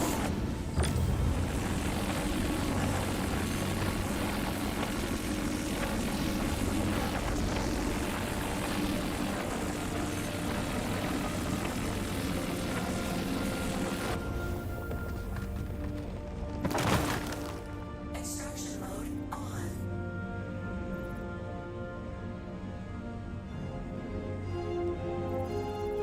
I think he definitely apologized every couple of years for the people he put in charge of live not really delivering how he wanted. But here we are. They're starting to put it together. Yes, so true. And that's another thing. He cannot fly off the well, maybe behind closed doors, but not in front of everyone in public and fly off the handle.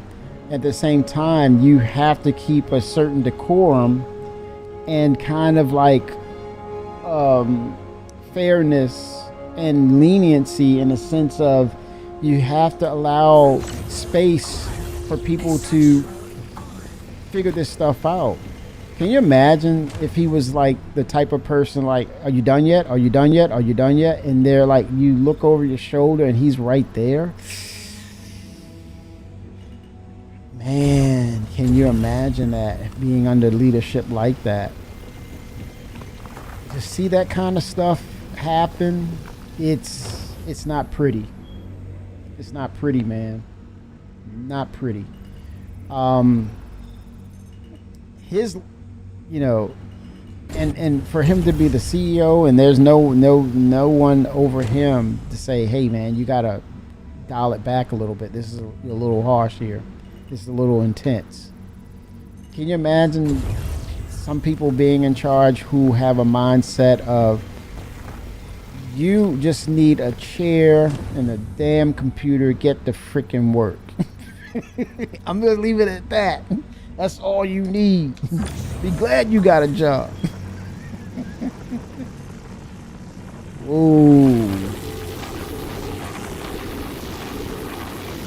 Man. That's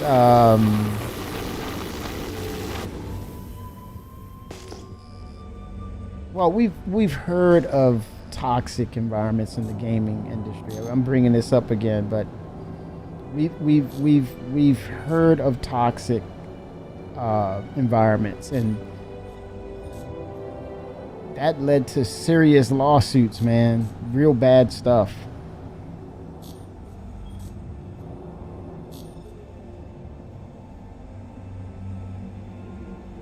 Yeah, I think Ramprint, the beauty of that, thank you for that. Oh gosh, exactly, Ty. Thank you, CR. Thank you, CR. Yes. Exactly, Ty. Thank you for that. That's right. CEO, Chief Technical Officer over here, mining supervisor. Yes, sir. On the way, mining supervisor. It's about that bottom line, baby.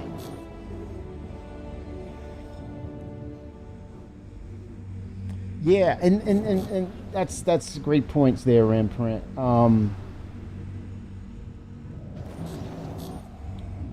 how he held that Squadron 42 and really that was leveraged too. That was a leveraging point too. That features from Squadron 42 came over to the persistent universe.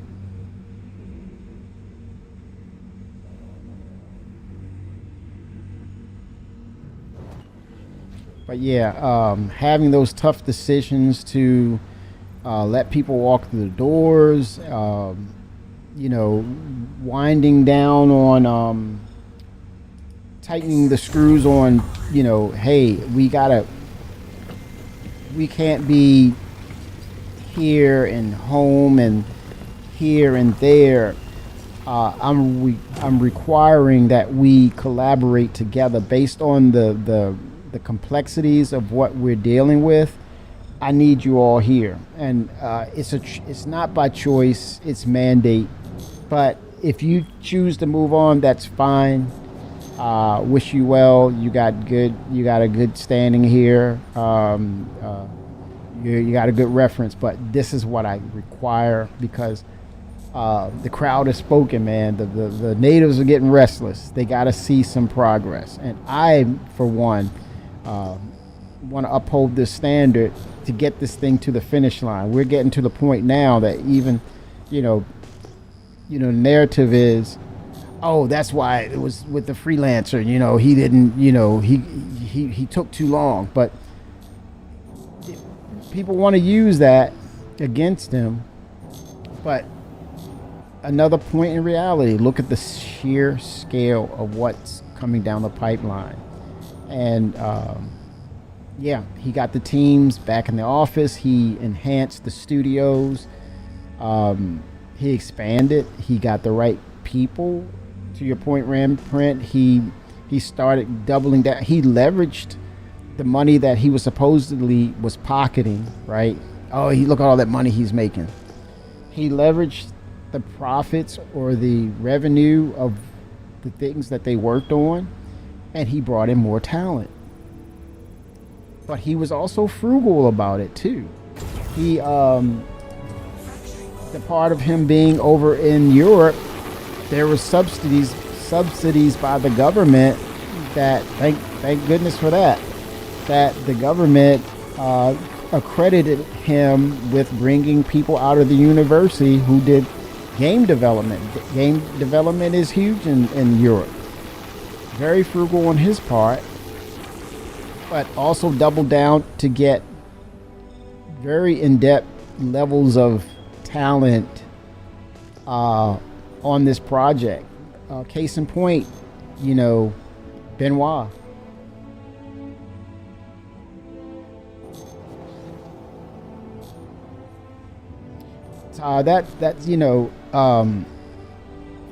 It's funny how people.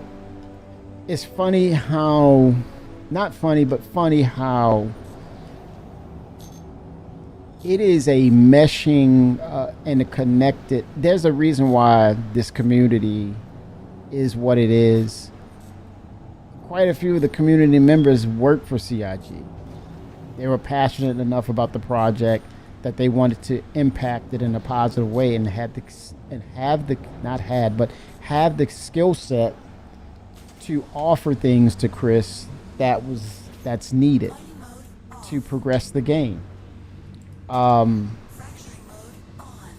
You have this meshing between the community and devs, and all of a sudden, how do they become part of a conspiracy or a scam? I don't get that, but to some they see it. But you got to implicate, if you say these things, you got to pull in a lot more than just Chris, because there's so many moving parts. That Chris is smart, but man, he would have to be a freaking evil genius to pull something off like that and not being called out, right, to on that kind of scale. And even then, whistles will blow, man. Whistles will freaking blow. So yeah, you want to fact check that stuff before putting it out there. You gotta look at the lay of the land and understand, like, wait a minute, he's got how many employees, how many people involved in this project, and they're all complicit on this or oblivious to. These are smart people. So, yeah. Dismissal. And he went through so many hurdles to say it's a scam, to fight CryEngine off, to deal with, well, working with other entities that they felt as though, well, we need help from them. Yeah. Coffee saying something good. He said it's very true, Ta. Treating the staff good should be the lowest bar. We're paying into like a Patreon. It's like for services rendered, here you are. Here's your here's your donation. But it's more than that. It's truly a passion thing, man. It's a belief in one thing. It's more than that.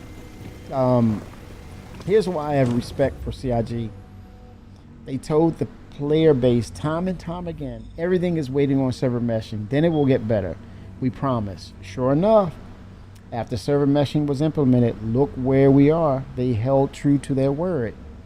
And Todd, you can say that until you blue in the face, but if people with a mindset that is doubling down and emphasizing vague negativities that does not have merit or proof, that means nothing to them. That means you're against me. You're my enemy as well. That's a mindset you're dealing with, man. Warning, storage full. That's a mindset. Unfortunately. Until you come to their side, then you're in agreement. If you state a fact about something or state something that's obvious and it still goes against the narrative, you may as well be holding your breath. It's not going to change the mindset. And that's the insane part about it. You're not going to change that mindset. You're not going to convince. But at the same time, the funny part about it, they're still playing the freaking game years later. They're not going anywhere.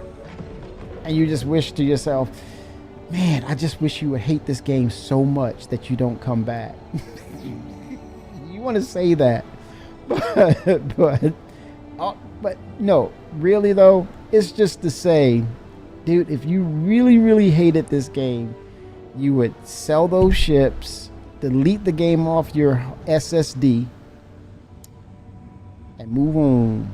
Move on. You would move on if you really, really hated the game. I challenge you. Show me that you really hate the game and not play no more. Walk away. Then I know you really hate the game. Outside of that, you're faking it. You're faking it. I won't believe you. I don't think you're true to your word. If you really, really hate the game and feel as though you've been wronged, walk away. Walk away. Don't come back.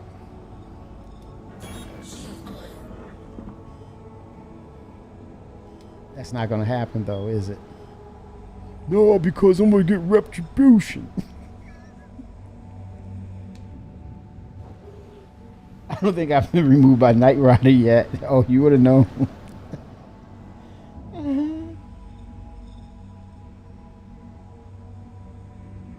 Message removed by Knight Rider. Knight Rider is part of the community.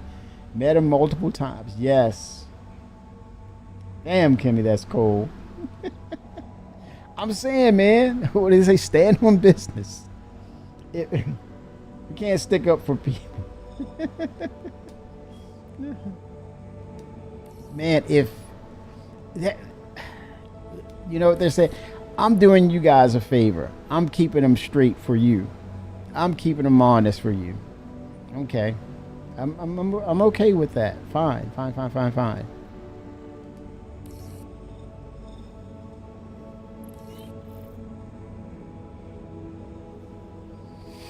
Another thing I expect, though, is the ATC system in 2026. It's got to come. If not, I'm like, I would be shocked. But I would think the air traffic control system will see the initial.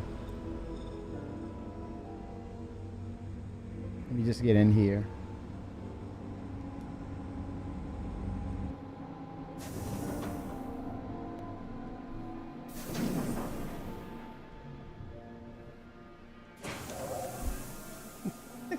I do feel like they screwed me on the concierge perks that changed right before I made concierge. And then that 5-wave PTU crap. I'll die on that hill. I got you, man. I can't step into that realm. That's a legitimate beef. I'll pick my battles. I at one time did an upgrade to the Carrack or something. And I had the Squadron 42 like gift set collector's item thing. And why did I do that? And I can't even do a buyback on it. It's been compromised. I can't get it. I'm like, what? Nobody at CIG has ever mentioned ATC outside of calling for a hangar.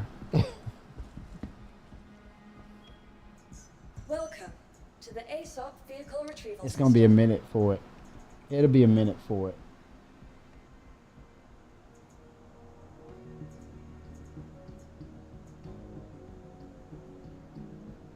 Yeah, it was taken away. I had the Aquila package with it, tied to it.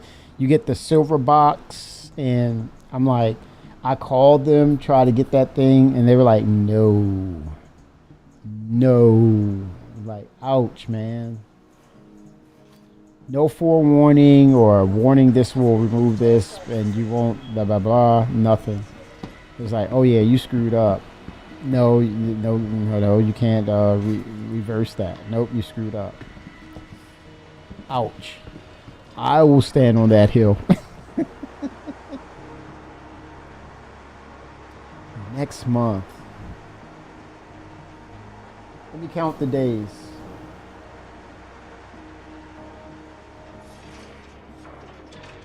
In 9 days. Holy smokes.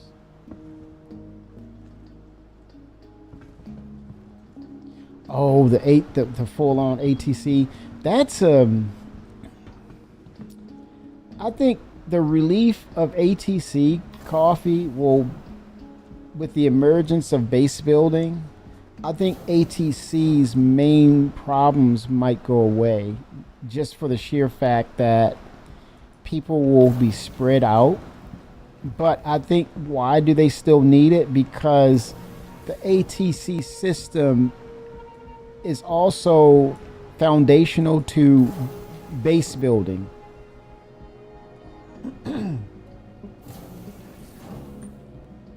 Right? Because it's the same framework. When you call a ship, you're in the hangar bay. It's the same framework. So you do need to make it a kind of uniform so that you can take that foundational, dude is stacked up. You can take that foundational part of the engine and pull it over to base building. Right? So it makes a lot of sense. It's far reaching than we know. It's foundational. Now approaching station. Stand clear of disembarking passengers. Oh, you and Jarrett Huckabee. Jarrett Disco Lando, man. He's chomping at the bit for the Starliner.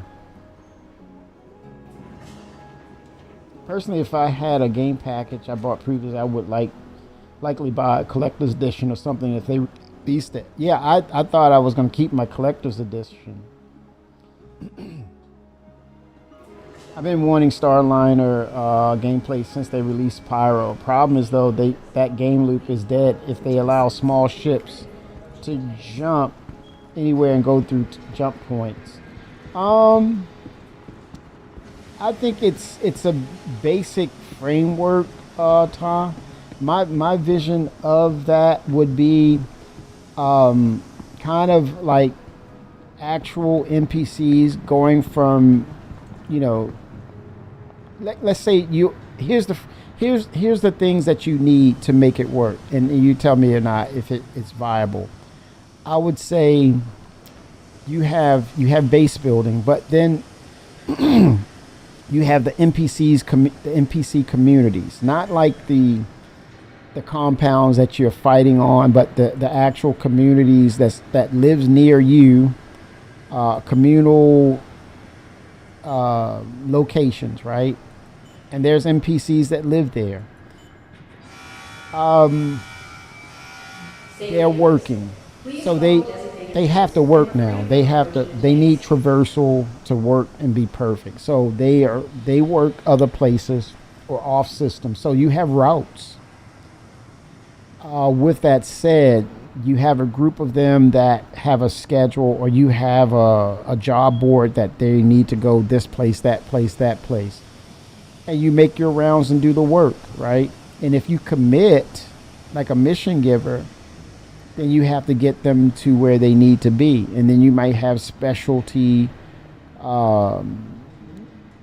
destinations that you have to send people or pick people up from. And then there's a timer. It's arcadish, but it's a timer.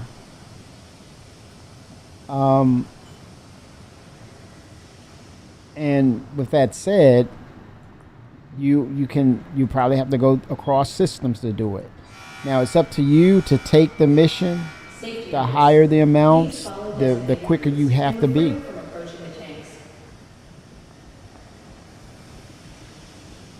You want them for players, not NPCs. You mean that you want real players to be the passengers, correct? Because I was thinking of the NPCs as passengers that go to work. That's based on the concept that they talked about, that they actually go to work, like they work at a refinery on another system.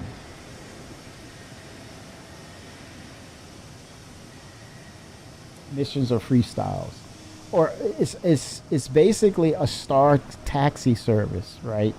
Or a star Uber. Uber Citizen. Basically, I think it modernized to Uber, right? So yeah, you're on the boards and you're stacking those routes, and you just, if you can group more together, find a way to organize, like kind of like MapQuest.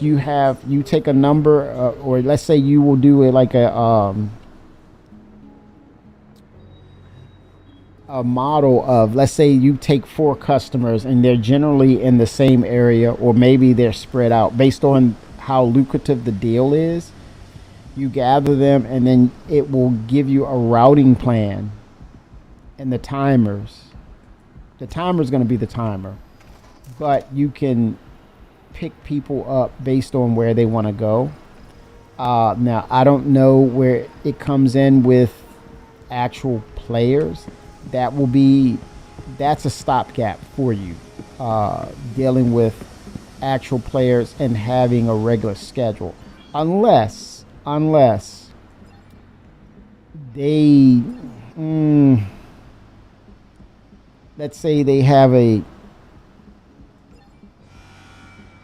waiting on a ship and it's not fixed yet. It's a timer for the ship, but people have more ships than enough in the game. That's the only problem with that. That's not going anywhere. That's in our face. We can't ignore that. The fact that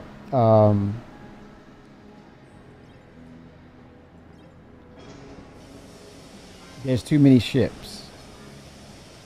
So the likelihood of having consistent players utilize the Starliner,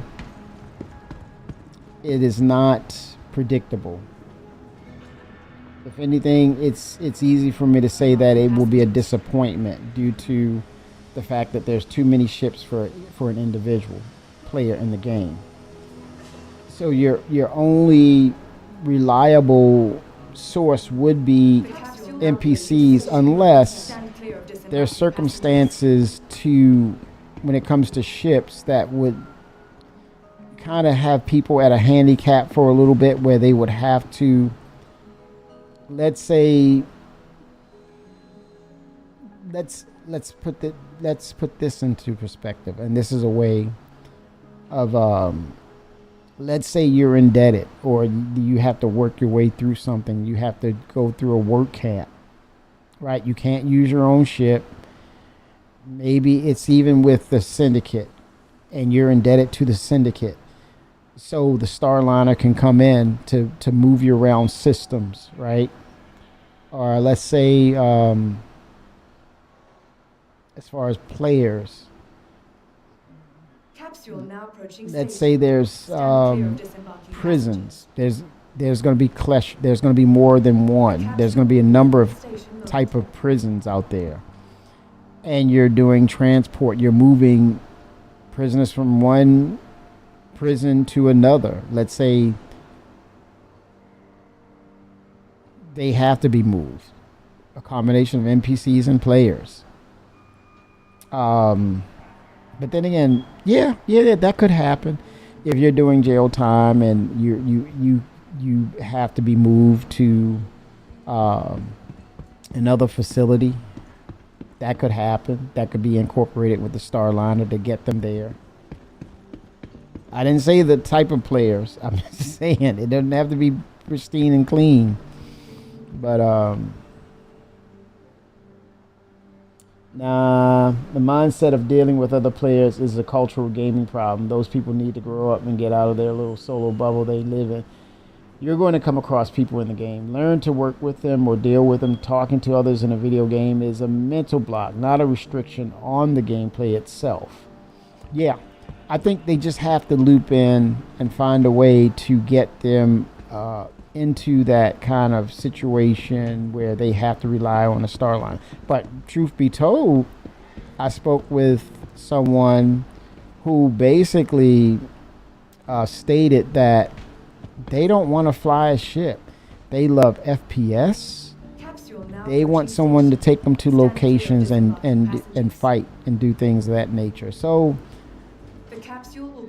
it would be interesting how it's approached. I would definitely get a consensus of how many people would from CIG.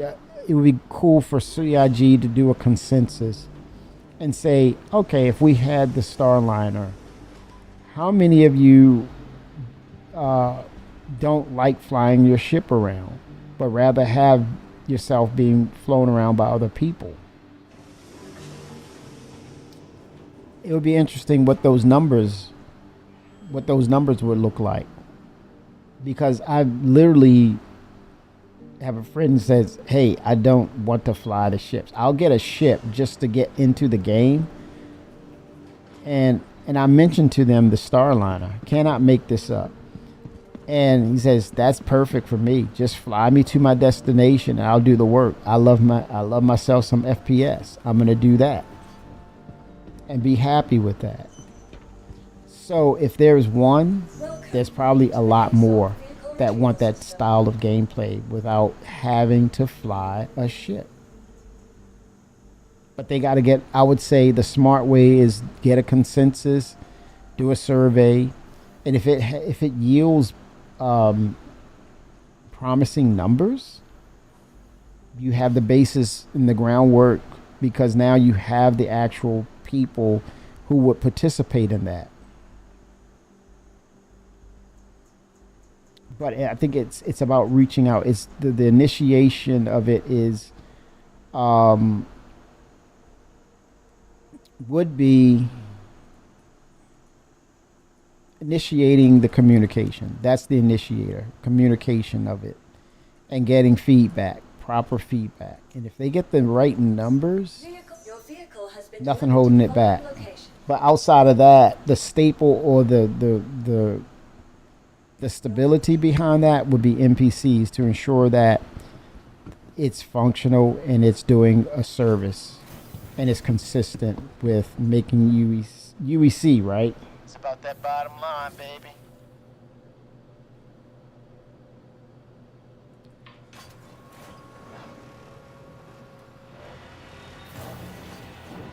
Exactly, coffee.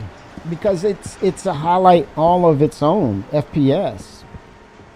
And now we're having conversations that crafting is going to be part of it. And initially they were going to do the tech preview with crafting, but it didn't happen. So yeah, crafting, FPS, weapons, and armor, it all goes together.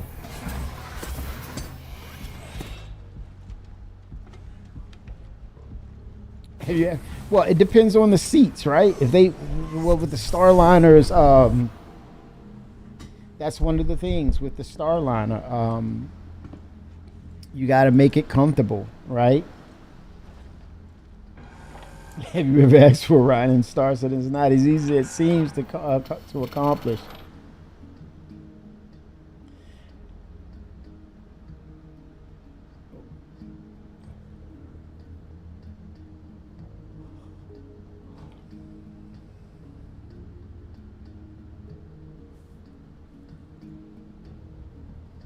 Yeah, I think that's stigmatism right there, Ty, with just MMOs, the mindset, interaction. We're supposed to be enemies, right? It's almost like that kind of mindset, or we can't have a good conversation. But I think this community is wired differently in a good way. Remember the Dragonfly game package they had a long time ago? Wonder how many people upgraded that to actually get off planet. Everybody. Oh, if they still have it, milk candidate. Somebody said, no, keep that, man, in case you find the thing you want. That's a milk candidate. True. And that's CIG in the early years of learning the process and becoming a business, learning to become a business. Fracturing mode on. Mining mode on. Mining mode off. Oh, nice. So you're the poster child for it, Ta. Interaction with the community. Again, this community is wired differently, and that's in a good way. But the Starliner is coming out. It's on there. It's the concept ship. So it's going to happen. It's not that they're not going to shy away from it. It's going to happen.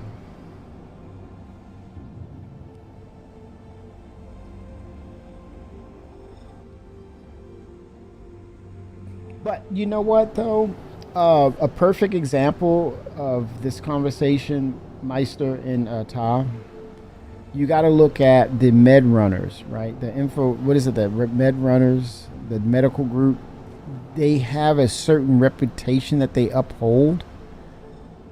I think for the Starliner owners, that can also be achieved as a parallel to the commitment to the gameplay. So I think, Meister, if you have a certain go-to and they're kind of like that group and adhere to a certain level of quality, then they're going to be fine. They're going to do well in the game.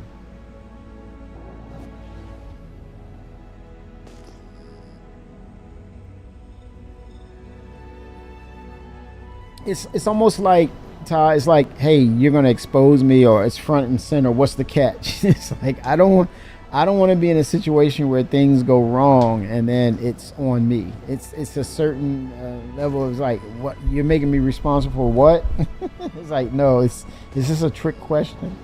It's a lack of trust in things, man. So much.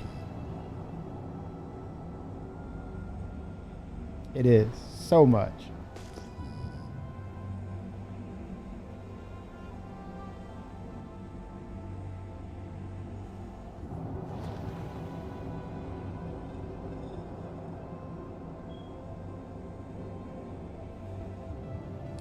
Exactly.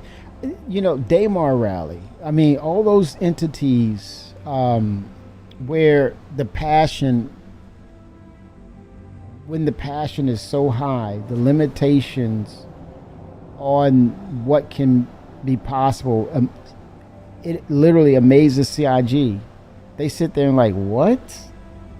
like the trading app out there, right? That you go and trade stuff on, and now they're like, okay, we got to get crafting, we got to get it fast because they got it in, they got it outside the game.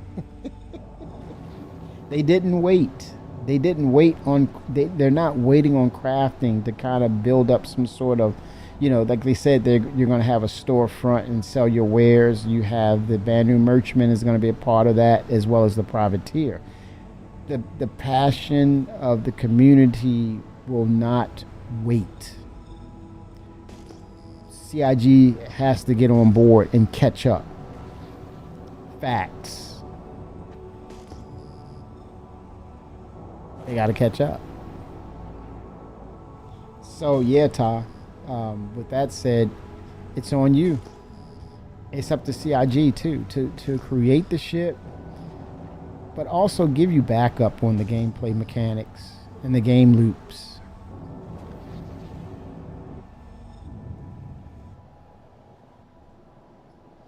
The reputation, and they're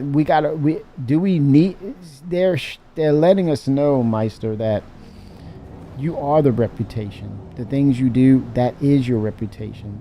But yeah, you'll be able to perform metrics. You have a Excel sheet based on a built-in Excel sheet, a glorified Excel sheet by CIG to say, okay, how's so and so doing? Okay, I can project that, and it's shared by everyone. It's out there in the public. But outside of that, if you're not putting forth the effort, not saying Utah, but I'm just saying if the effort is not there and attainable or maintained, then there's nothing on the board for them to see. It's just tracking of what you're doing. That's all. It's a tracking system. But again, great conversation. Med runners are a testament to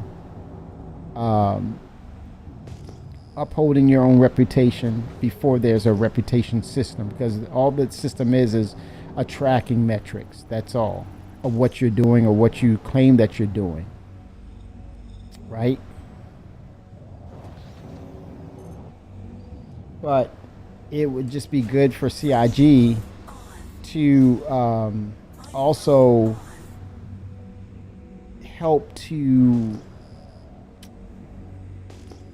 keep that career or that gameplay mechanic stable by allowing you to switch gears when you're at a profitable margin of providing the service to actual players, but also you have a steady flow and challenging aspect of picking up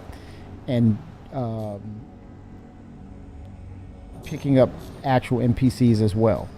You got to have both. But I think once they're confident with the NPCs traversal, having that specific intelligence to get on board the ship, sit down, and even give you some sort of RP.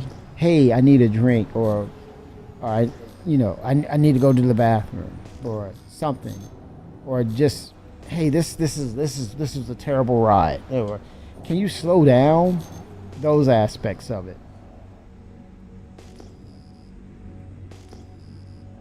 I don't see it as too far away, potentially, for them to release that kind of thing.